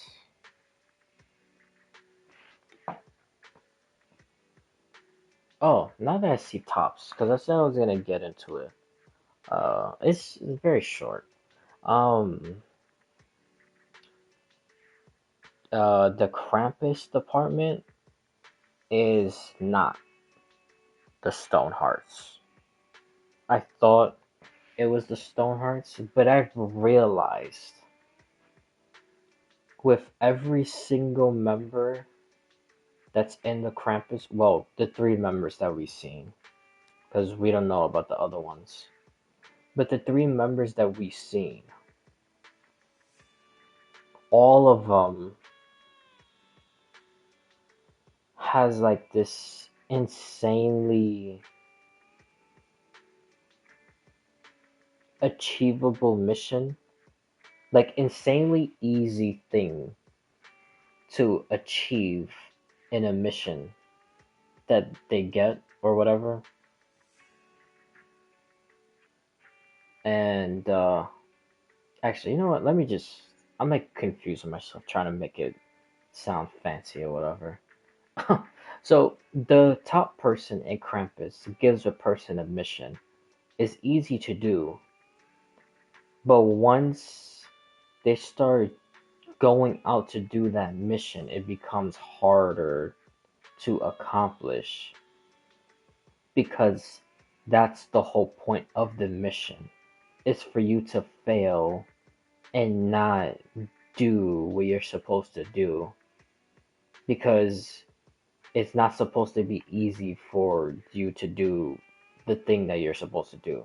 So like Dylon, she was supposed to kill Banyu, but then by the end of it, she couldn't do it. It basically became almost like an impossible feat, and Zhao already knew it. So Dylan technically completed her mission by not completing her mission. And then with Zhao, the whole thing with the Qingming sword, she didn't complete her mission. And then when that cutscene happened, that you meet, well, unfortunately, we don't see what she looks like. We only hear the voice. But when the Krampus people meets the top person of the Krampus, she comes out and she says that Zhao completed her mission. So I think with Krampus, they're sending these people out to do missions to break like their habits, basically. And in order for them to like either soften up or adapt or do whatever that the main woman wants them to do. So they're not like the Stonehearts. I mean, they act like the Stonehearts in the beginning, but then in the end, they basically have kind of like a redemption arc. Let's just put it like that. Each Krampus member has a redemption arc. Let's just put it like that, because that's literally what's happening. Dylan no longer doesn't want to kill Banyu, or Dylan doesn't want to kill Banyu anymore. Just the way I said it before made it sound like she wants to continue killing him. But anyways, Zhao is not so Jade-like, like how she was acting in the earlier part of the quest, even in the middle, going towards the end. She was acting exactly like Jade. Um, and then even Banyu himself, but he wasn't Krampus yet. But I feel like they did all this stuff in order for him to join Krampus. But he finally accepted, the stuff that he did before. So it's like stuff like that. Like that's the actual whole point of the mission is to break out of your old ways or habits and be new and she breaks them down one by one. And then at the end, that I have no clue. I don't know what is the whole point of doing all this. I mean, might as well just take a wing at it. Possibly the reason why the main person at Krampus is making all these people do stuff and change how they are is because maybe if everyone changes, then it will probably be easier for Krampus itself to go against the rest of everyone at Tops. So it'll be like a Krampus against Tops situation in the future. Maybe that's why she has all these people um like changing how they are. Because then it will probably be easier for everyone to work together to have one goal, and that goal would be to destroy Tops. Maybe. That's just like a first stab at it, but yeah, we'll see where that goes. But yeah, maybe that's what's happening at Krampus. Because I've realized that Banyu changed, even though again he wasn't at Krampus when he changed, but when he did change, that's when he joined. So again, it was like the whole point of him changing to join Krampus. So it follows the same thing of what I just said about the main girl sending these missions. Then Dylon changed, Zhao changed, and yeah, that's all we know so far.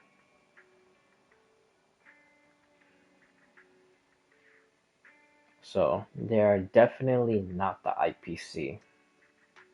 I've realized that now. Because the IPC, yeah, these guys are, oh god, like honestly, I don't even know who's worse. I don't know if it's Oswaldo or Diamond. Like I don't even know who's. Honestly, it's like so crazy. I don't even think you could honestly compare them. I think they're literally just on the same level of just evilness. Like the way these guys do stuff is insane. And yes, you can say, uh, you can say that Oswaldo is quote unquote more evil than Diamond because Diamond hasn't like blown up planets and killed people and stuff like that. Which for now that is true because we haven't heard anything about Diamond doing that.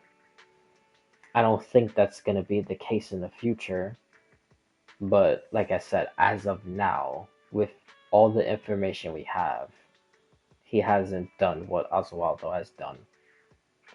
But the way he operates the Stonehearts and the way these guys go to planet to planet to planet and literally like basically colonize all these people, send these people into bankruptcy, and then that planet is like forever in the stronghold of the IPC, especially the Stonehearts. And then even the Stonehearts themselves. Jade with her ridiculous uh freaking, sign your life over type of deal. And then Adventure is, yeah. Topaz, she's kind of like Jade a little bit. The other ones we don't know too much. They've only just mentioned Pearl, but they only literally mention her name, Pearl. That's it. We don't know anything else. But I'm pretty sure Pearl was probably in the same boat as Adventure Run. Um, then you have that vampire one. I'm pretty sure she's gonna be like Jade. Uh, then the other guy with the purple stone. I forgot what's it called. He's probably gonna be like Jade. Um, then you got that small one with the orange stone. Yeah, he's probably gonna be evil also. Honestly, I think there's only like two or three people out of the entire Stonehearts that's like somewhat tolerable. Let's put it like that, because I can't even really say good. Let's just put it like that. They're tolerable. But everyone else, they're like insane. And then Diamond himself, I'm pretty sure as soon as they show Diamond, it's gonna be off the rails. He's gonna be into some insane shit. And it will probably be revealed that he's just like Oswaldo. Running around killing a whole bunch of people. But anyways.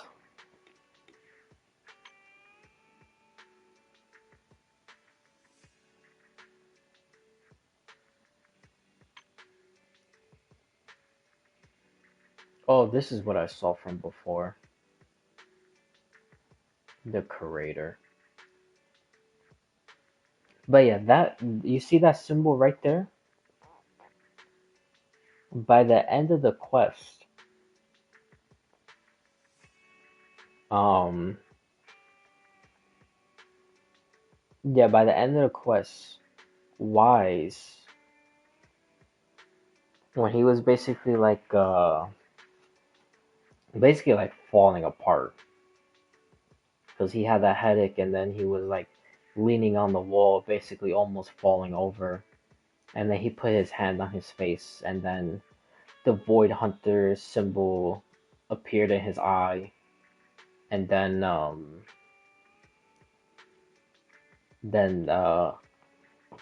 even though this one is red, but when you look at the cutscene for Wise, it was in green, and in the middle, it didn't have this slit because in the middle it had Wise's eye, but yeah, that's the same exact symbol. Oh, and yesterday when I was talking about the symbol appearing on Wise, um, while I was saying that, I also said that when you fight, man, I'm like hiccuping OD. Jesus Christ, man.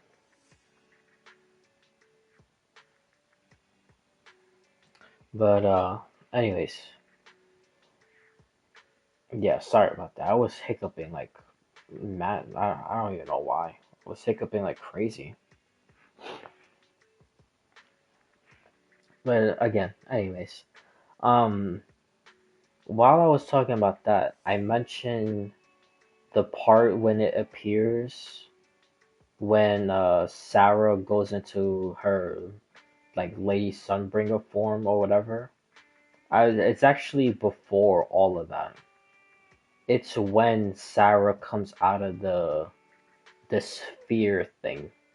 That's when the curator symbol appears, and then Sarah's body appears and stuff like that. So it was actually before all that. It wasn't when Sunbringer, or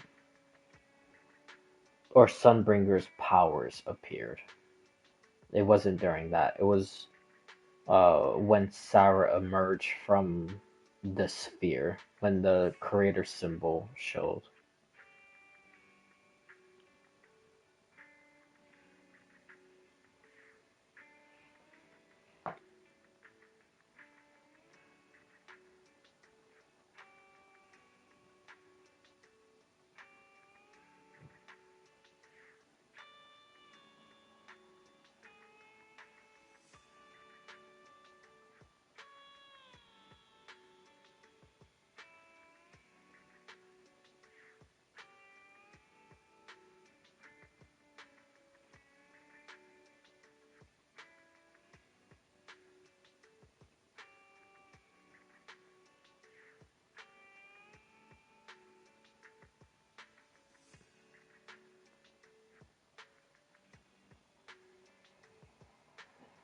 What is this special metal? The messenger appeared to some kind of chaos entity with an incredible complex composition, including miasma, lumite ore, which that's the stuff Lady Sunbringer was doing before, and a special metal fused with Sarah's flesh. Huh. Special metal. I wonder if we could find out what that metal is. Willing sacrifice for the Exaltus, moreover, seem to have stolen a trace of power belonging to Sunbringer, the first generation Void Hunter. Dude, I don't know, man.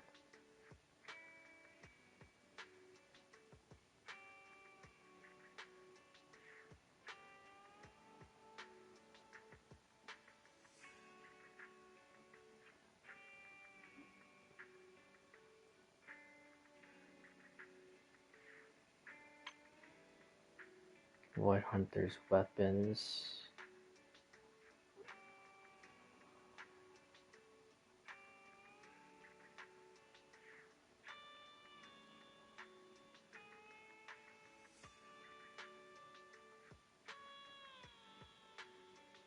What sword?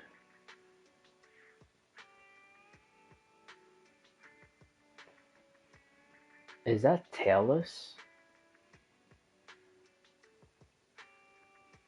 That don't even look like tailless. Maybe that is tailless. Oh yeah, that's what I was talking about earlier. Uh, Kara Arnhem mentioned with the curse of the sword.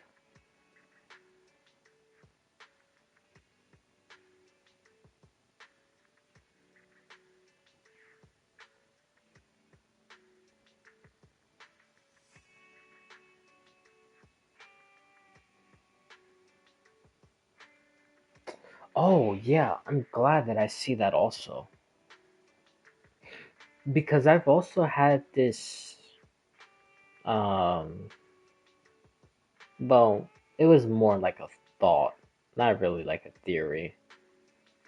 But no, very well could be a theory now. That I think each member of this like oh, now that I mention that, let me see if I could find the name of each five families. Um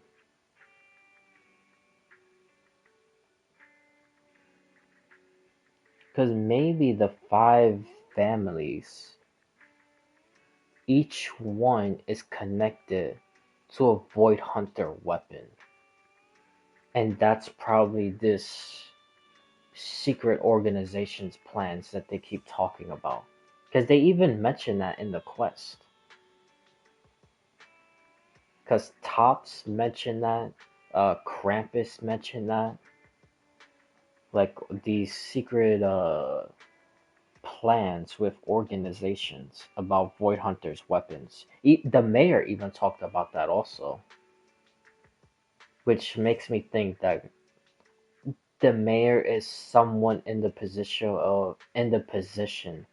like Carol Arna, that I think he's gonna end up doing something that's gonna be extremely drastic, but it's gonna be like a necessary thing that he thinks he has to do.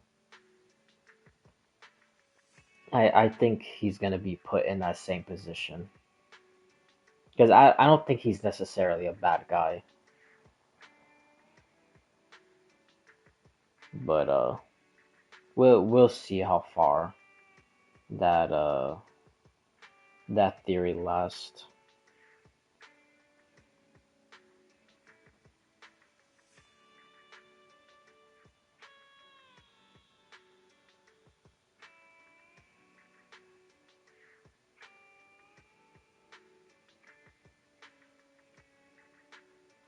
Okay, it's well, I don't see five. I only see three.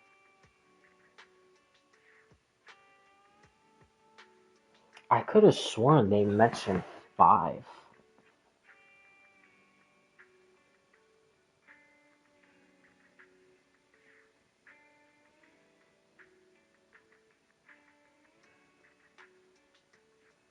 I like genuinely swore they mentioned five.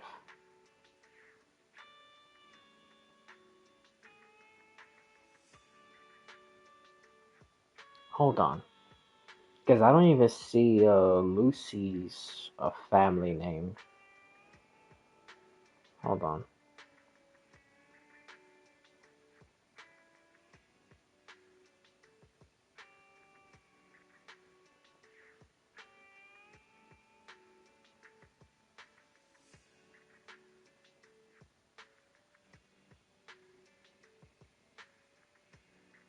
Bro, it's giving me like a whole goddamn kit description of how she fights. That's not what I'm looking for.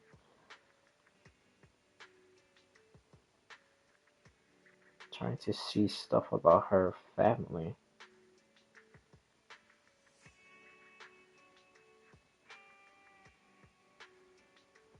Oh my god. Dude.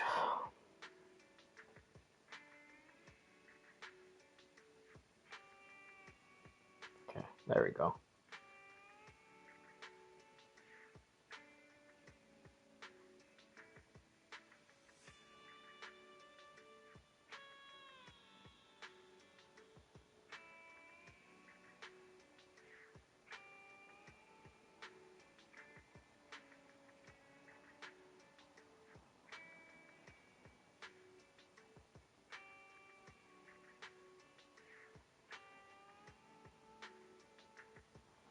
Yeah, you see?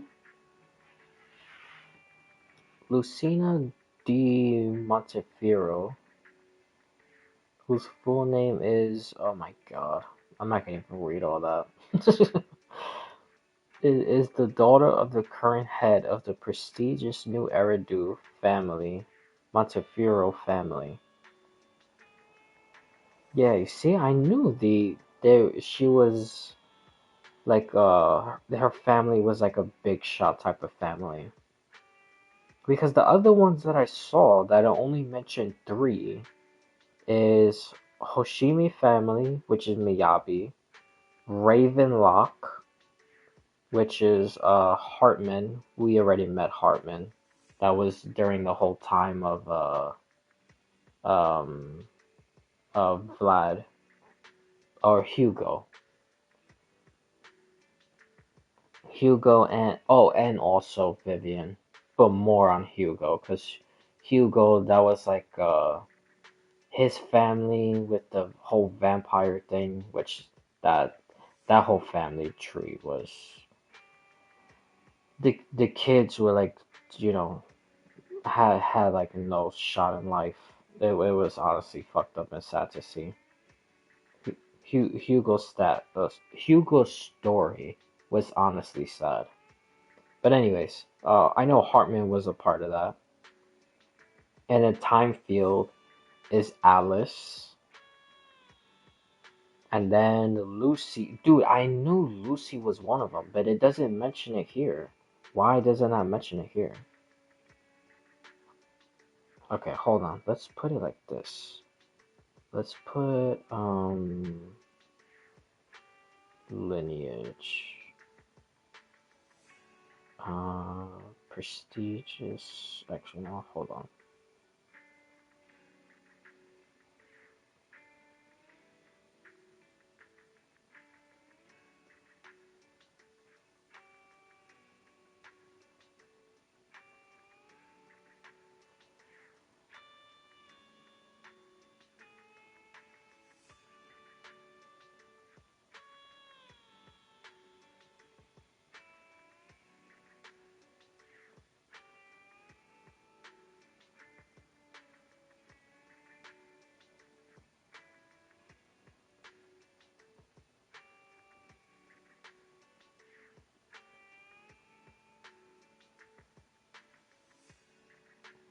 Okay, it's Hoshimi family, which is Miyabi.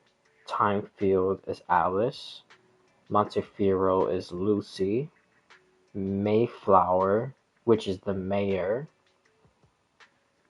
And Tops is the fifth one. See, dude, I knew they were fucking five. I literally remember them being five because in somewhere, I don't know if it's in the beginning, middle, or the end of Miyabi's quest. Actually, it might have been in the middle or beginning or middle. It was. I don't think it was the end.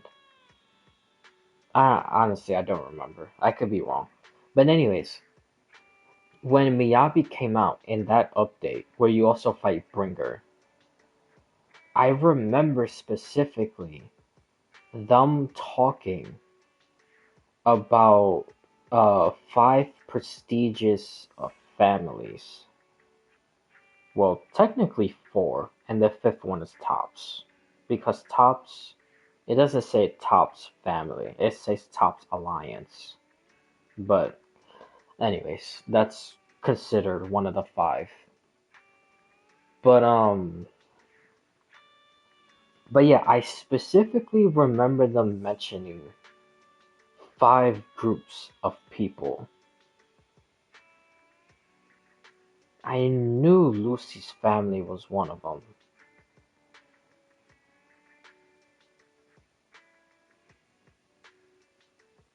See, so I was right from earlier. But with Tops, what's his? Well, let's see this real quick.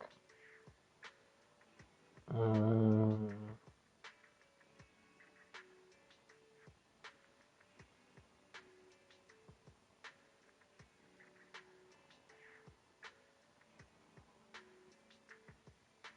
okay, let's see exactly who's in this.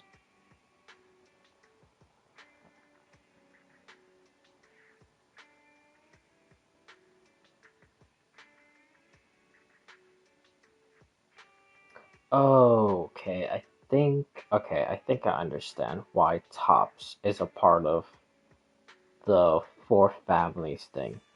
Because Tops is, which that part I got wrong. Because I thought it was the mayor that was supposed to do that, but it's not. It's actually Tops. That's kind of like the middle person in everything. Because the members is Edmond, a prominent figure who speaks on the top of behalf. Who speaks on behalf of Tops. Oh, so that means that person that we saw at the newsstand, which I'm gonna end up going back to it anyway, because the server reset, so I'm gonna redo all the uh, daily mission thingies. Yeah, so that person talking on the podium, That's gotta be Edmond. Then Krampus, Banyu, Dylan, Zhao, High Ambitions Corp. We know about them from before. Monica, uh, Asher Yao, yeah. Uh, Evelyn as the bodyguard of Asher Yao. Joran De Winter, but then he died. Um, High Ambitions Academy, Celestia School for Girls.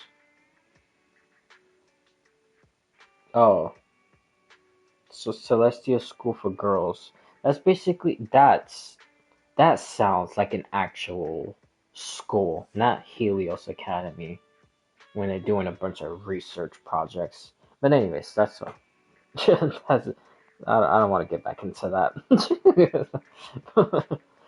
But anyways, so Alice was in the school, Lucy, Jacqueline, and Vivian was in that school.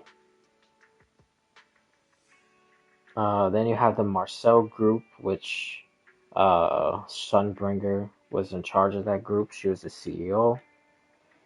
Saint Lane, Jonathan Consortium. Okay, I don't even remember hearing that before.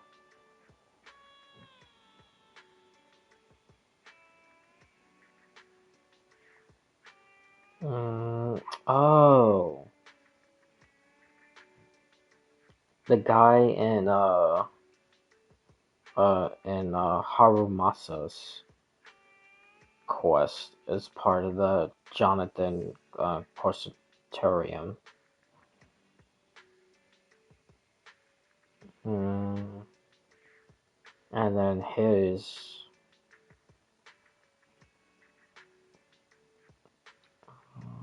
no, that's something different. Timefield family, part of Topps 3 Gates Corp. Porcelumex, yeah, we already knew that one. As Damian Blackwood, because all the other people are dead. Uh, Former members, uh, Fubu. Hmm, I don't even remember. Hmm, saying it was associated with Jiran. Anyways, Vision Corporation. Oh, that was uh, damn, what's that short guy's name? Uh, Perlman, right? That was with him. And the Exaltus, technically. Sarah was a part of that. And Ravenlock. So Ravenlock was a former member of Tops.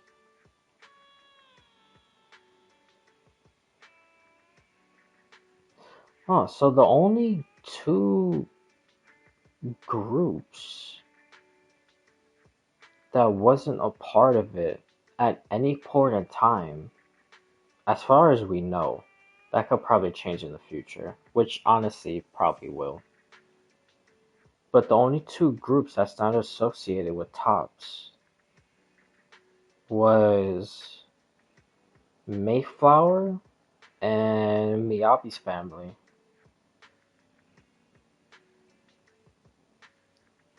Hmm. Alright. Well.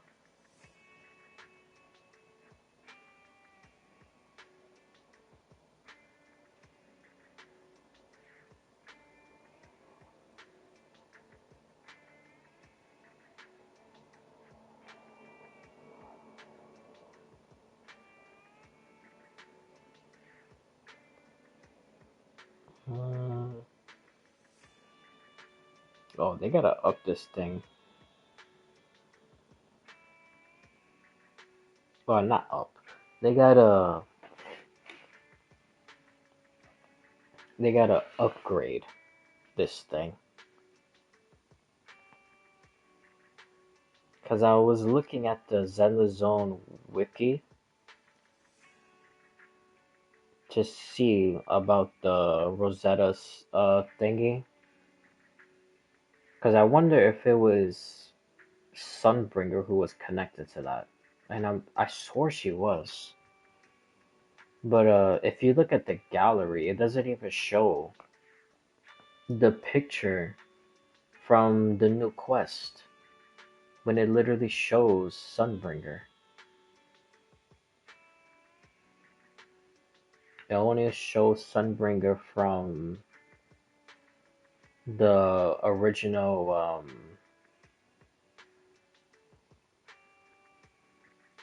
what you call it, the original trailer.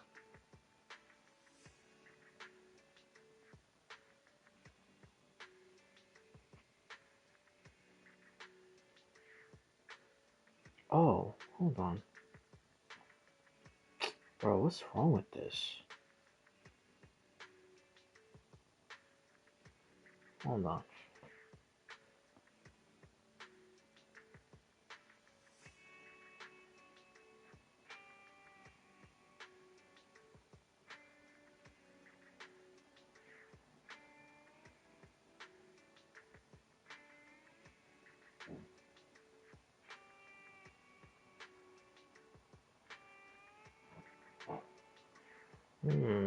Wait a minute. Hold on.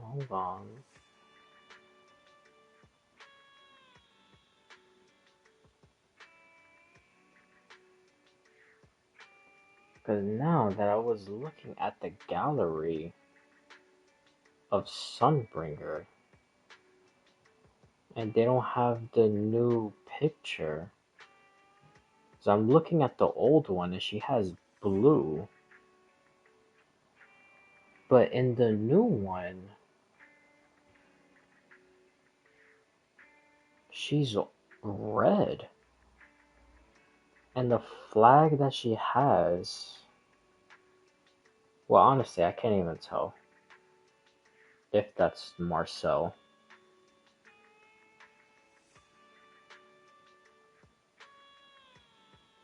But her outfit looks red though. It don't even look blue.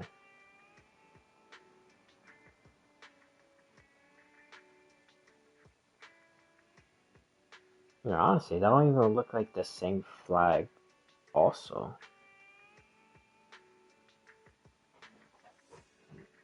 Okay.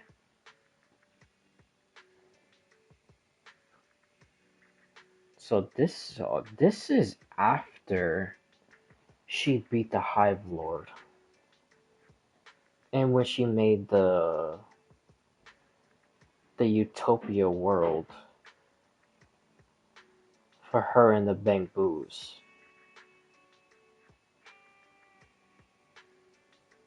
Bro, you see what I'm talking about? It's like stuff like this is like I'm just not being convinced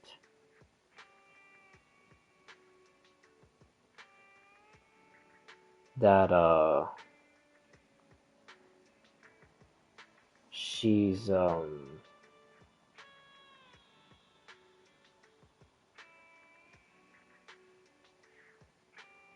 like not connected to the curator.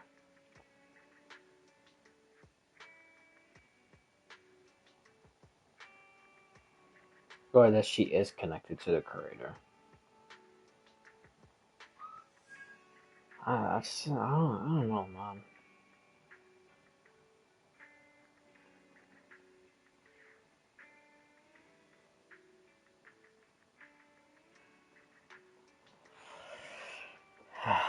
Alright, before we start doing all this stuff again, let's. Oh, that's interesting.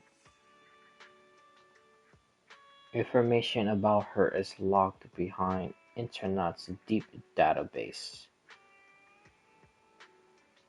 Why hasn't Fairy hacked that crap yet? What the hell? Anyways, um,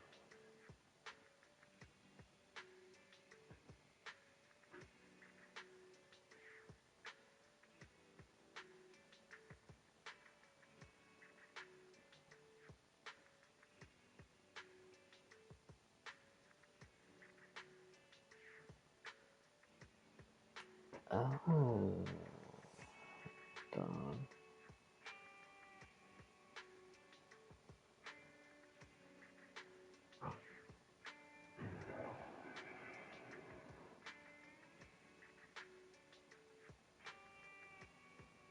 Hmm.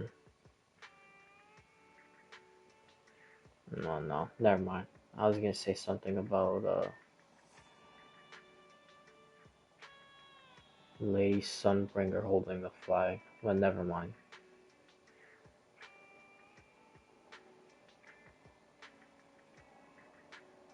Because it's still different.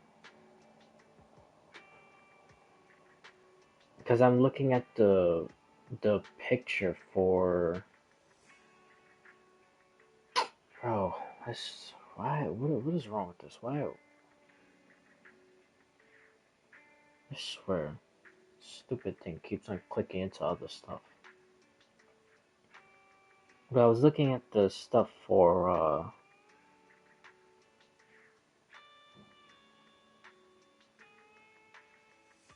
the Void Hunter, and when you look at the first Void Hunters, it's called the City Defenders. But they were the original Void Hunters, so it's still the same thing. But when you look at them, they're like all red.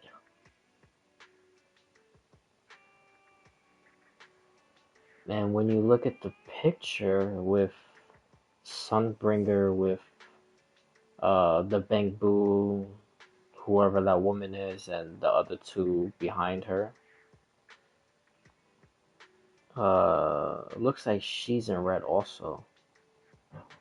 But it doesn't match the same red that you see in the picture of the City Defenders.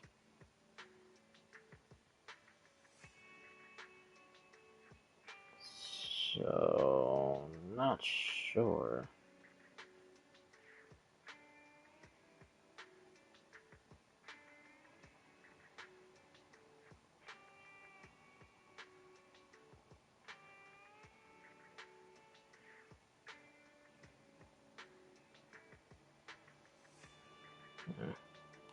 I don't know, man. Alright.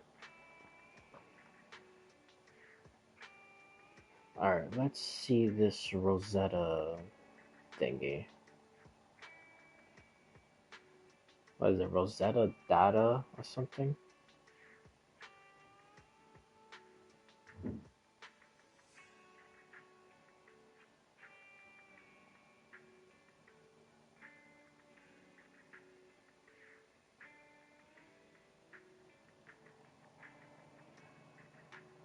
Oh yeah, it is Rosetta Data. Okay, let's see what that is.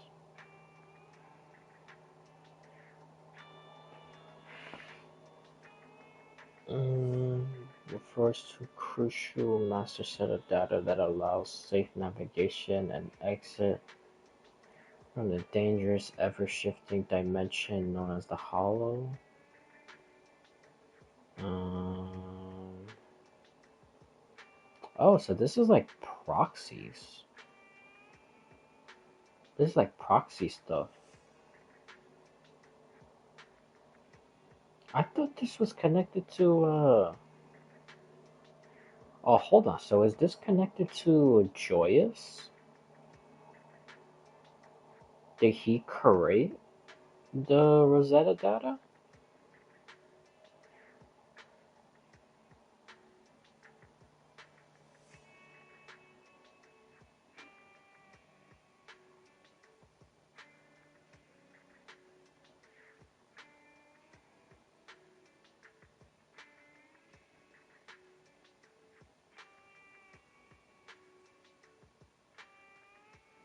Oh, and the four keys of Eridu. Yokai. Okay, I see where this is going. Interesting. Okay. Okay. Speaking of keys of Eridu, I wonder what's gonna happen in the future with all this stuff.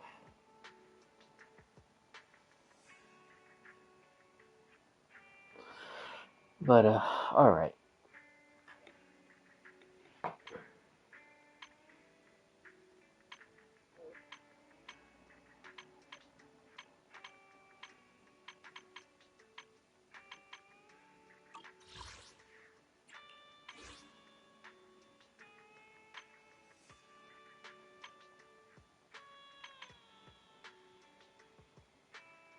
I forgot about all this.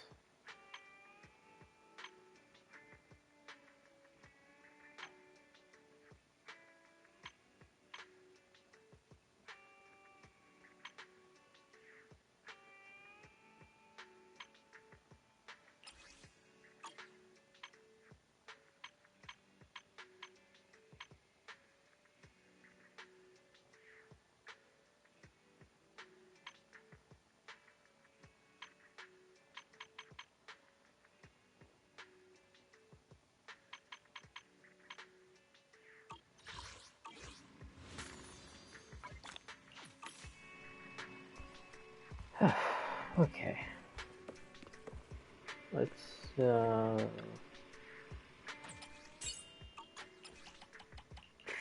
wasn't even anything. But to be fair, I literally just recently did that.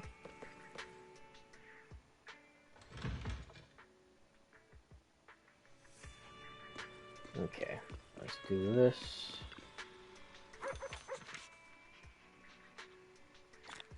Oh, nice, lucky. I'm pretty sure as soon as I do, oh no, it wasn't here, it was on the phone. As soon as I do a 10, I'll probably get, nothing. What was I gonna look for? Oh, hold on, what is this? I don't remember seeing this the, the first time I checked.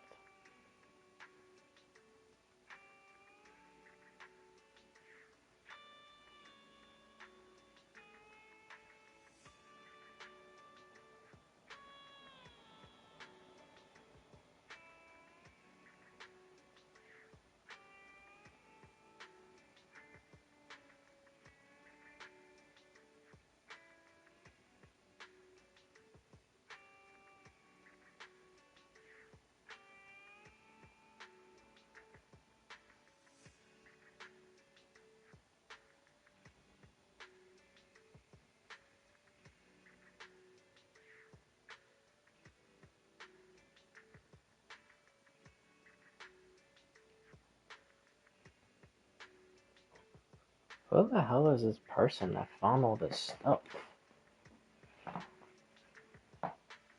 I wonder if it would be someone in the Krampus department.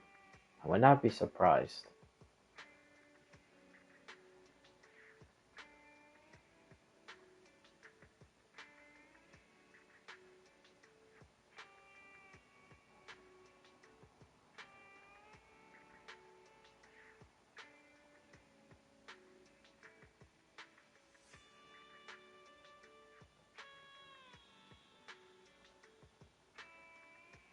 Science is just mythical nonsense. What the hell? Dude, that's a hilarious name. What the fuck? Ay, ay, ay. That's funny. Oh, that's interesting. If these views, everyone who needed to see it must have seen it. Huh, it looks like these waters are murkier than I thought. Anyway, I've put the message out there, believe it or not, that's up to you. I'm out. Take care, everyone. This account would be permanently deleted. Oh. Huh. Okay.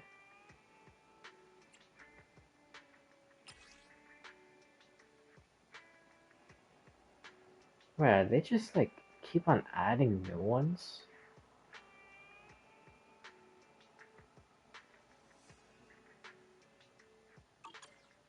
Hmm. Oh, this is what I wanted to show. That dude right there is probably Edmon. Because it says he's the spokesperson of Tops. So I'm pretty sure that's him.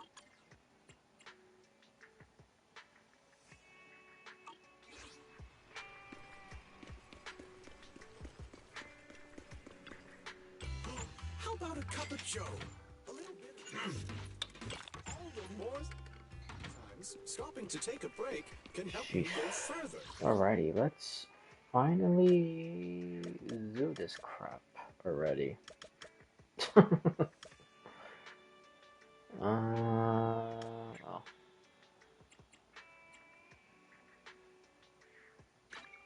No, no. Ay, ay, ay. Oh! Dude, you know what I forgot to do? Because I still got the picture up of Sunbringer with the bamboo, the mysterious woman, and the two people behind her. Because I'm pretty sure the two people behind her is um those two twin ethereals that the guy was so, infatuated with. So before we do this, hold on. I want to see if there's a new thing about. No. So the same crap.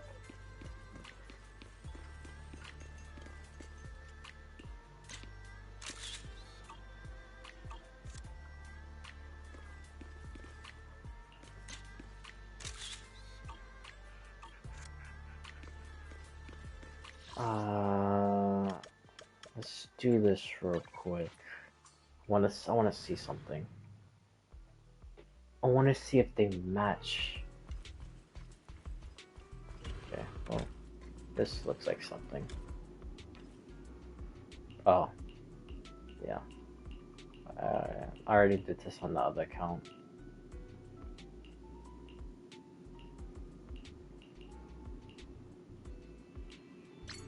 Yeah. Yeah, that's another thing. I had to start trying to do all the little secret achievement things.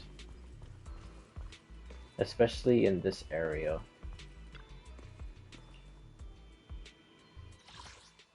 But, okay, where is this woman?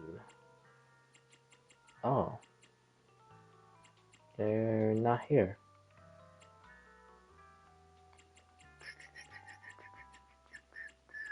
Okay.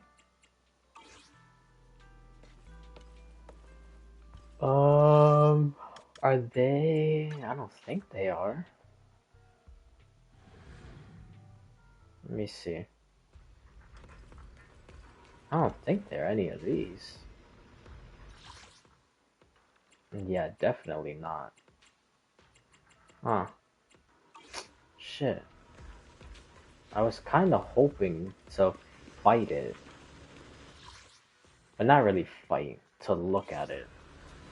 Because I wanted to see um, if like their body, which I know that sounds kind of weird, but if their body matches the pictures with Lady Sunbringer. Because it, from what it looks like, it kind of looks like it, but you can't see the full body in the little in this thing. I'll just go back to it real quick.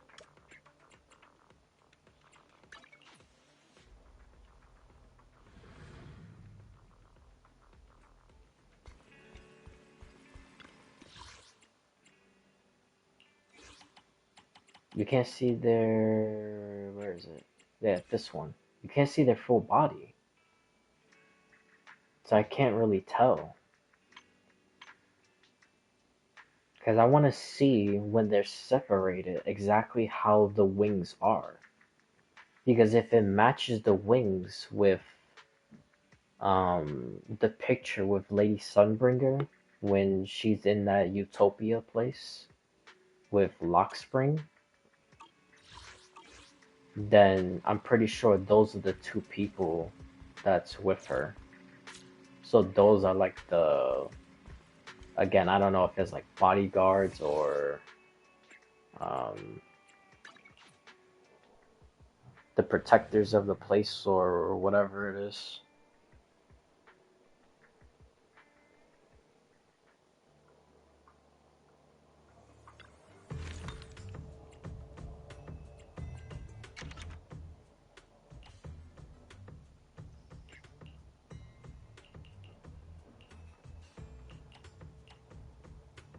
Oh, we already went through all this stuff. Oh, hold on. Oh, no. No. I thought it also showed, um, I thought it showed,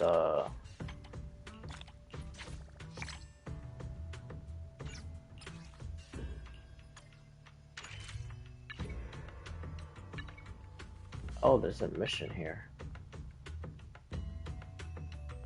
Uh-huh. Interesting.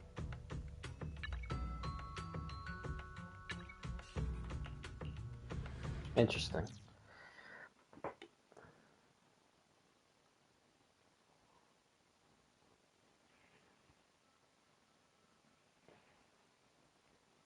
Oh, what was I even? I was gonna say something before that about showing something. I honestly forgot.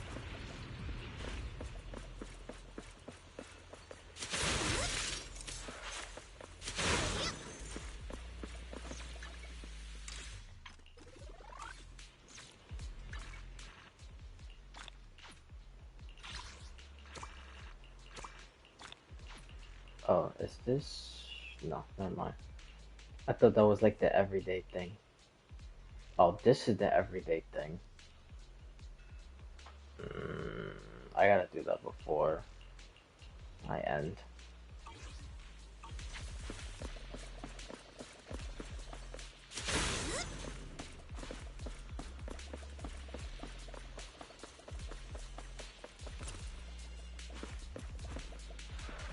How? Oh, I'm just stuck on stupid.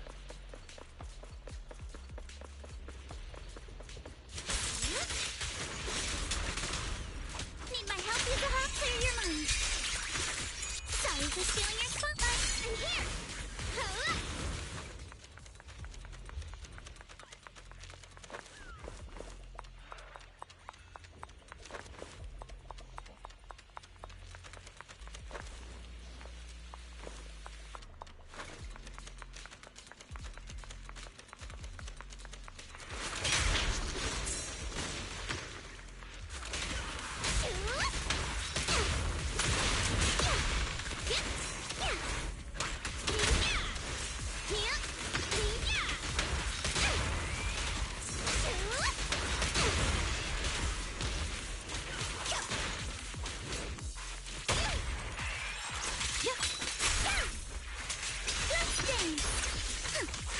I see your weakness.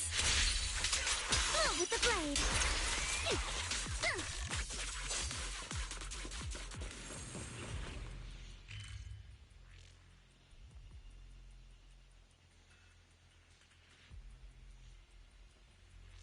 Oh, bro, I'm stupid. I did all of this. I literally could have just spawned here and went the other way. Just dumb.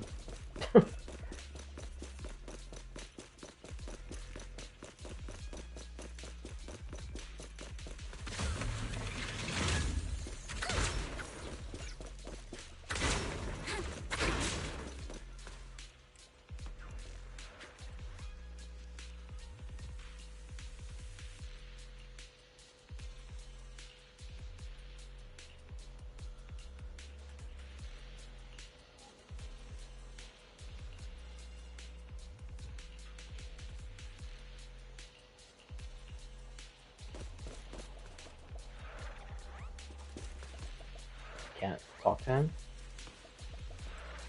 Okay. Well, maybe I gotta do this and then I can talk to him.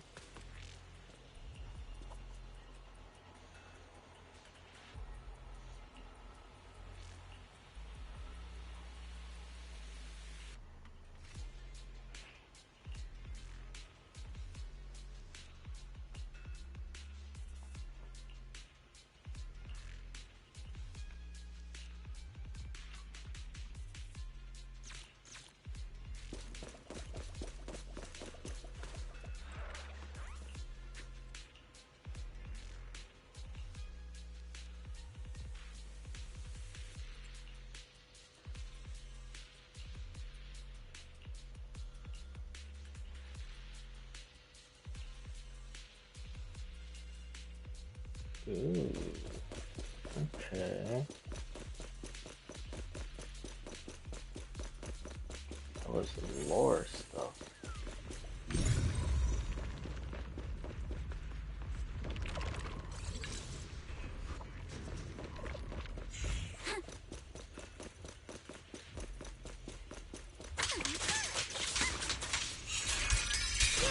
Riddled with claws.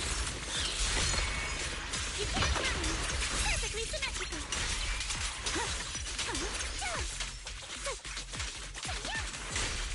You can't run. Clear your mind. Slinky strike to score. Let's go.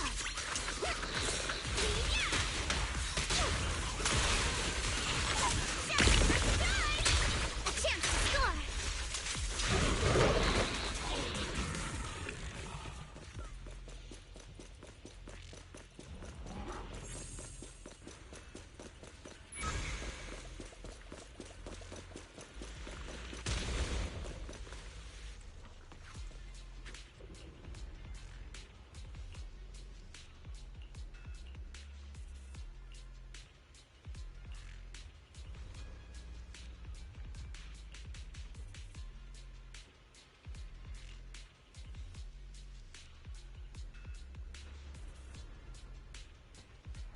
Oh, he was gonna say Raider.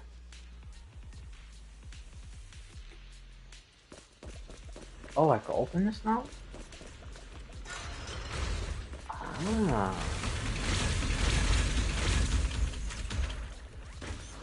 Okay.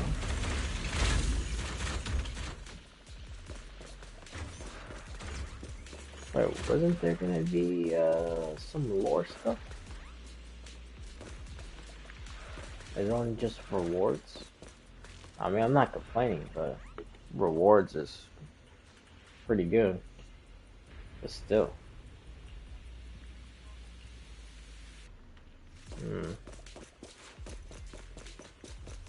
Alright.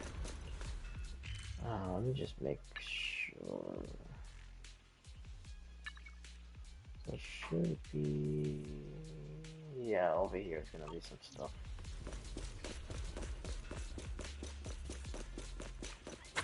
I'm not gonna have to fighting him anyway.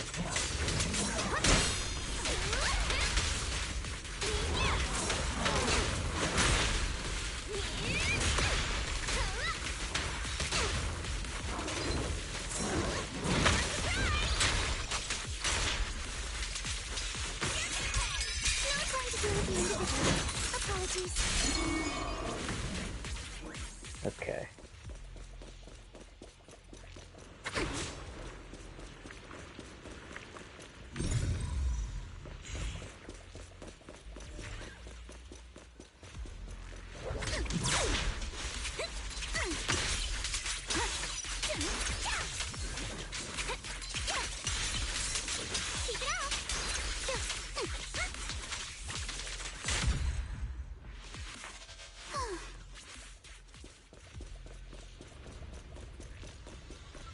That's the target, right? Oh. Let's go take a look. Oh. Oh my lord! There's a new vein down there! We found it! I found it! You were complaining about the conditions of the mines 2 months ago. Oh, so now I see where the lore part comes from with the treasure chest. So after you open it, then you follow it, and then you get this. Come on, don't mess with me. Porcelain can really save people's lives. It's fascinating. They look nothing like more than pretty shiny stones, but they seem to be able to stave off every ether-borne illness.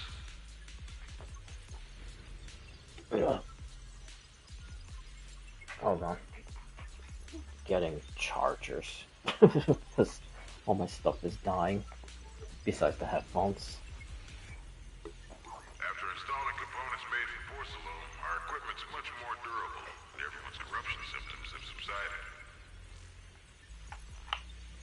With our Lord, Lady Sunbringer leading us, we, the children, maybe, we really do stand a chance.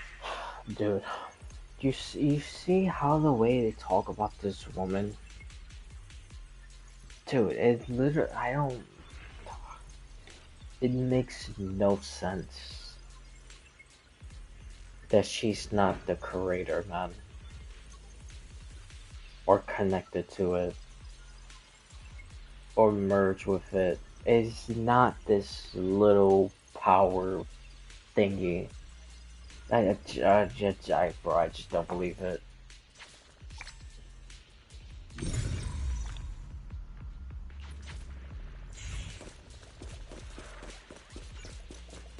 I don't know, man.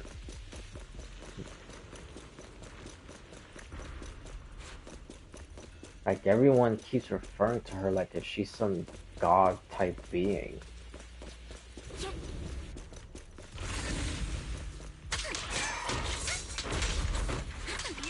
Adjust your breathing. Sorry for stealing your spotlight. Move with the blade.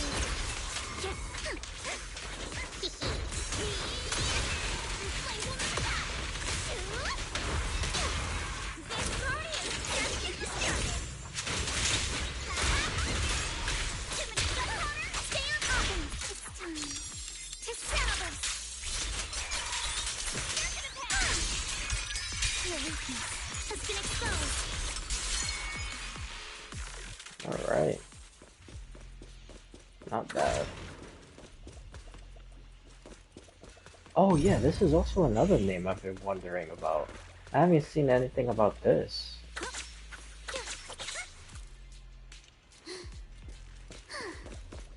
I wonder, because since Mayflower and Hoshimi never been involved with Tops, they would have to be involved with another tech-like company. I mean, that would make sense. So I wonder if this is the company they're associated with.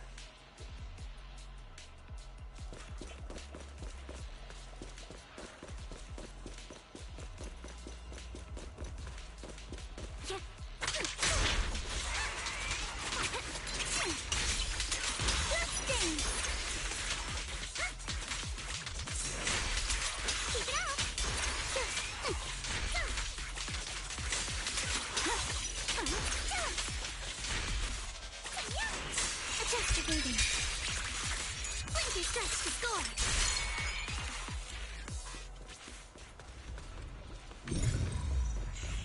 Okay.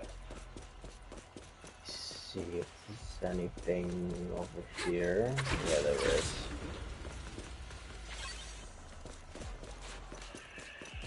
Oh, where's the...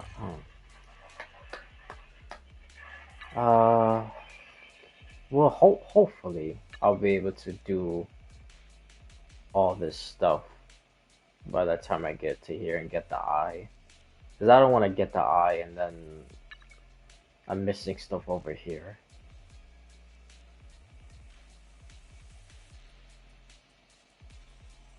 But then,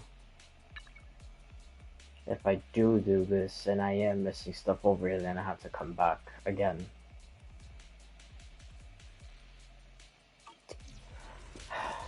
Whatever. we should be fine. We should be fine. Hopefully.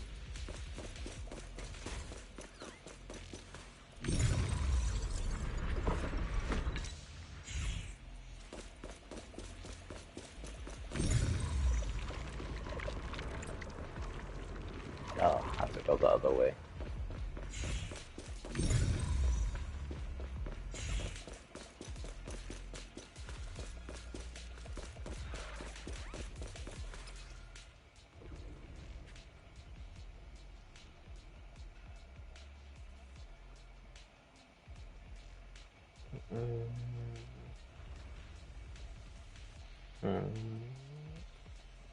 Is there a mirror nearby? I would like to try my fan. Oh, never mind.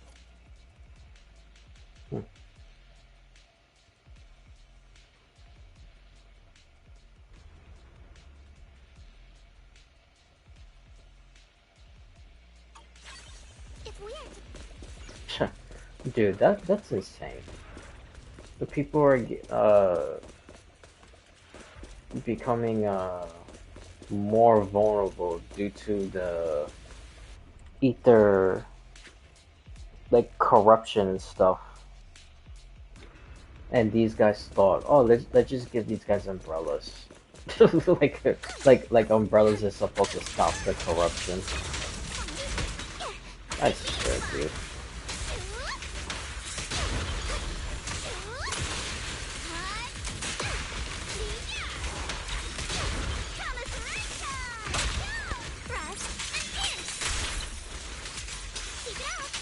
Ah, that's the thing that's giving the shields.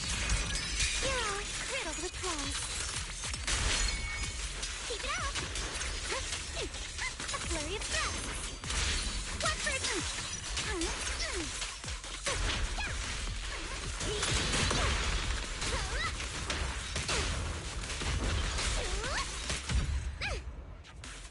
Ready for more?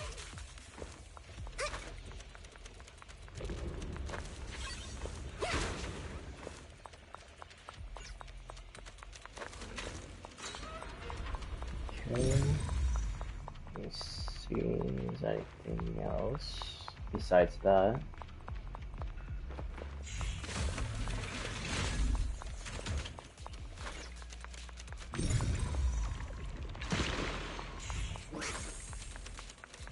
Alright. The course explorable. Oh, dude. I almost forgot. Nice. Cause I think when it's yellow, you would probably have to press X.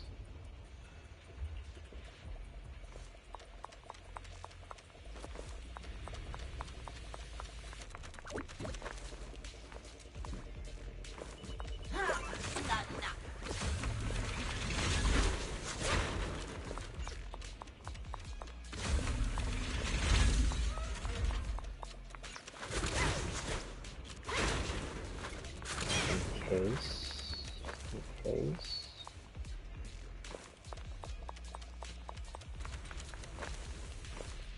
Alright. Alright, we should be good.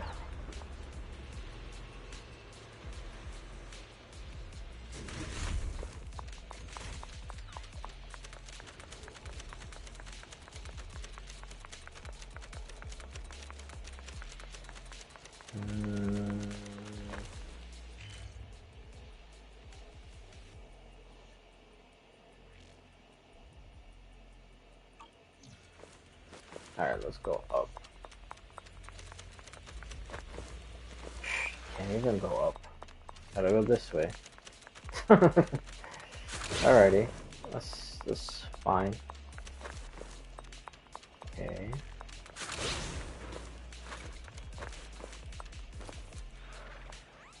Are they praying?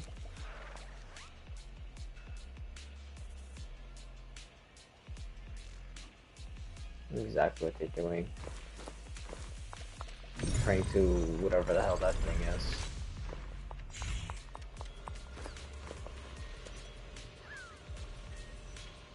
An explorer booth behind them.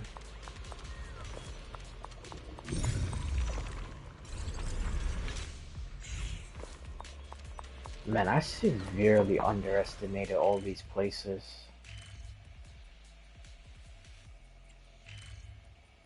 Oh boy.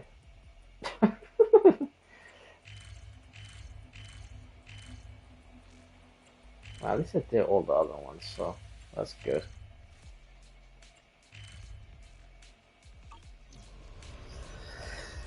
Alrighty.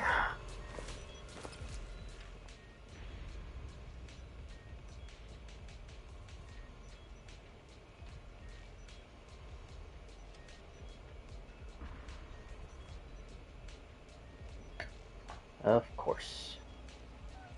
Personally, my Lady Sunbringer. Otherworldly language no one else can understand. Bro, I'm pretty sure she did all this for her freaking utopia crap. Leaving everyone left behind.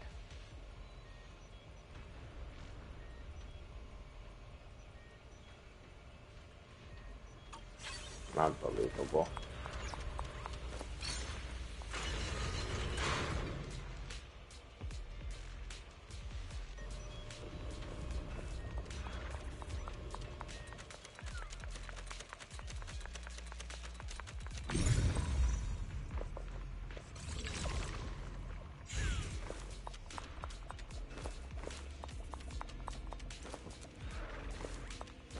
Oh, this is exactly like the other sandbox place.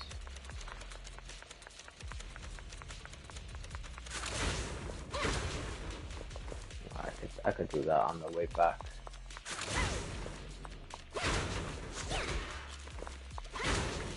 I could get that also. And I'm pretty sure Explorer Boo is gonna come that way.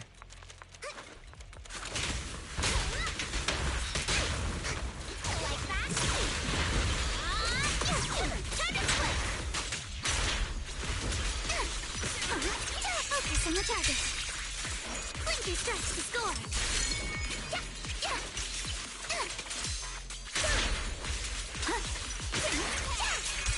No time to deal with you individually. Apologies. Alrighty.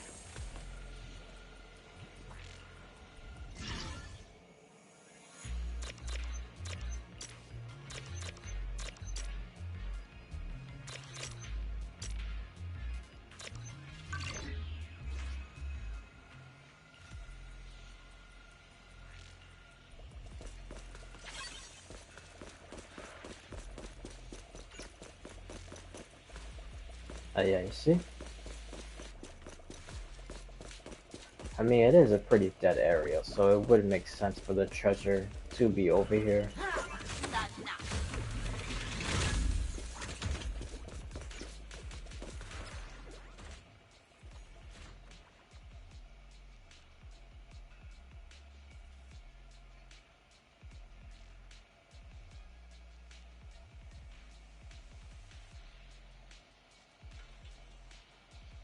Is there a mirror nearby? I would like to turn my fan. Oh, never mind. This could probably be this mysterious metal If we are to pause for a moment, that was in the description of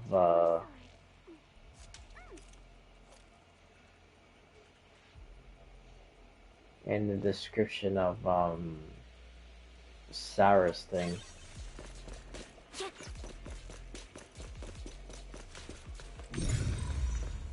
Man, honestly, I don't even know if I'm gonna have time to do. Jesus Christ!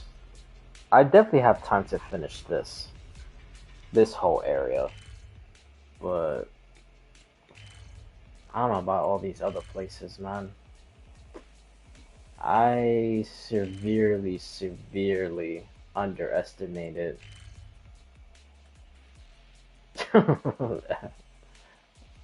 underestimated my yapping.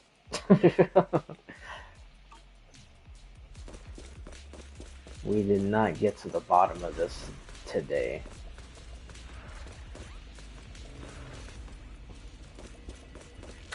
Oh, gotta do this. I forgot. And,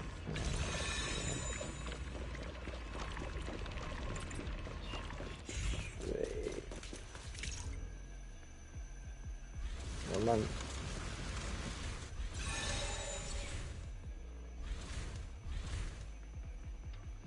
Huh?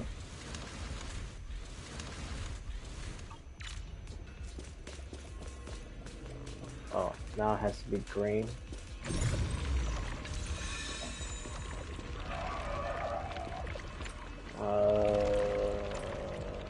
Okay. Why am I stuck on stupid?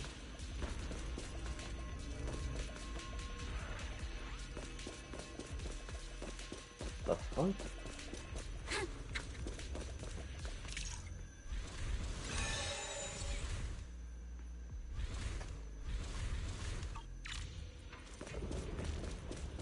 How the hell?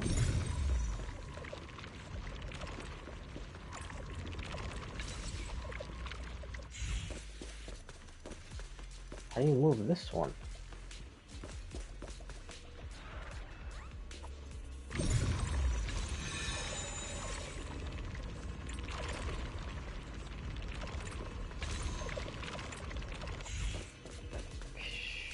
Okay. The hell? How the hell?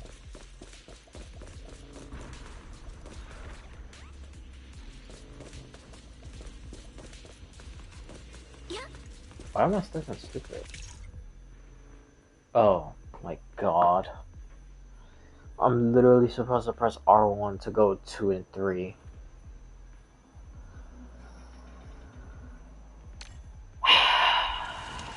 That's embarrassing. That is embarrassing.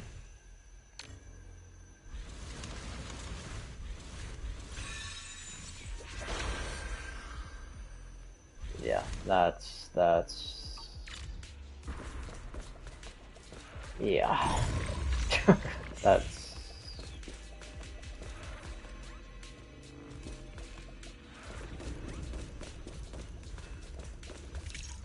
um nope, it's this one. Okay.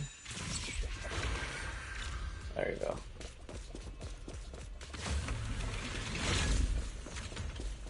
I can't believe my dumbass didn't figure that out in the first place. Ay ay ay.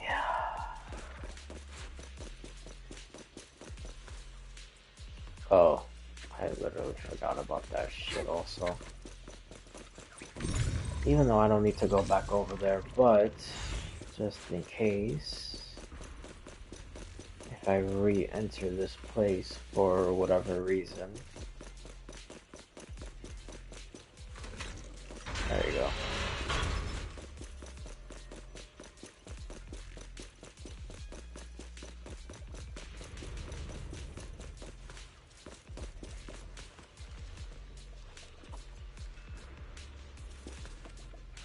Come on, it says something about a spy. Who's a spy?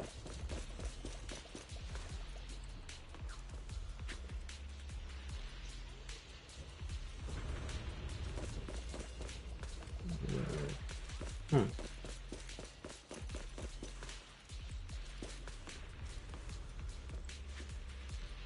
Oh, double pay. I swore I thought I saw something with a spy. Why did I think that? Uh, I'm becoming deranged. I'm like just seeing stuff.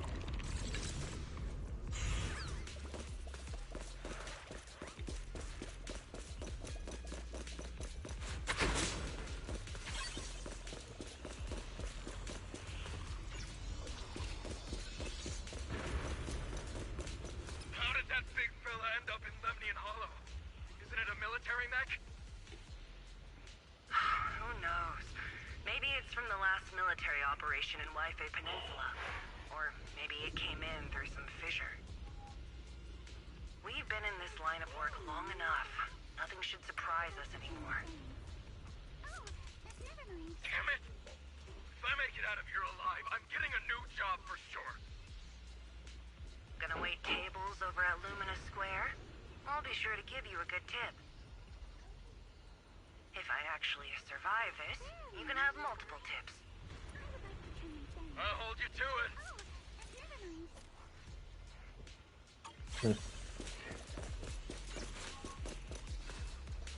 I wonder exactly who it was that they were talking about.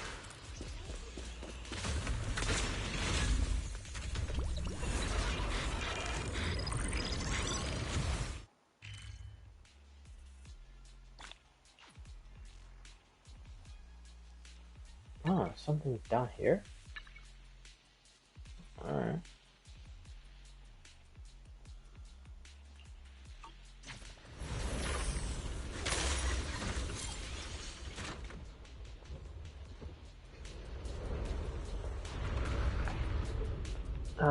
Hello there? Oh, what's going on? If we are to pause for a moment, Oh, I yeah. need to check my...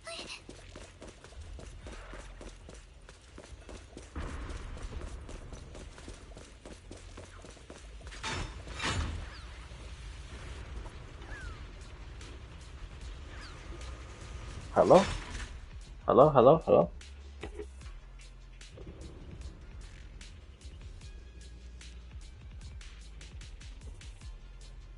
If we are to pause for a moment, please. Wow, allow me nothing to much, check my just sword. dropping by to say hello. Oh, I appreciate that.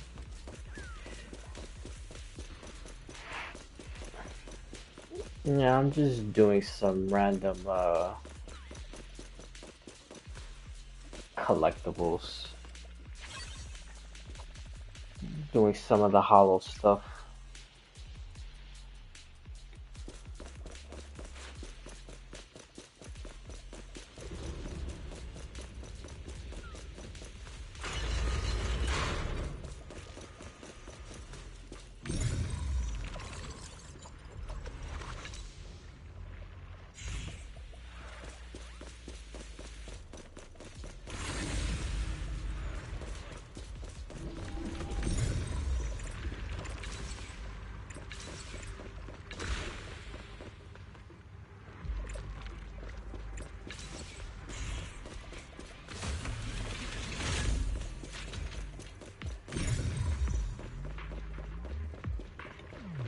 How long have you been playing this game?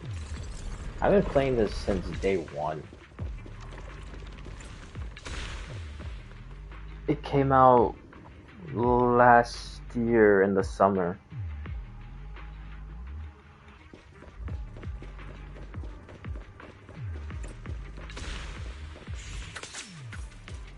Bernie's ready. Wow, that's awesome. Yeah. You ever played Zenless Zone? Or this is your first time seeing it? Break time! A chance to score! I can take a look!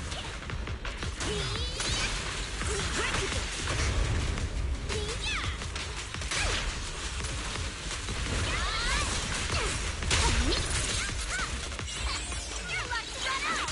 Go! It's time to settle this! Focus on the target. Blink your strikes to score. Let's go.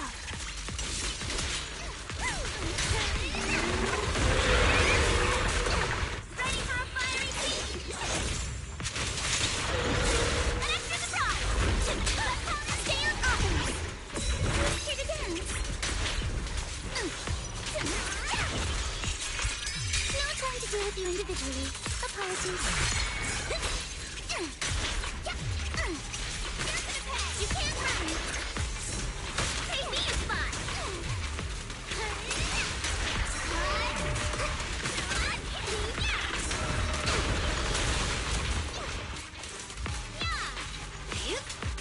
Oh, you haven't played? You're more of a Genshin player? Let's try something new! I am no longer weak. My sword shall prove it!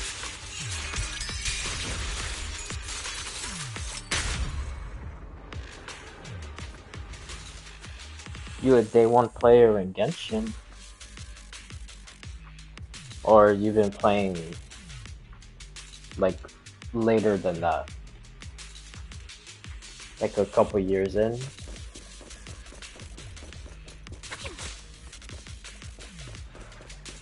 Yeah.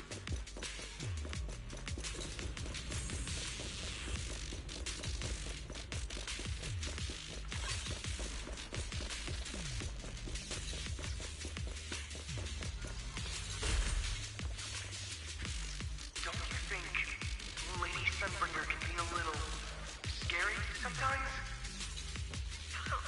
Why would you think that? Whenever people talk about Lady Sunbringer, they always describe her as wise, kind, and approachable, don't they? But these visuals seem better than Zenless Zone. Her knowledge of Oh the yeah, world is almost too extensive. yeah, definitely. Zenless Zone definitely has She somehow finds a new exit almost better animations and whenever we ask her what graphics, the trick is, she keeps more changing the visual subject with appealing. that same sad look on her face. But Genshin is gonna get there soon. Nearby? Do you really think we humans can... Oh, never mind. They've been doing pretty good lately with the Archon quest. She's a goddess. Worship her. If she's a demon, worship her with fear. Is there a mirror nearby? I would like to trim my bangs.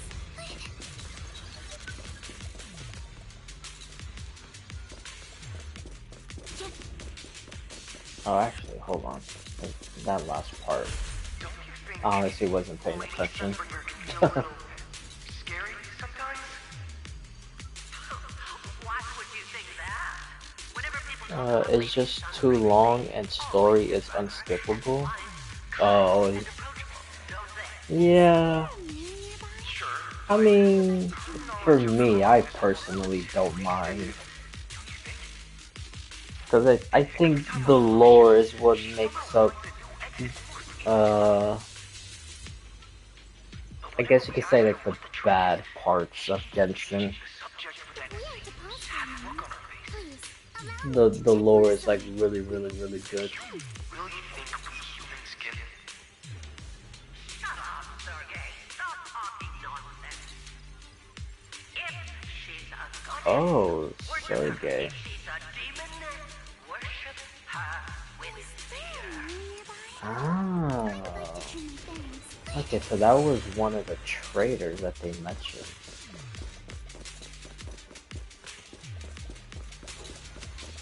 And then saying, worshipping Lady Sunbringer, she's a goddess, or have fear in her if she's a demon.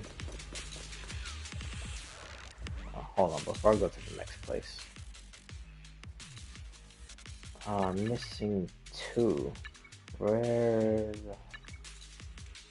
Okay, that's one. What the hell?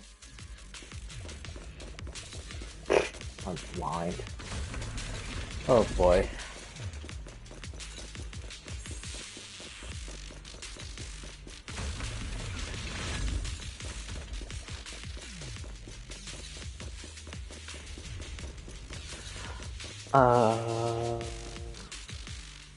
So do you stream daily?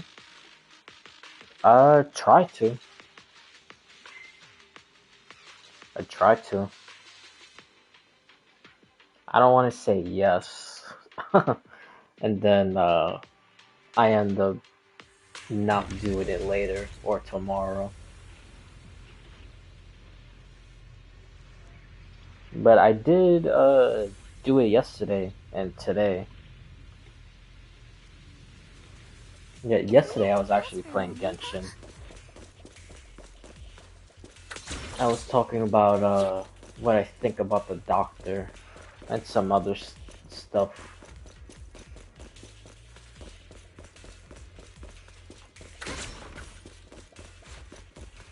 Alright, let me just see exactly where I need to go. So I'm missing. Oh, there's a base interior. Okay, so up here I should be fine. Besides this.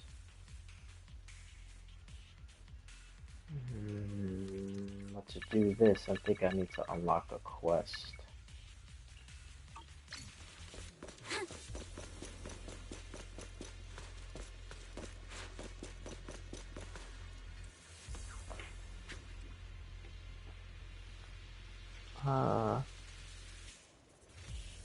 It happens. We have other stuff of our own to do.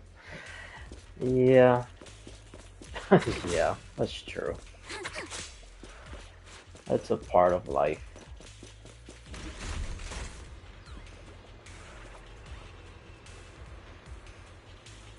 And I see you're streaming 6 hours straight today.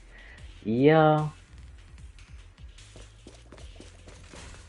Yeah. But out of the whole 6 hours, probably like like maybe an hour and a half I've been actually playing, If we are to pause for a moment, like doing please stuff. allow me to Because check all the your other side. times I was just sitting in a couple spots, just talking about theories that I had. I usually do that a lot, a whole lot. I'm very big into theories about lore, seeing if I could correctly guess stuff.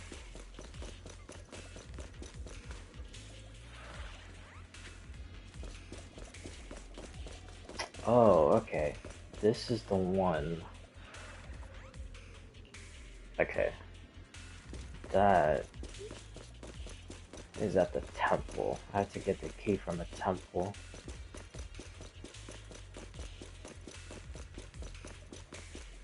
What am I doing?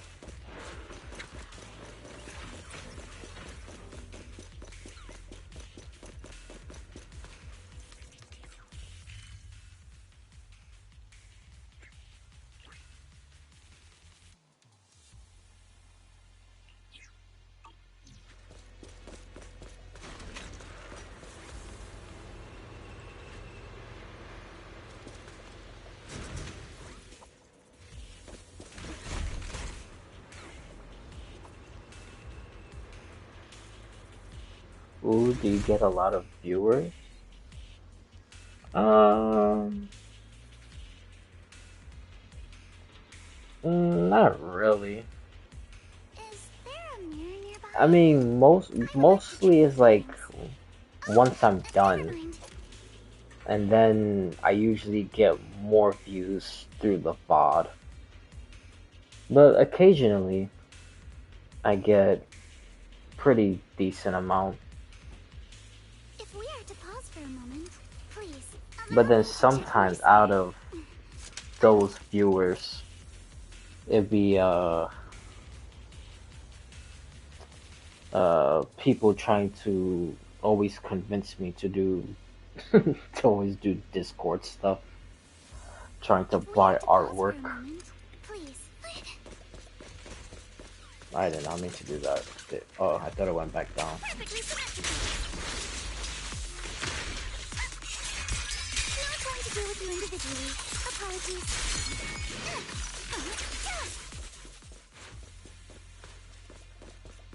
Yeah.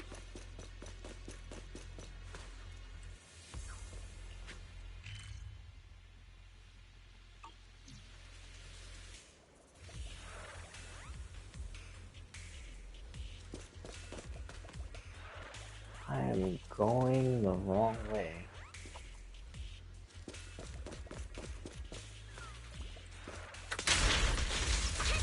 Yeah, I think I'm going the wrong way. Let's go. Bernie. This party is just getting started. Stay on offense. Focus on the target.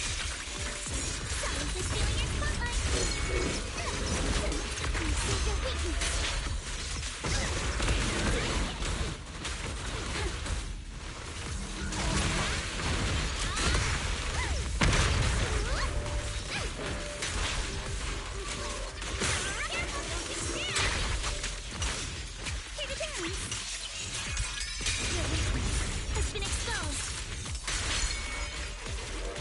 Alrighty. Ooh, that happens? Yeah, I know. It happens way more than I expected. But it is what it is.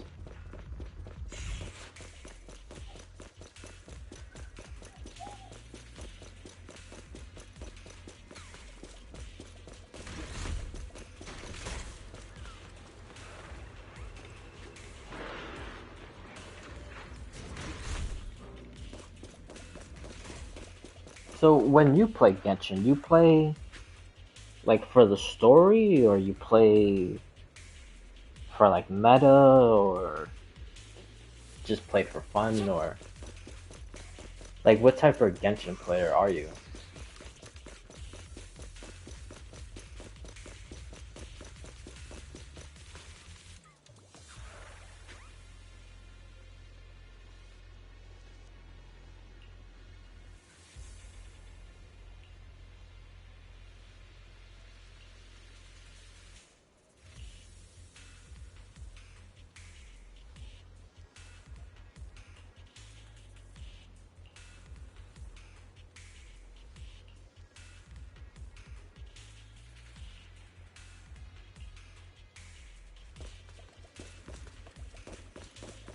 Where exactly is that?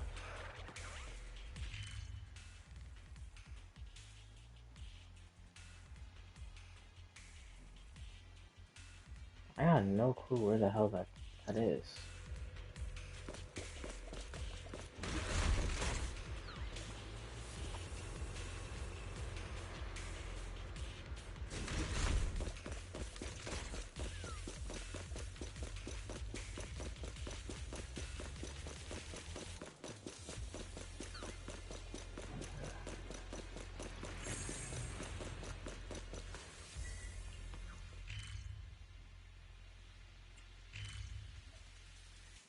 Bro, what am I doing? I'm going the opposite way. Ay, ay, ay.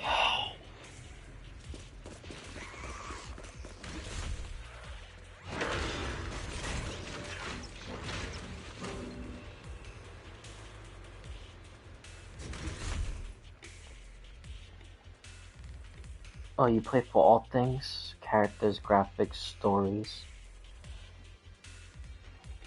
Is there a music? That's good. Honestly, I feel like that's the best way to play any Hoyoverse game. It's kind of a mixture of everything.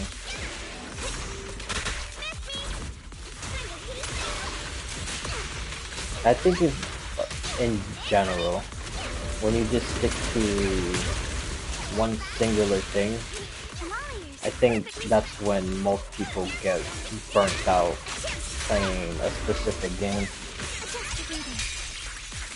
Sorry for stealing your spotlight. Perfectly symmetrical.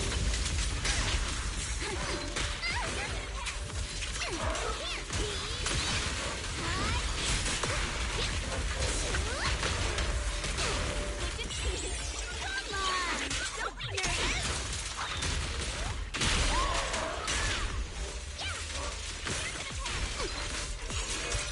Not trying to deal with you individually. Apologies. Keep it up. Being happy is what counts. Keep your eyes wide open.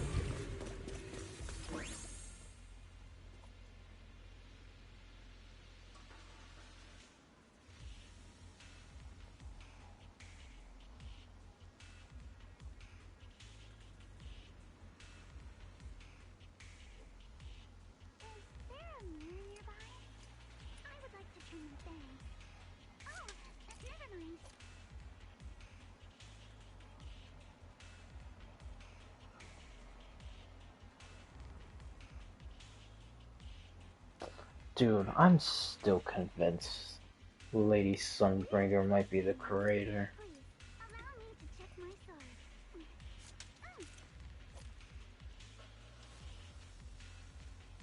sword. The way they just keep referring to her.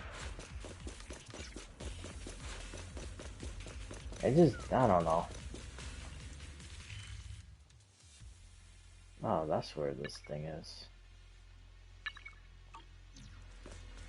Oh wait, hold on. Before I even do that.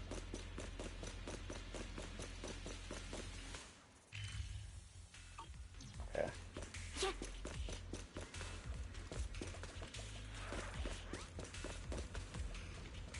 But yeah, the way they just keep referring to stuff with Lady Sunbringer.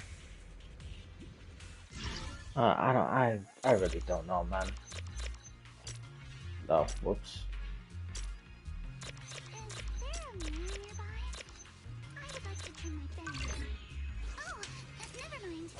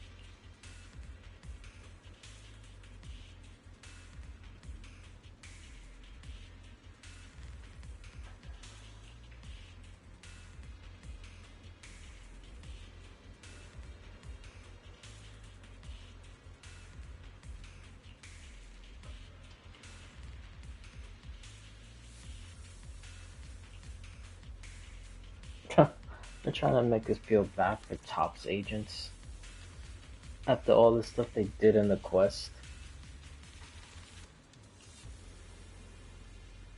But I mean, she does have a point.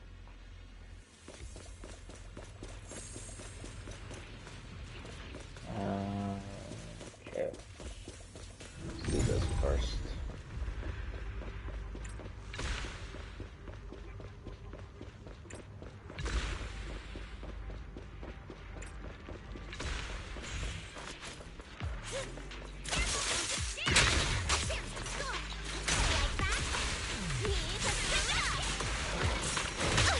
Need my help? Use a perfectly symmetrical. Hey, can I ask you something? Yeah. Yeah.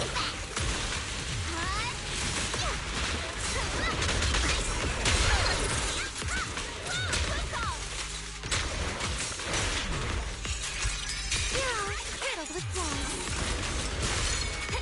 Keep it up.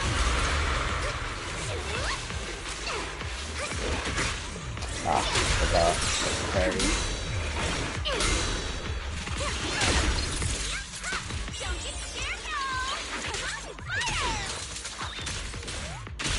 Stay on offense. I see your weakness. A flurry of breath. This party is just getting started. Worshiping. One more time. Adjust your breathing. Blink your strikes to score. Yep, let's go. Behold, the most symmetrical swordplay.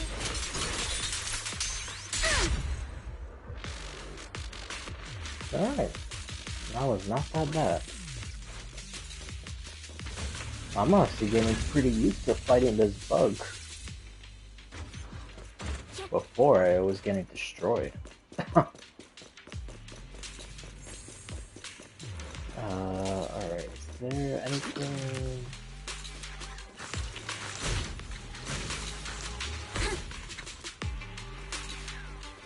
anything else?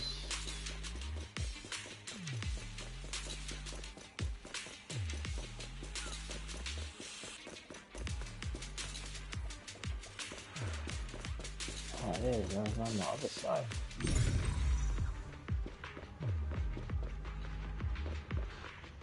Oh, it's the elevator. What am I doing? I wanted to ask, is there a reason you don't use a local? It's like one of the main things here.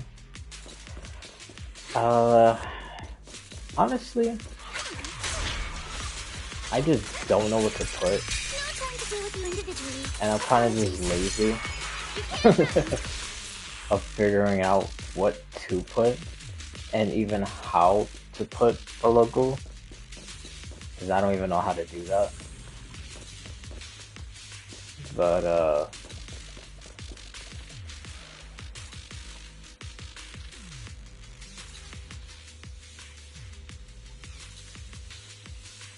oh, I have to do a commission first to do that. But yeah, I don't know about the logo. I'll get to it eventually, I guess.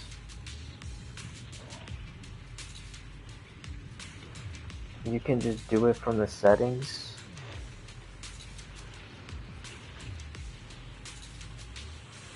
Alright, well.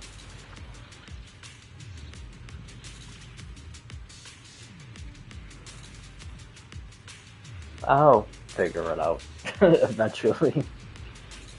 But thanks for telling. It will also increase your viewers. Would it though, really? I feel like everyone says stuff like that. And it actually doesn't. I mean, I don't know. Because I've seen other people do a whole bunch of fancy stuff. And it's not like they're pulling like, you know, hundreds of viewers when they're just starting out. But I would say it probably would help.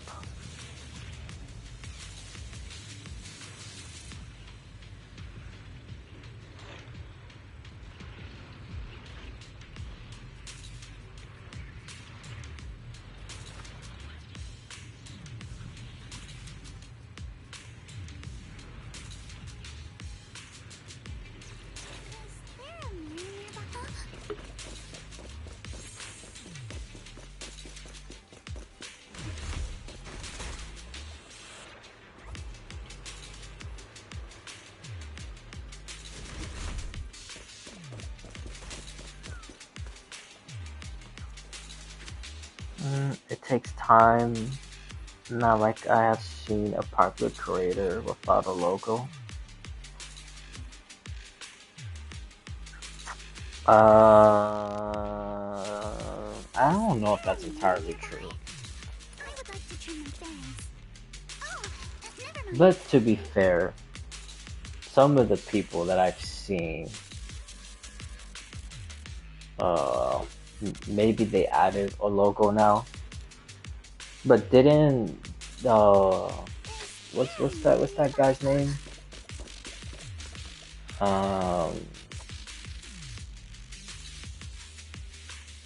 Damn, what's his name? I forgot.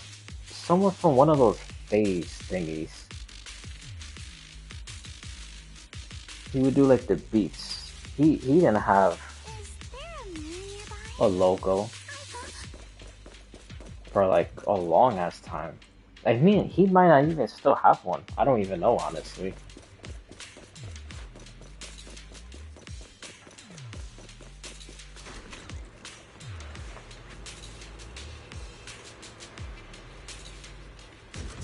Well, I'm the viewer. Ha ha ha ha. I mean, yeah, I guess so.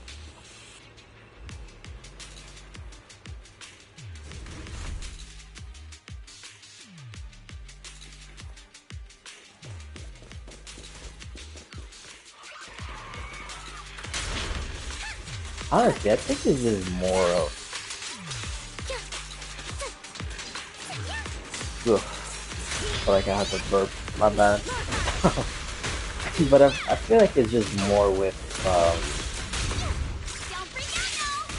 games that you play and how you play the game, Sorry for stealing your spotlight. especially in the gotcha scene, because a majority of all the gotcha creators is always, Careful, don't get scared! meta related. The lore community is like really, really, really small compared to the mass majority of meta people.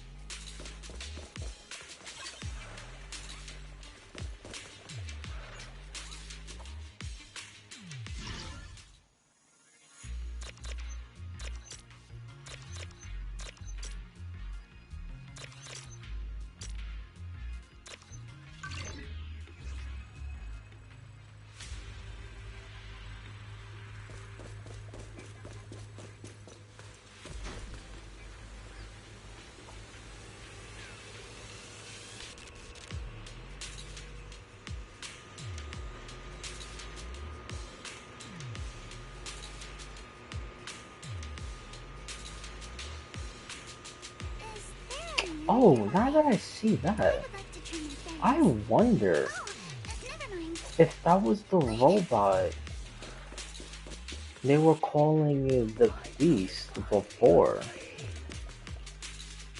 in this area over here near the crane. Well, not that one. That one.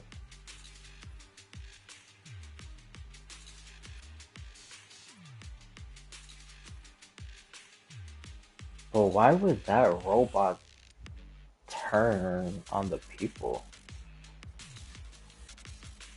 Well, then again, Lady Sunbringer, so not surprised.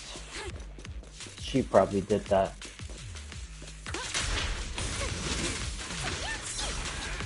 Too slow.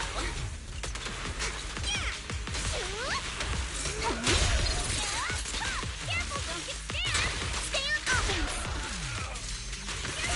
Adjust your breathing. Sorry for stealing your spotlight. Let's dance.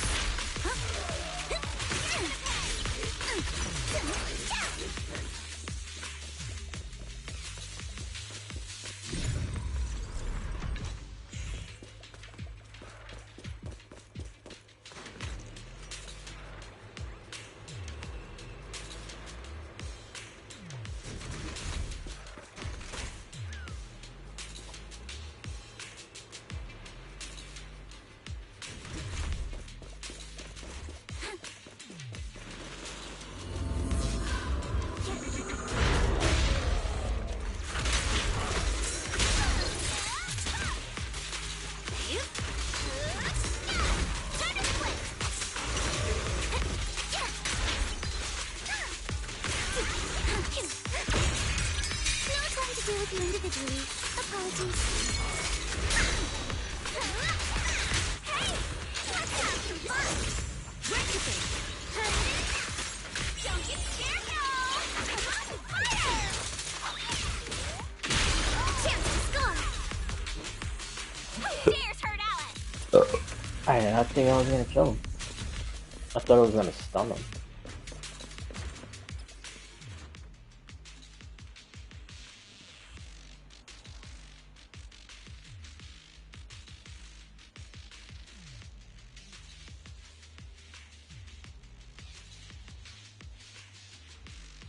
Hey, come on. Wanna draw myself on the Poppy's face?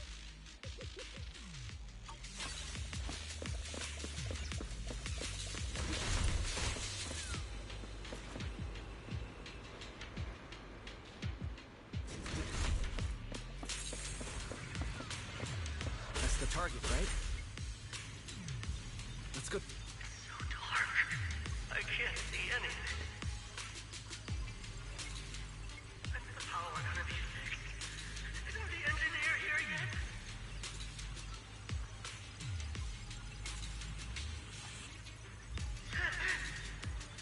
What's that noise?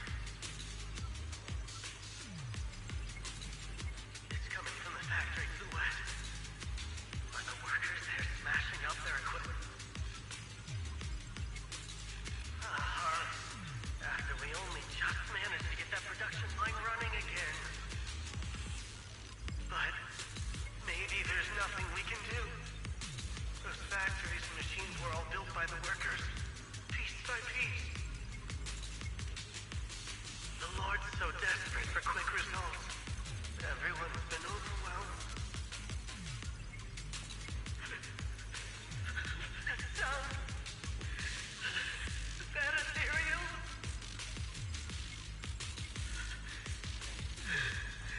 Am I really gonna make it out of here alive? Bro, I just don't understand. How can you see and hear stuff like that from these NPCs and not still think, even if Lady Sunbringer isn't the creator, or even related in terms of like the merge to the creator, how, like, can you not see she's still betraying the people she's supposed to protect? She's still a traitor, man. That's why I'm like so conflicted with this quote unquote the creator used a small amount of power from Lady Sunbringer because it stole it from her. Like, I don't know, dude. I really don't know. I mean, maybe that really is the case, and she's still just a traitor. But I don't know. I feel like if she's a traitor, she's just going like all the way through in working with the creator, or again, she literally is the creator.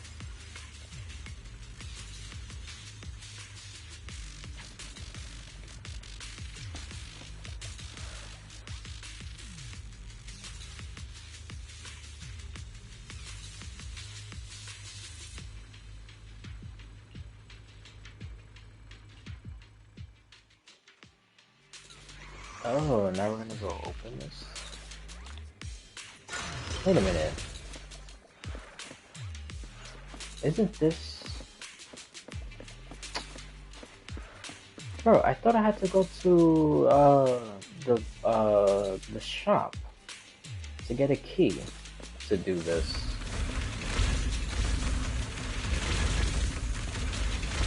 Unbelievable.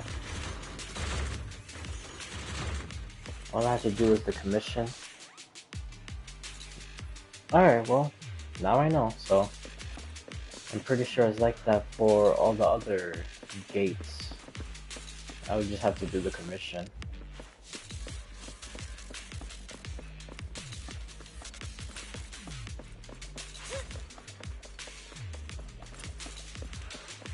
Yeah, this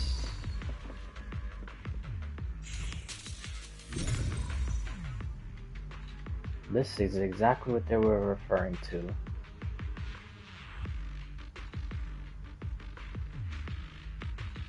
And Sunbringer definitely created this. You're not busy. So, again, dude, I'm telling you, it's like, stuff like this is just like, bro, it's making me more and more and more convinced, man.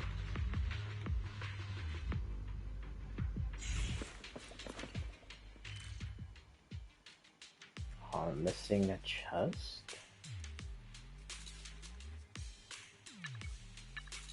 Oh, it's gotta be somewhere over here then.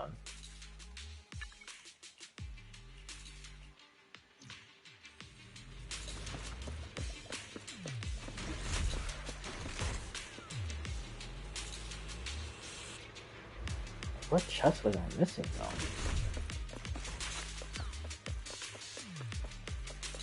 What am I missing?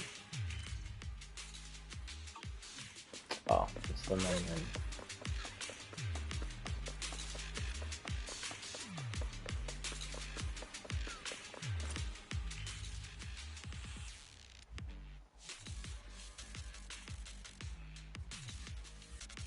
Oh, over here.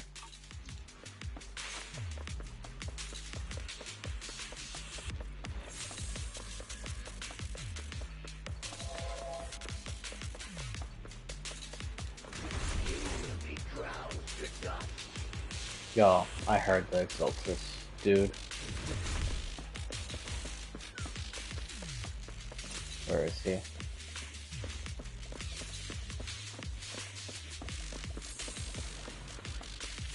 Oh, there he goes. He's over there.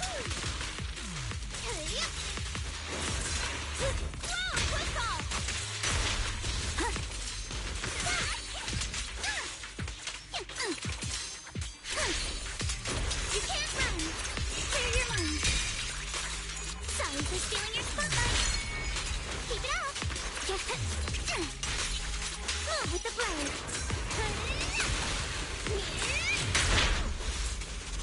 You're gonna pay.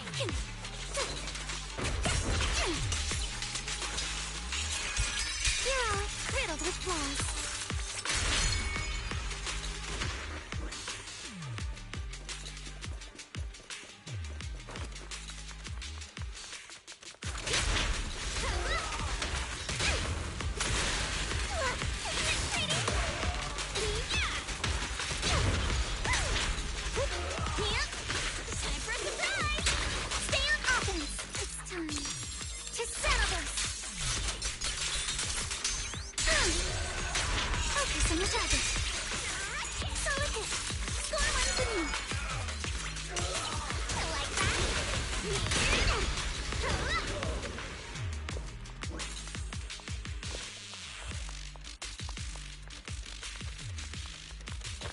Oh no, it's this thing.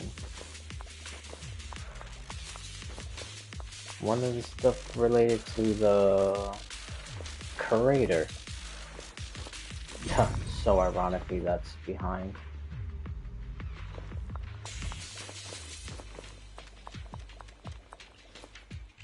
So where the hell is this thing? Oh, there's more.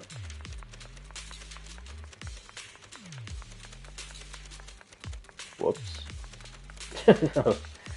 Whoops.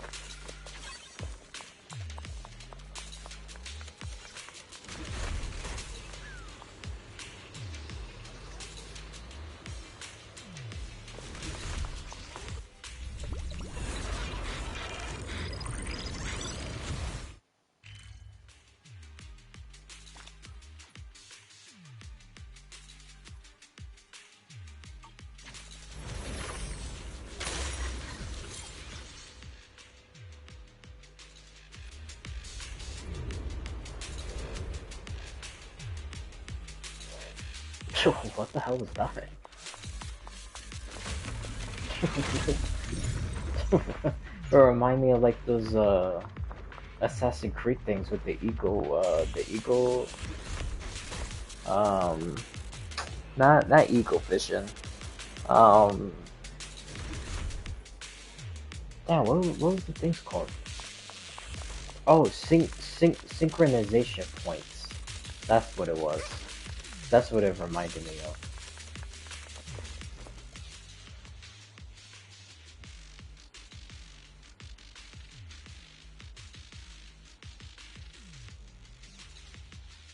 Becomes weapons for the Lord's command, which that's Sunbringer.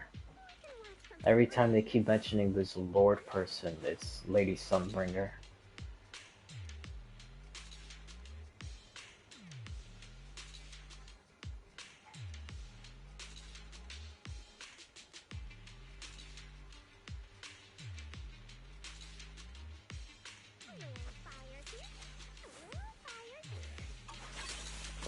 Huh?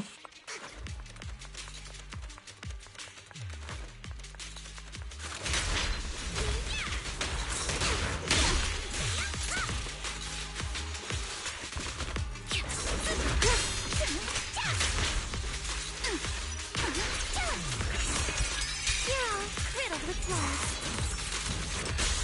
About to heat up. More fire.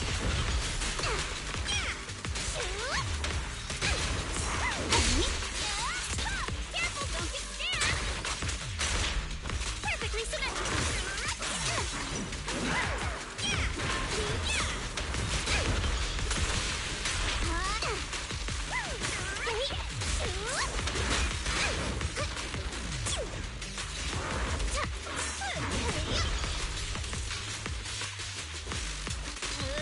Careful, don't get scared. Thrust and pierce. Let's try something new. A chance to score. Focus on the target. Sorry for stealing your spotlight.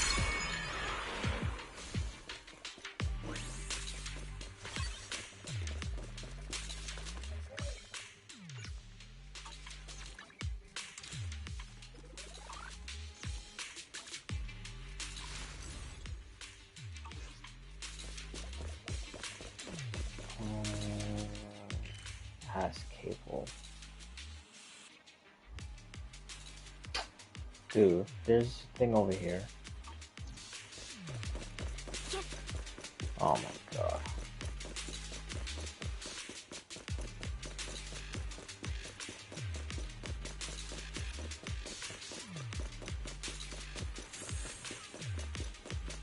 Unbelievable, man.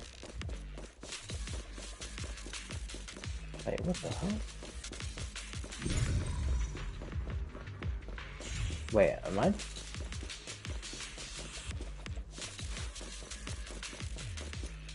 Oh, I'm so stupid. I didn't even see that gap in between. Ay, ay, ay.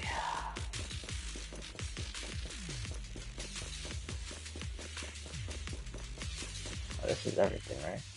Yeah.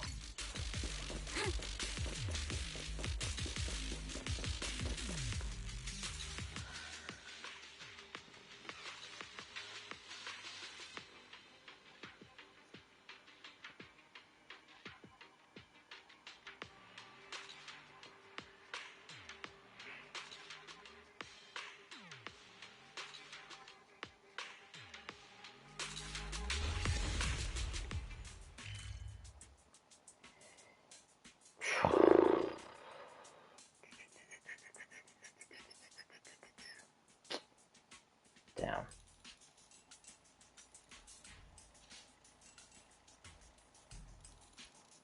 Mm.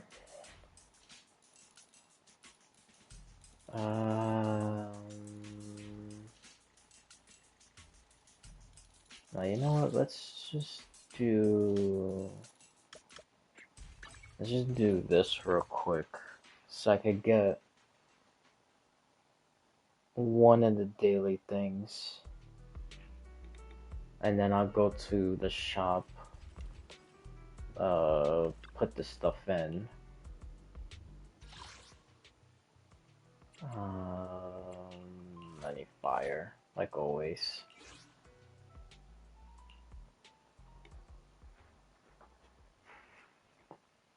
And then, I gotta end.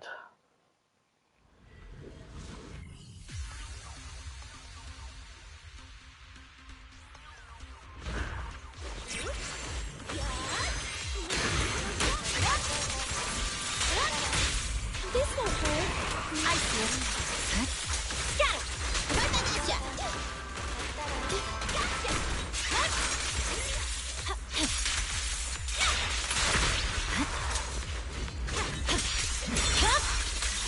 My blade is already sheathed.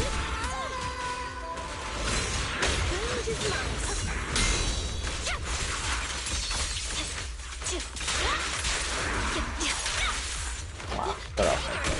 There's no time to lose. Whatever. That's fine.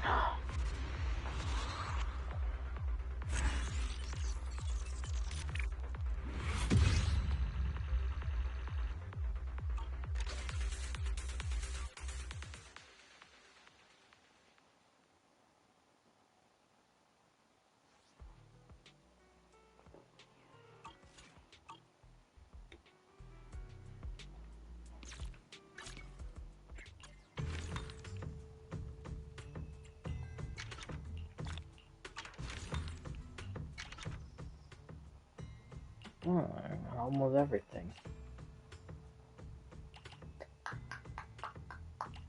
Good, good, good, good, good. But... oh, hold on. Does... now that I see that... oh, yeah, okay. The other one appears also. So I don't have to go directly to it. Don't you think Lady Sunbringer can be a Yeah, because this right there is very, very telling of Lady Sunbringer. Like, extremely telling. Like, just hearing this Don't on... you think Lady Sunbringer can be a little scary sometimes? Why would you think that? Whenever people talk about Lady Sunbringer, they always describe her as wise, kind, and approachable, don't they? Sure, but her knowledge of the Hollows is almost too extensive, don't you think? Mm-hmm. And every time a Hollow shifts, she somehow finds a new exit almost instantly. Whenever we ask her what the trick is, she keeps changing the subject with that same sad look on her face. Do you really think we humans can... Shut up, Sergei. Stop talking nonsense. If she's a goddess, worship her. If she's a demon, worship her with fear. Oh, it just does not make any sense. It literally does not make any sense. She's able to do all this stuff.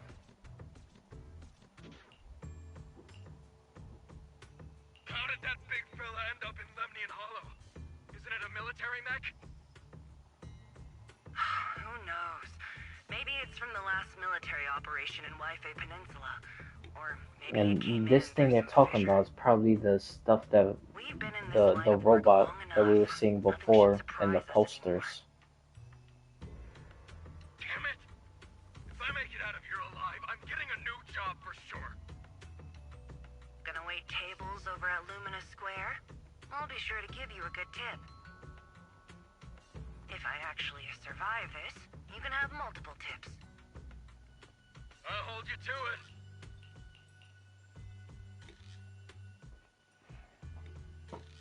Now, where's even that warrant thing that even mentions?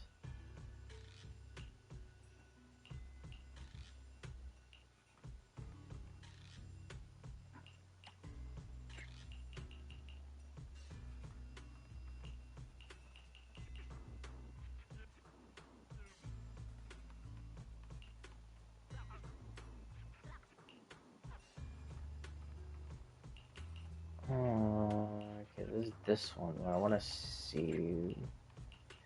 Yeah, there we go. The actual physical paper. Oh no, it wasn't Sergey.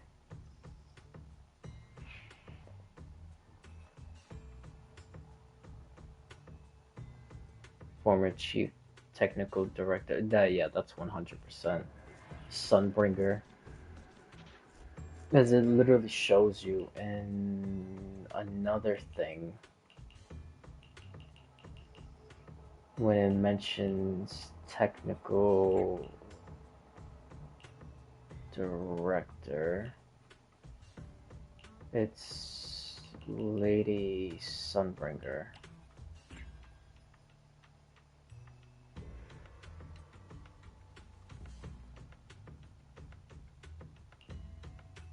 Where is it? Where is it?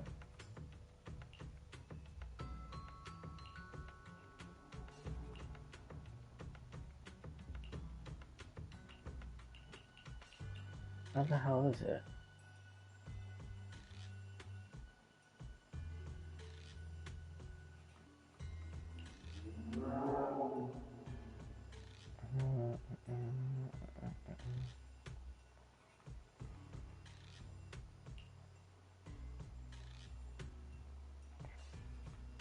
Oh, actually, hold on.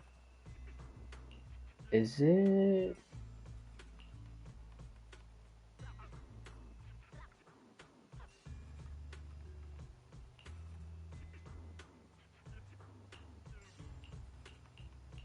I think it's mentioned in. The following fugitives have been identified as wanted targets. Former captain of the Second Guard, Leonid Anton. Yeah. One, See? Yulia Goryachev. Former technical director, Sun. Anyone with knowledge Obviously, of that's these individuals or other Sunbringer. fugitives, please contact the Lord's Command or any member of the local First Guard. Command shall reward those who provide valuable intel.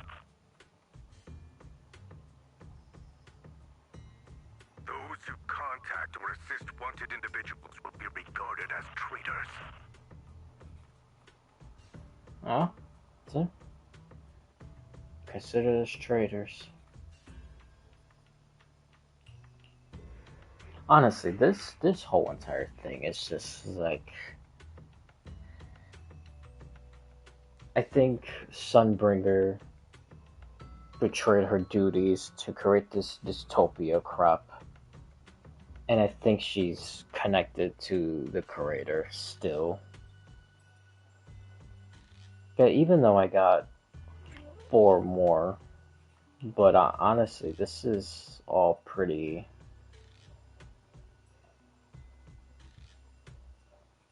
convincing.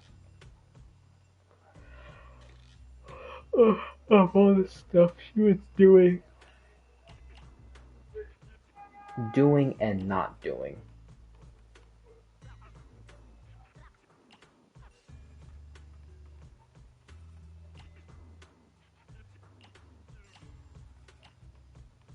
I think she was just too focused on that utopia thing. Which, you know what? Now that I'm thinking, because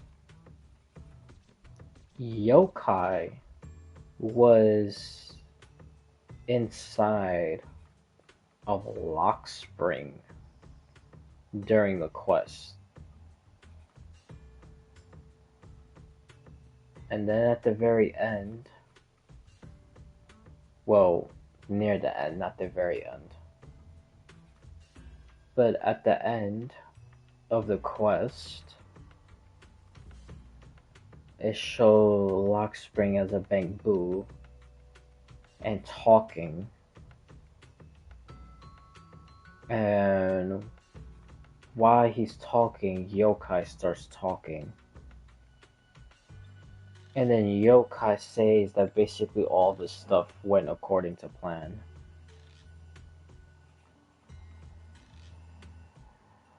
So there's a couple things with that. Is Wise supposed to be making all these people void hunters? Is that what the creator wants? But if that's what the creator wants...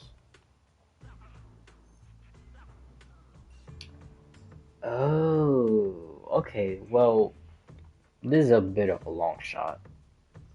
But what if... Because, earlier I was explaining the whole Ra and Phaethon thing, the Greek and the Egyptian stuff. So, what if the creator is letting Phaethon do all this stuff, and then at the end it will be another disaster, like something similar to the fall of the old capital. Like that type of disaster would happen at the end. And then with that, the creator will use that situation and then do whatever it is that they're trying to do, which so far looks like they're trying to create this perfect harmonious world, which again, ironically, that's something Lady Sunbringer also wants to do, and that was the whole point of this utopia. But besides that, that's what the creator wants to do. So if the creator will use another catastrophic event like the fall of the old capital, and those void hunters that Phaethon basically helped to become void hunters don't protect the way that they say they're gonna protect, then maybe it will probably make it seem like that the creator is right, so more people will come and join him or join the creator. I don't know why I always keep saying him when I still think a little bit the creator is Lady Sunbringer. But anyways, yeah, I don't know. I'm not entirely sure. That could be... That's like an insane long shot. But it could be a possibility.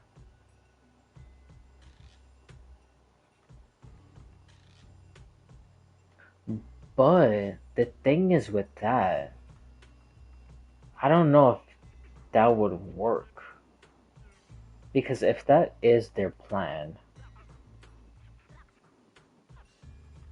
to make the Void Hunters fail, and then people will go to the creator for protection, and then the creator just, does this harmonious thing that they're trying to do, then Phaethon would just end up snapping at that point, because they literally lost. And I'm pretty sure if the Void Hunters fail at what they do, that means they will die.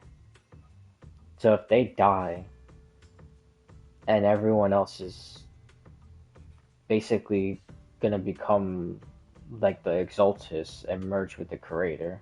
So now the creator is like an actual deity power level threat. Even maybe like Eon level threat comparable to like stuff in Star Rail. then Phaethon would just lose total control, become destruction, like something similar to Nanook, and then most likely destroy everything. So even in the end of all that, uh, you know, order through chaos type of situation that the creator would try to do, the creator would still end up dying anyway.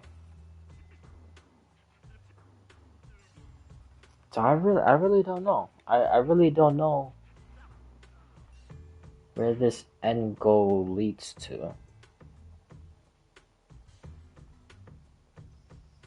And I don't know. Because I feel like the proxies also still have like this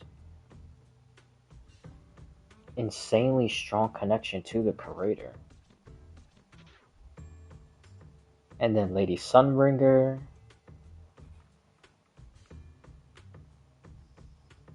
If she isn't the creator, then it will have to be the proxies.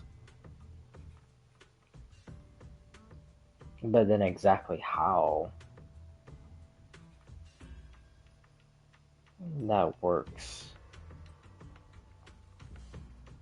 especially with the whole time frame of Kara Arna, talking to the whole miasma thing, seeing the silhouettes of the proxies. But then if you look at the stuff about the old capital with the Helios Academy, it shows them like teenagers. So they wouldn't be the same height that they are now, which the height now is the same height that we saw with Kara Arna. So I don't know. I just really, really don't know. But yeah, just like going through all this,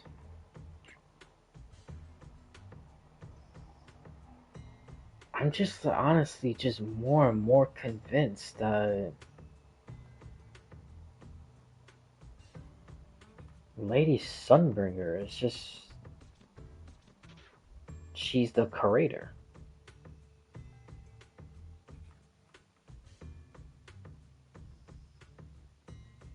I really don't know if it's honestly true about that thing in that Faith in Handbook thingy about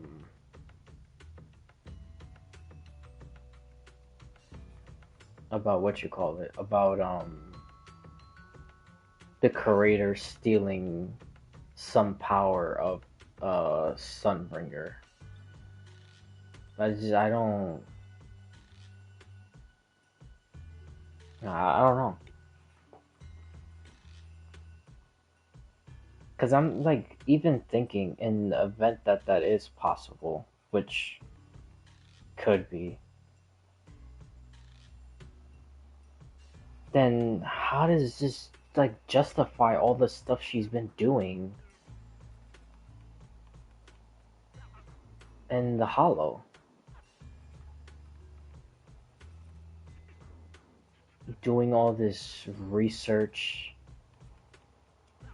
Oh, hold on. Speaking of research, isn't she the one that actually created those sphere thingies in the sky in the first place? And then the creator just ended up using it, so she literally just built it for herself.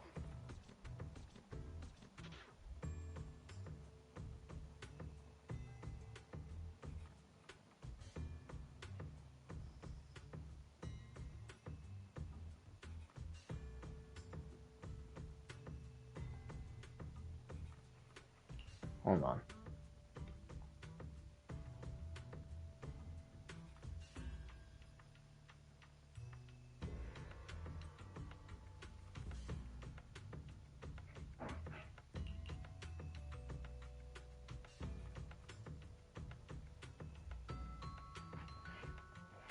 Yeah, doing all this testing.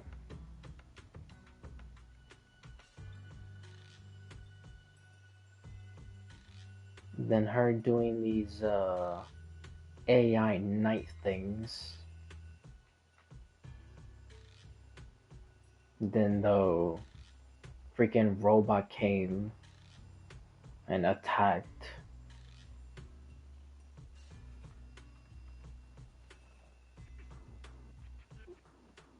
And then the way she finds herself in and out of the hollow, it's just, dude, it's like, it's just not adding up, bro.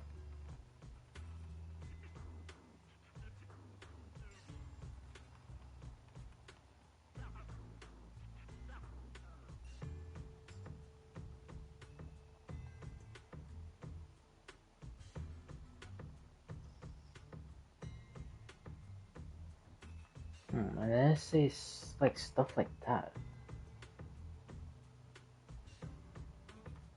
Like, it actually makes her seem somewhat good.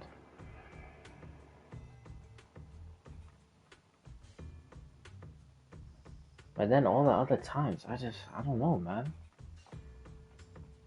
Furthermore, pharmaceuticals were found by Lady Sunbringer using the extract as the primary material, were able to markedly reduce and sometimes cure symptoms in patients suffering from ether corruption.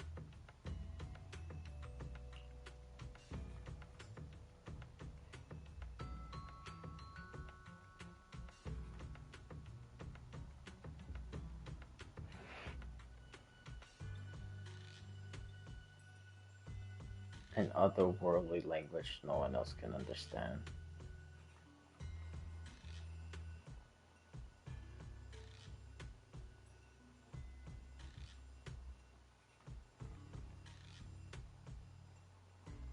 Both from everywhere and the SO2 is connected over the receiver.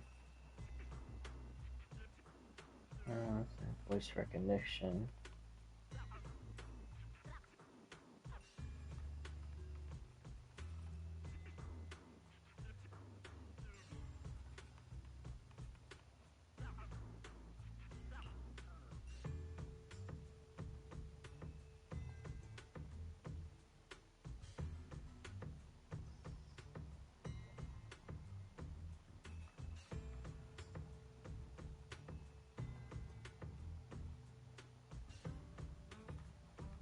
Yeah, and then this mysterious metal. I wonder if alloy or alloy, whatever you want to call it, is the mysterious metal that was connected to the primordial nightmare.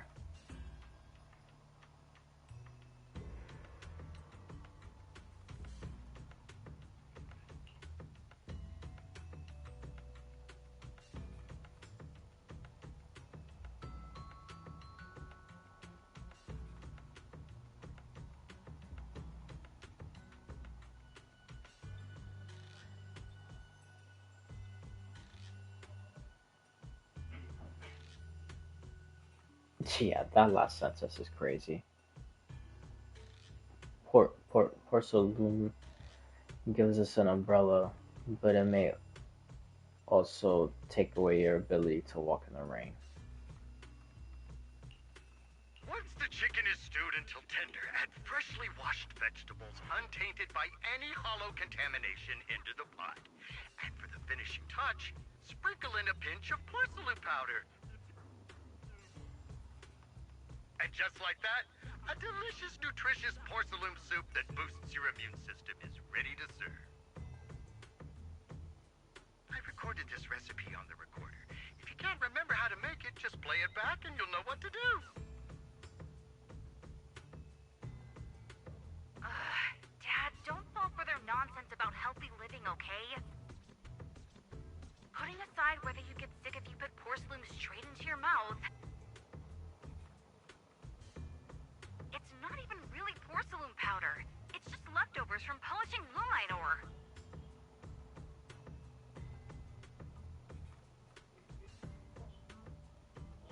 Hmm.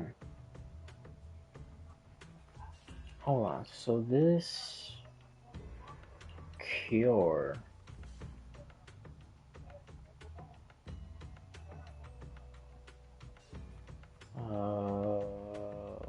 Where exactly was it?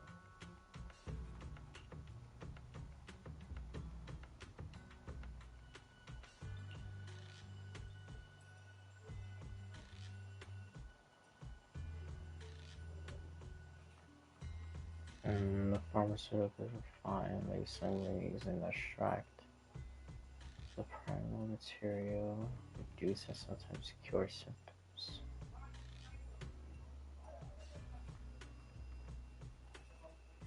Hmm. And then when you hear this, it sounds like something different.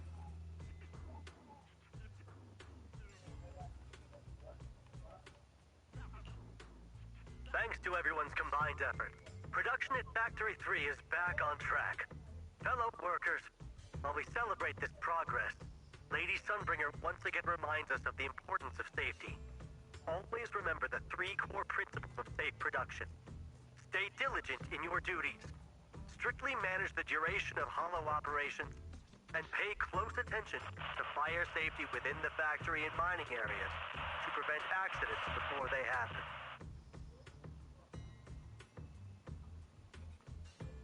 The Eastern Factory has been attacked by ethereals. Please stay away from miasma and other corrupted substances. Wear porcelain anti-corruption gear at all times, and in the event of an ethereal attack, seek shelter in nearby buildings and wait for rescue from a security team.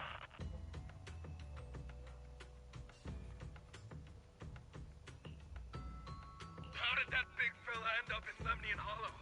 Isn't it a military map? It's Blue by 4. There's a new vein down there. We found it. I found it.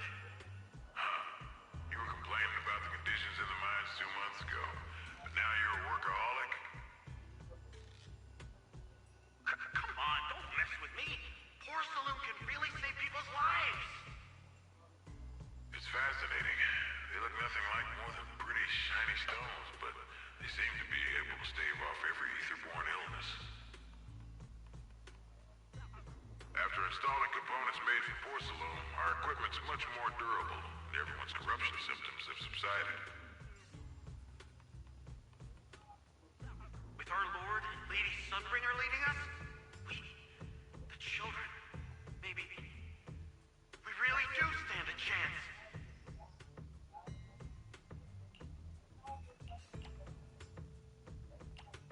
And then this one, basically going against what this one said. Making it seem like she's a god figure, and either love her through delusion or fear her.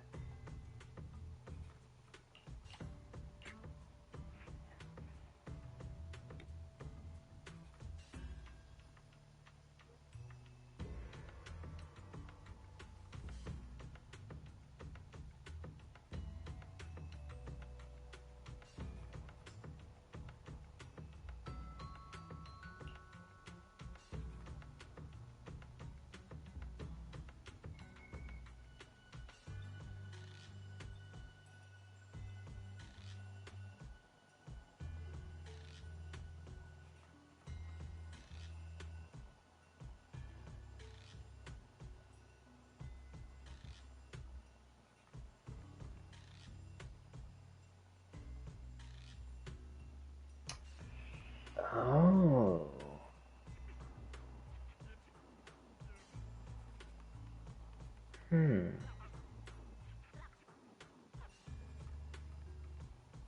So, technically, the stuff what Sunbringer was doing wasn't even working. Whether she did it intentionally or unintentionally.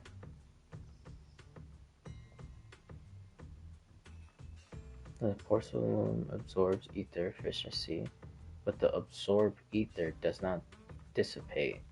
It remains stored in an unknown state. When too much accumulates, a physically behavior can shift unpredictably.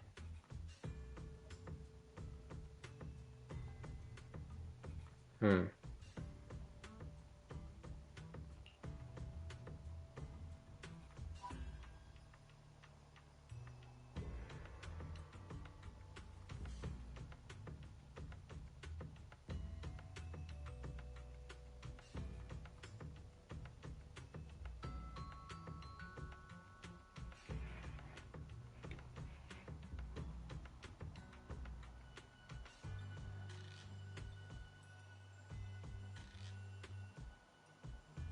Dude, this really sounds like some cult type of work.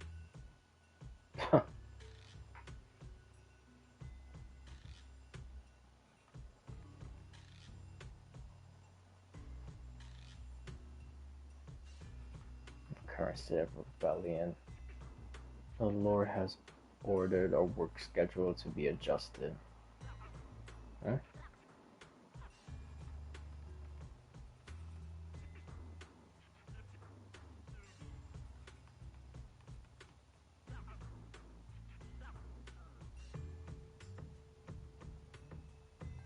Hmm.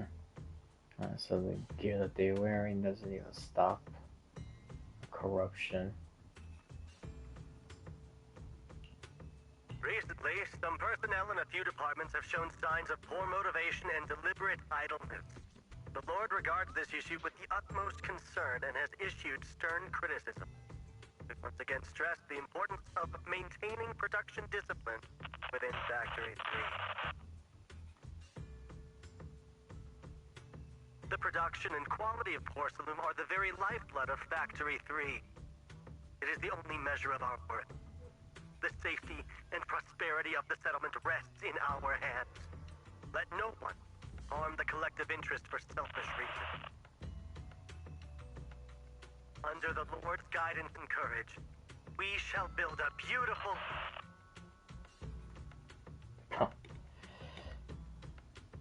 What a beautiful new world or utopia. Whatever the hell Sunbringer is trying to do.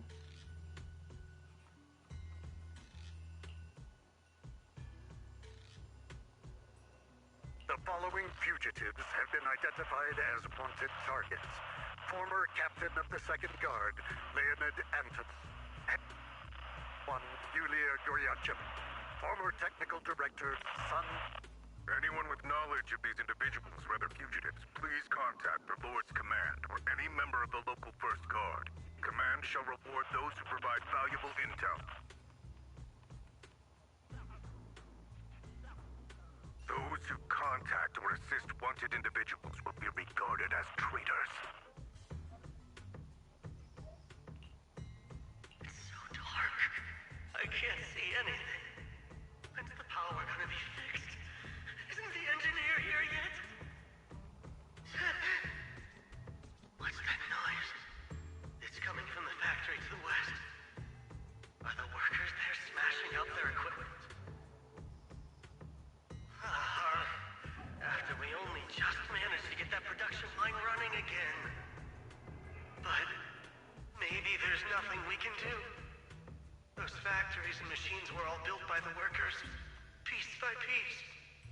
The Lord's so desperate for quick results. Everyone's been overwhelmed. That sound... Is that ethereal?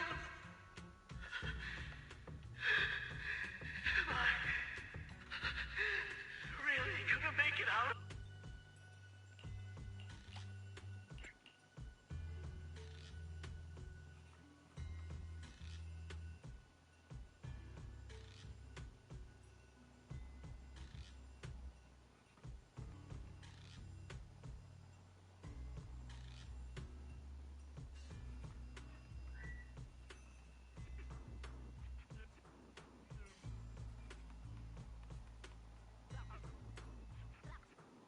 Huh. You must use the research center's newly designed protective respirators. Your health is this settlement's most valuable asset. But yet, in all these other stuff, when it talks about the health, it's still like, like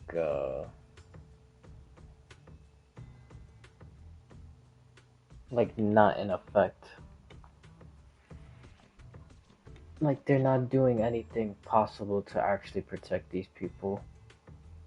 They're literally just like working to die.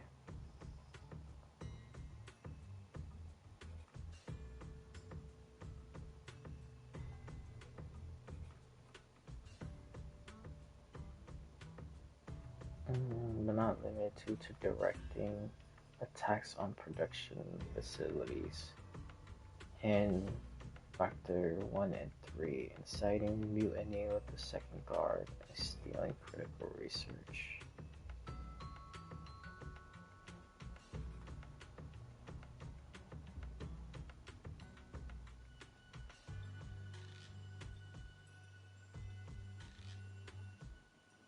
Oh,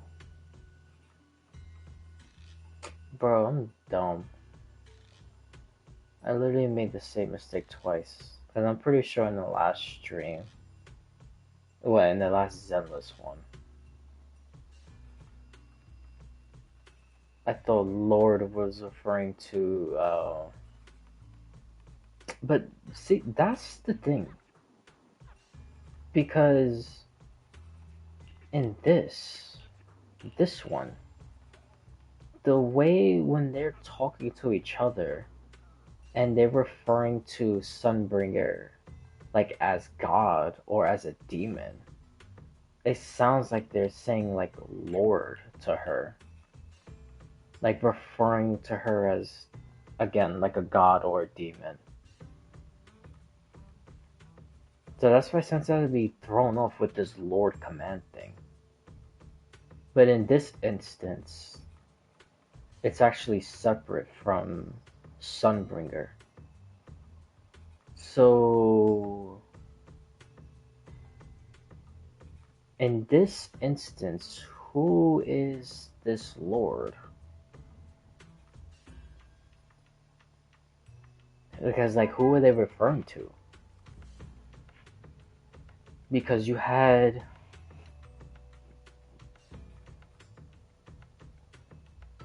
let's see, you had the mayor, which the mayor is not the same one as the mayor now. It was a different mayor. We just don't know the mayor's name. You had the mayor, which put the Void Hunter group together. You had Tops, Porcelain, which that's a part of Tops. Marcel, again part of Tops.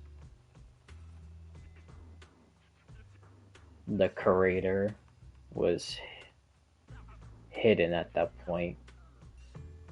So the curator, no, this is someone out in the public. So this would have to be someone with the Tops or the military or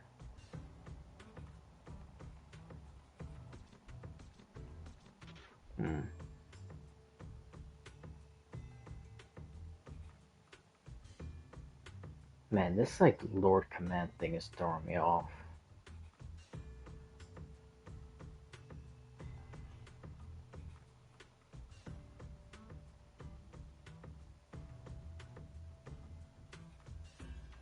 But now it makes sense with why the robot was attacking one of the other places. Which again, I'm pretty sure that same robot is the one from the posters that you see within that hollow. Because I'm pretty sure that's the one, or one of them, that Sunbringer created. So she used that one to attack one of the facilities. And is stealing critical research.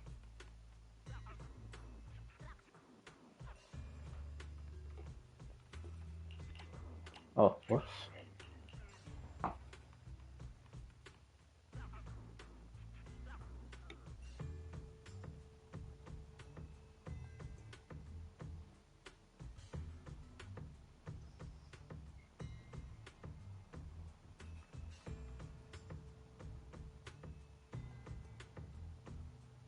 Children's future.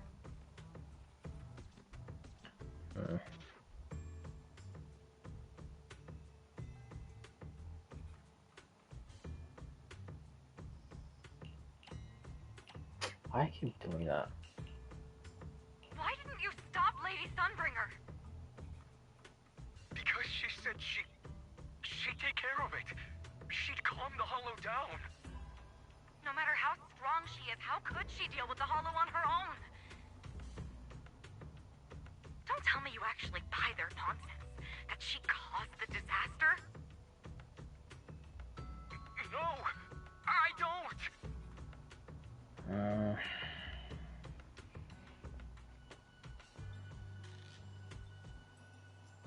Man. Fairy really needs to get into that internet database thing and breach into those things.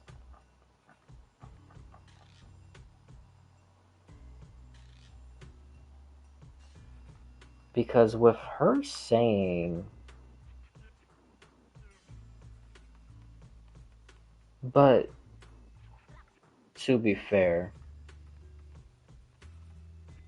the hollow that happened at this time was also right around the same time, the one with the O capital, which we don't need to get into that right now because we're gonna be here forever. But two things. It was way out of control for her to handle by herself, which doubt that's it.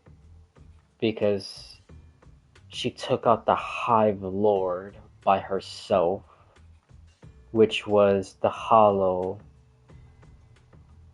in the sky blocking the sun. And she took that out by herself.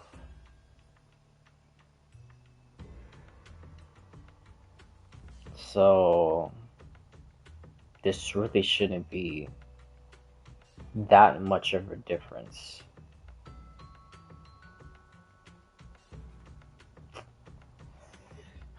But if she's not connected to the creator, and the creator is the one that did all this stuff, which most likely is the correct answer,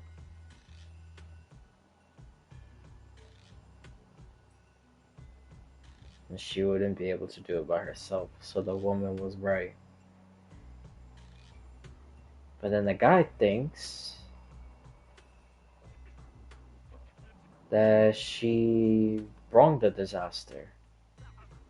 And that's why the woman comes out at the end and says, you don't really believe that she did it. And then the guy's like hesitating, saying, I don't.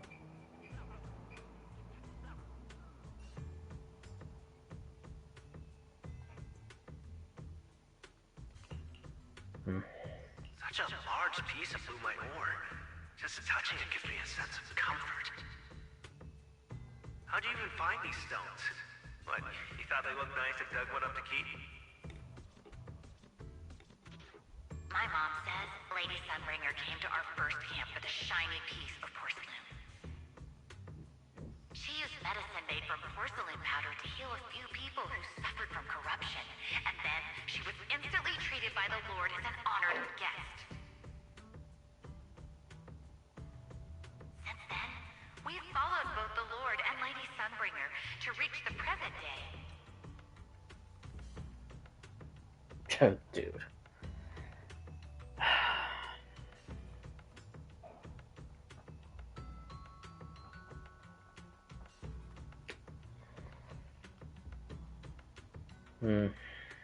Okay, I think even though I'm missing four more, but I think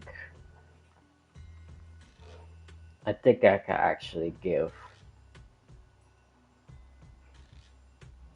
a pretty solid answer. So, but again, I'm still like on the fence with like a little bit of stuff, but in general, I think I could probably say Lady Sunbringer isn't the curator.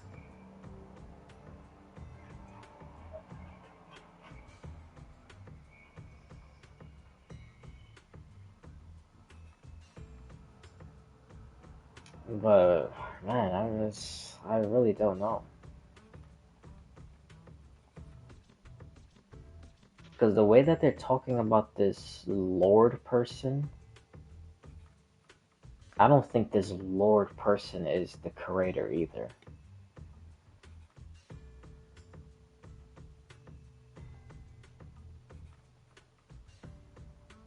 But the way they're talking about him, like if he is the curator. So I don't know if it's the same situation like when we fought Sarah, that we thought, well, the characters thought, I didn't think that. But anyways, but the characters thought that when they fought Sarah, that she was the curator at that point. And then they defeated Sarah, and then assumingly they defeated the curator. But that wasn't the case. So I wonder with this Lord person, is this Lord is something almost like Sarah.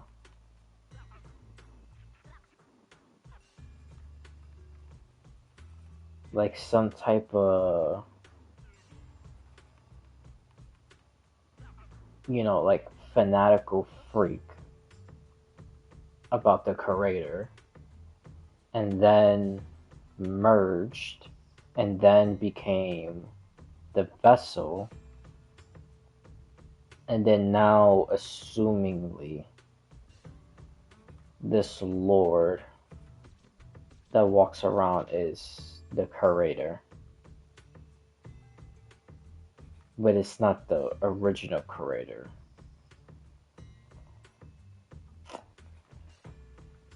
I just, the stuff with Lady Sunbringer is like,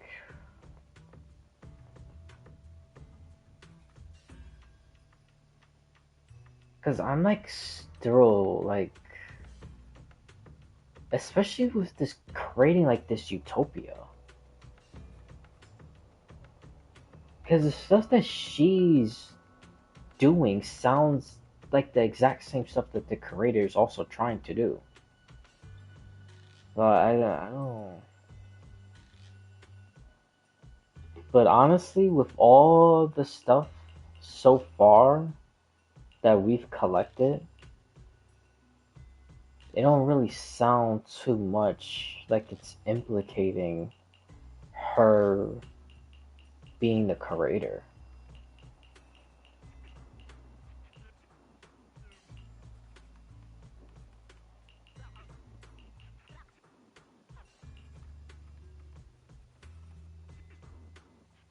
But then with other stuff, like I don't, especially the whole thing with the porcelain medicine thing, and then you read like these things, where is it? The incident report, and it basically turns out that it doesn't even really do anything. So is that unintentional? Is that intentional? I just don't really know. And then again, this goddamn floating island above Eridu, like this utopia. Like, I don't know either, man.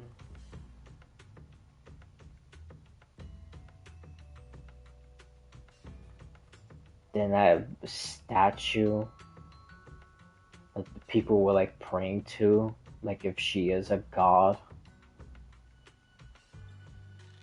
So I really don't know, man. I know I literally just said that I could give like some sort of definitive answer, and I'm on the fence about it, but honestly, with even giving some form of a definitive answer, I don't know.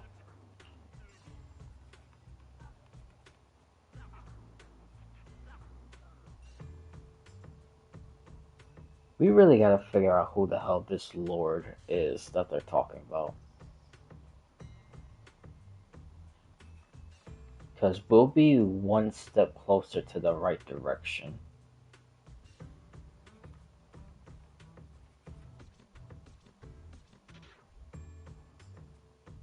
And it would have to be some form of like military. Because now that I'm thinking about it, I don't think it's tops. Especially the part when it's mentioning the second guard and first guard personnel. That sounds more like military type of talk.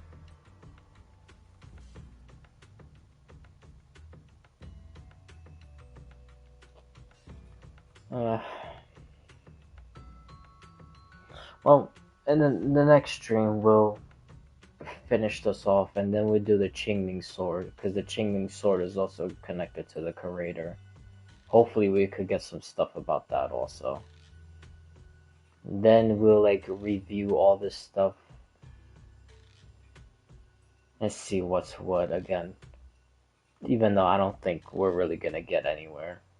I think we're just gonna get even way more questions than I originally had before. So digging ourselves a deeper rabbit hole. Oh god. Well, that's what happens when you're infatuated with lore. And you're even more infatuated with theories. Trying to explain the unexplainable.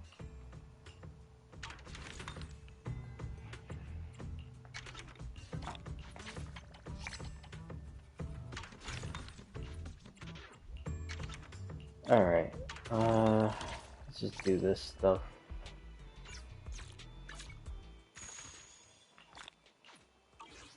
And, let's see. Actually, you know what? Well, besides this is... But these things...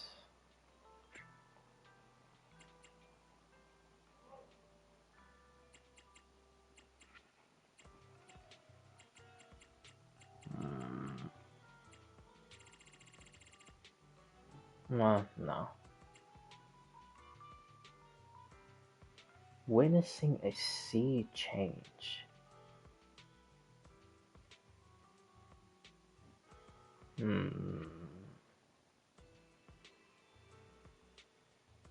That's pretty interesting. The way that's worded. Especially all this stuff was creator related.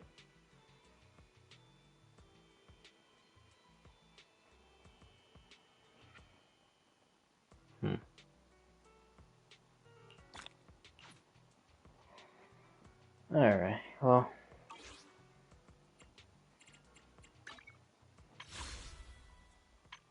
Let's see. Time to get tortured. Honestly, I don't even know why I'm jinxing myself. Of course.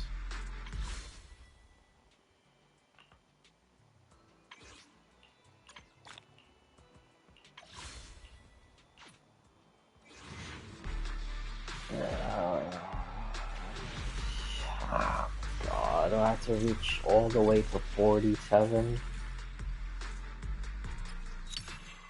Oh my god. 37. Dude.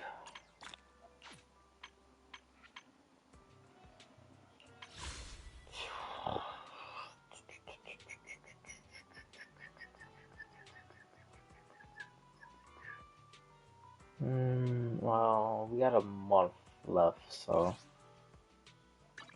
should be good. Hopefully. Oh my god.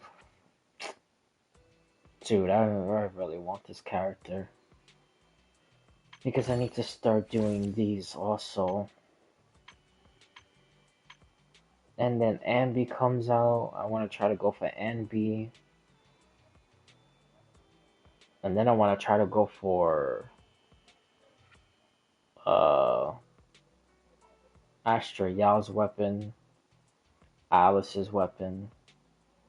So,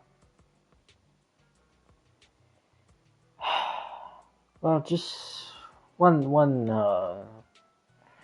day at a time. But all right. Yeah, I'm gonna end.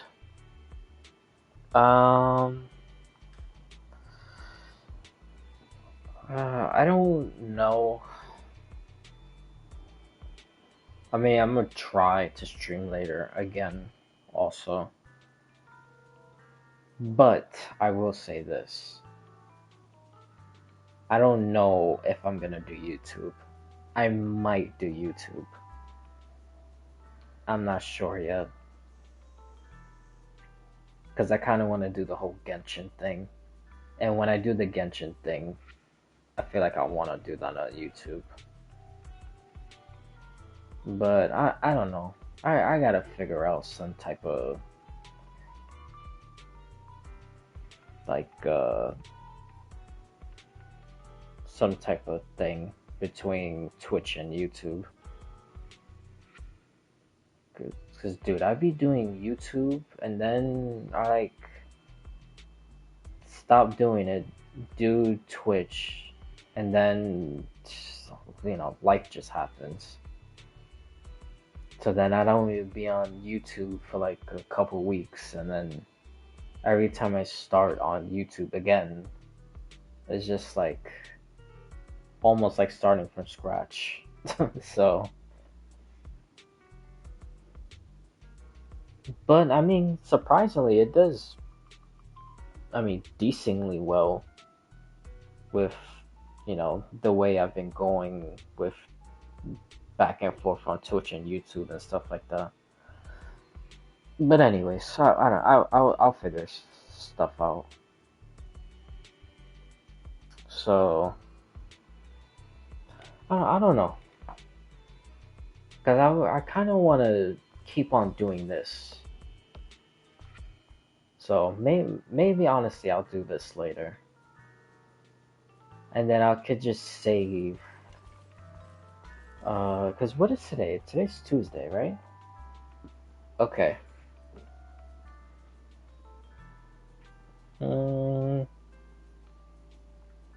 Yeah, maybe I'll probably do this again, more than likely, honestly.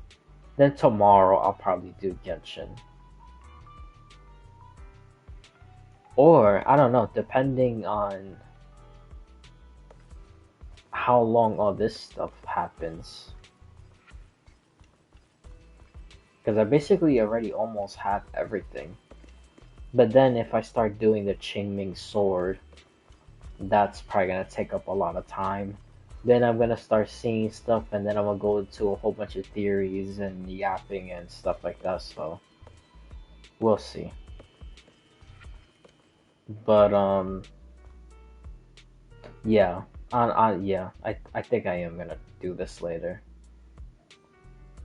I'm gonna try to stream early also.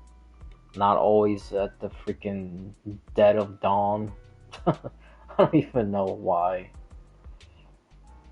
But at least, yesterday, it was because I fell asleep. So, but even in general, most of the times I just start at that time anyway.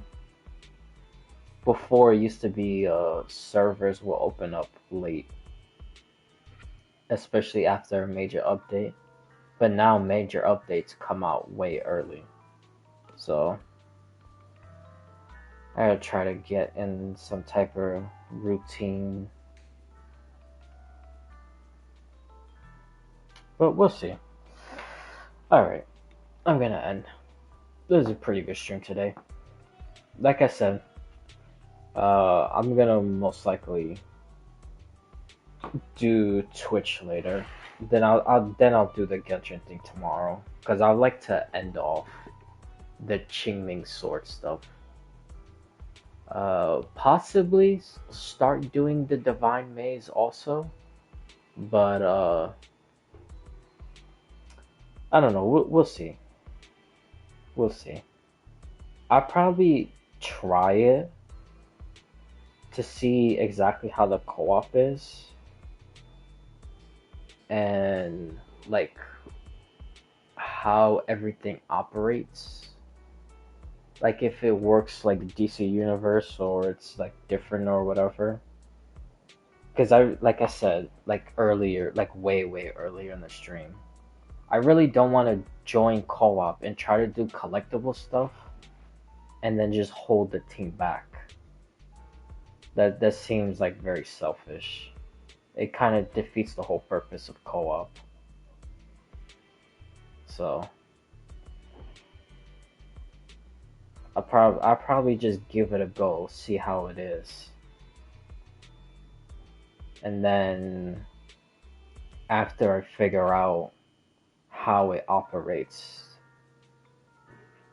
then maybe I could try to keep on going to do the collectible stuff, or I don't know, just figure out something. Probably try to join. Oh, that's also another thing. Which honestly, maybe I should start my own. I forgot how the hell you do it.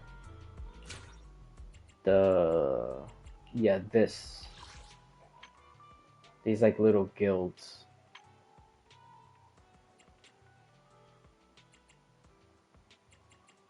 Probably have to make one that's just really infatuated with lore. That would be like the only requirement.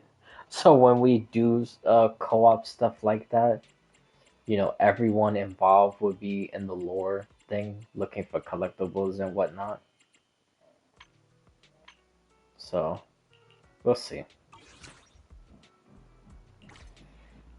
But yeah, alright. I'm gonna try to stream again later, but I can't guarantee. Because, you know, stuff be happening. That's just life. But anyways, alright, I'm done.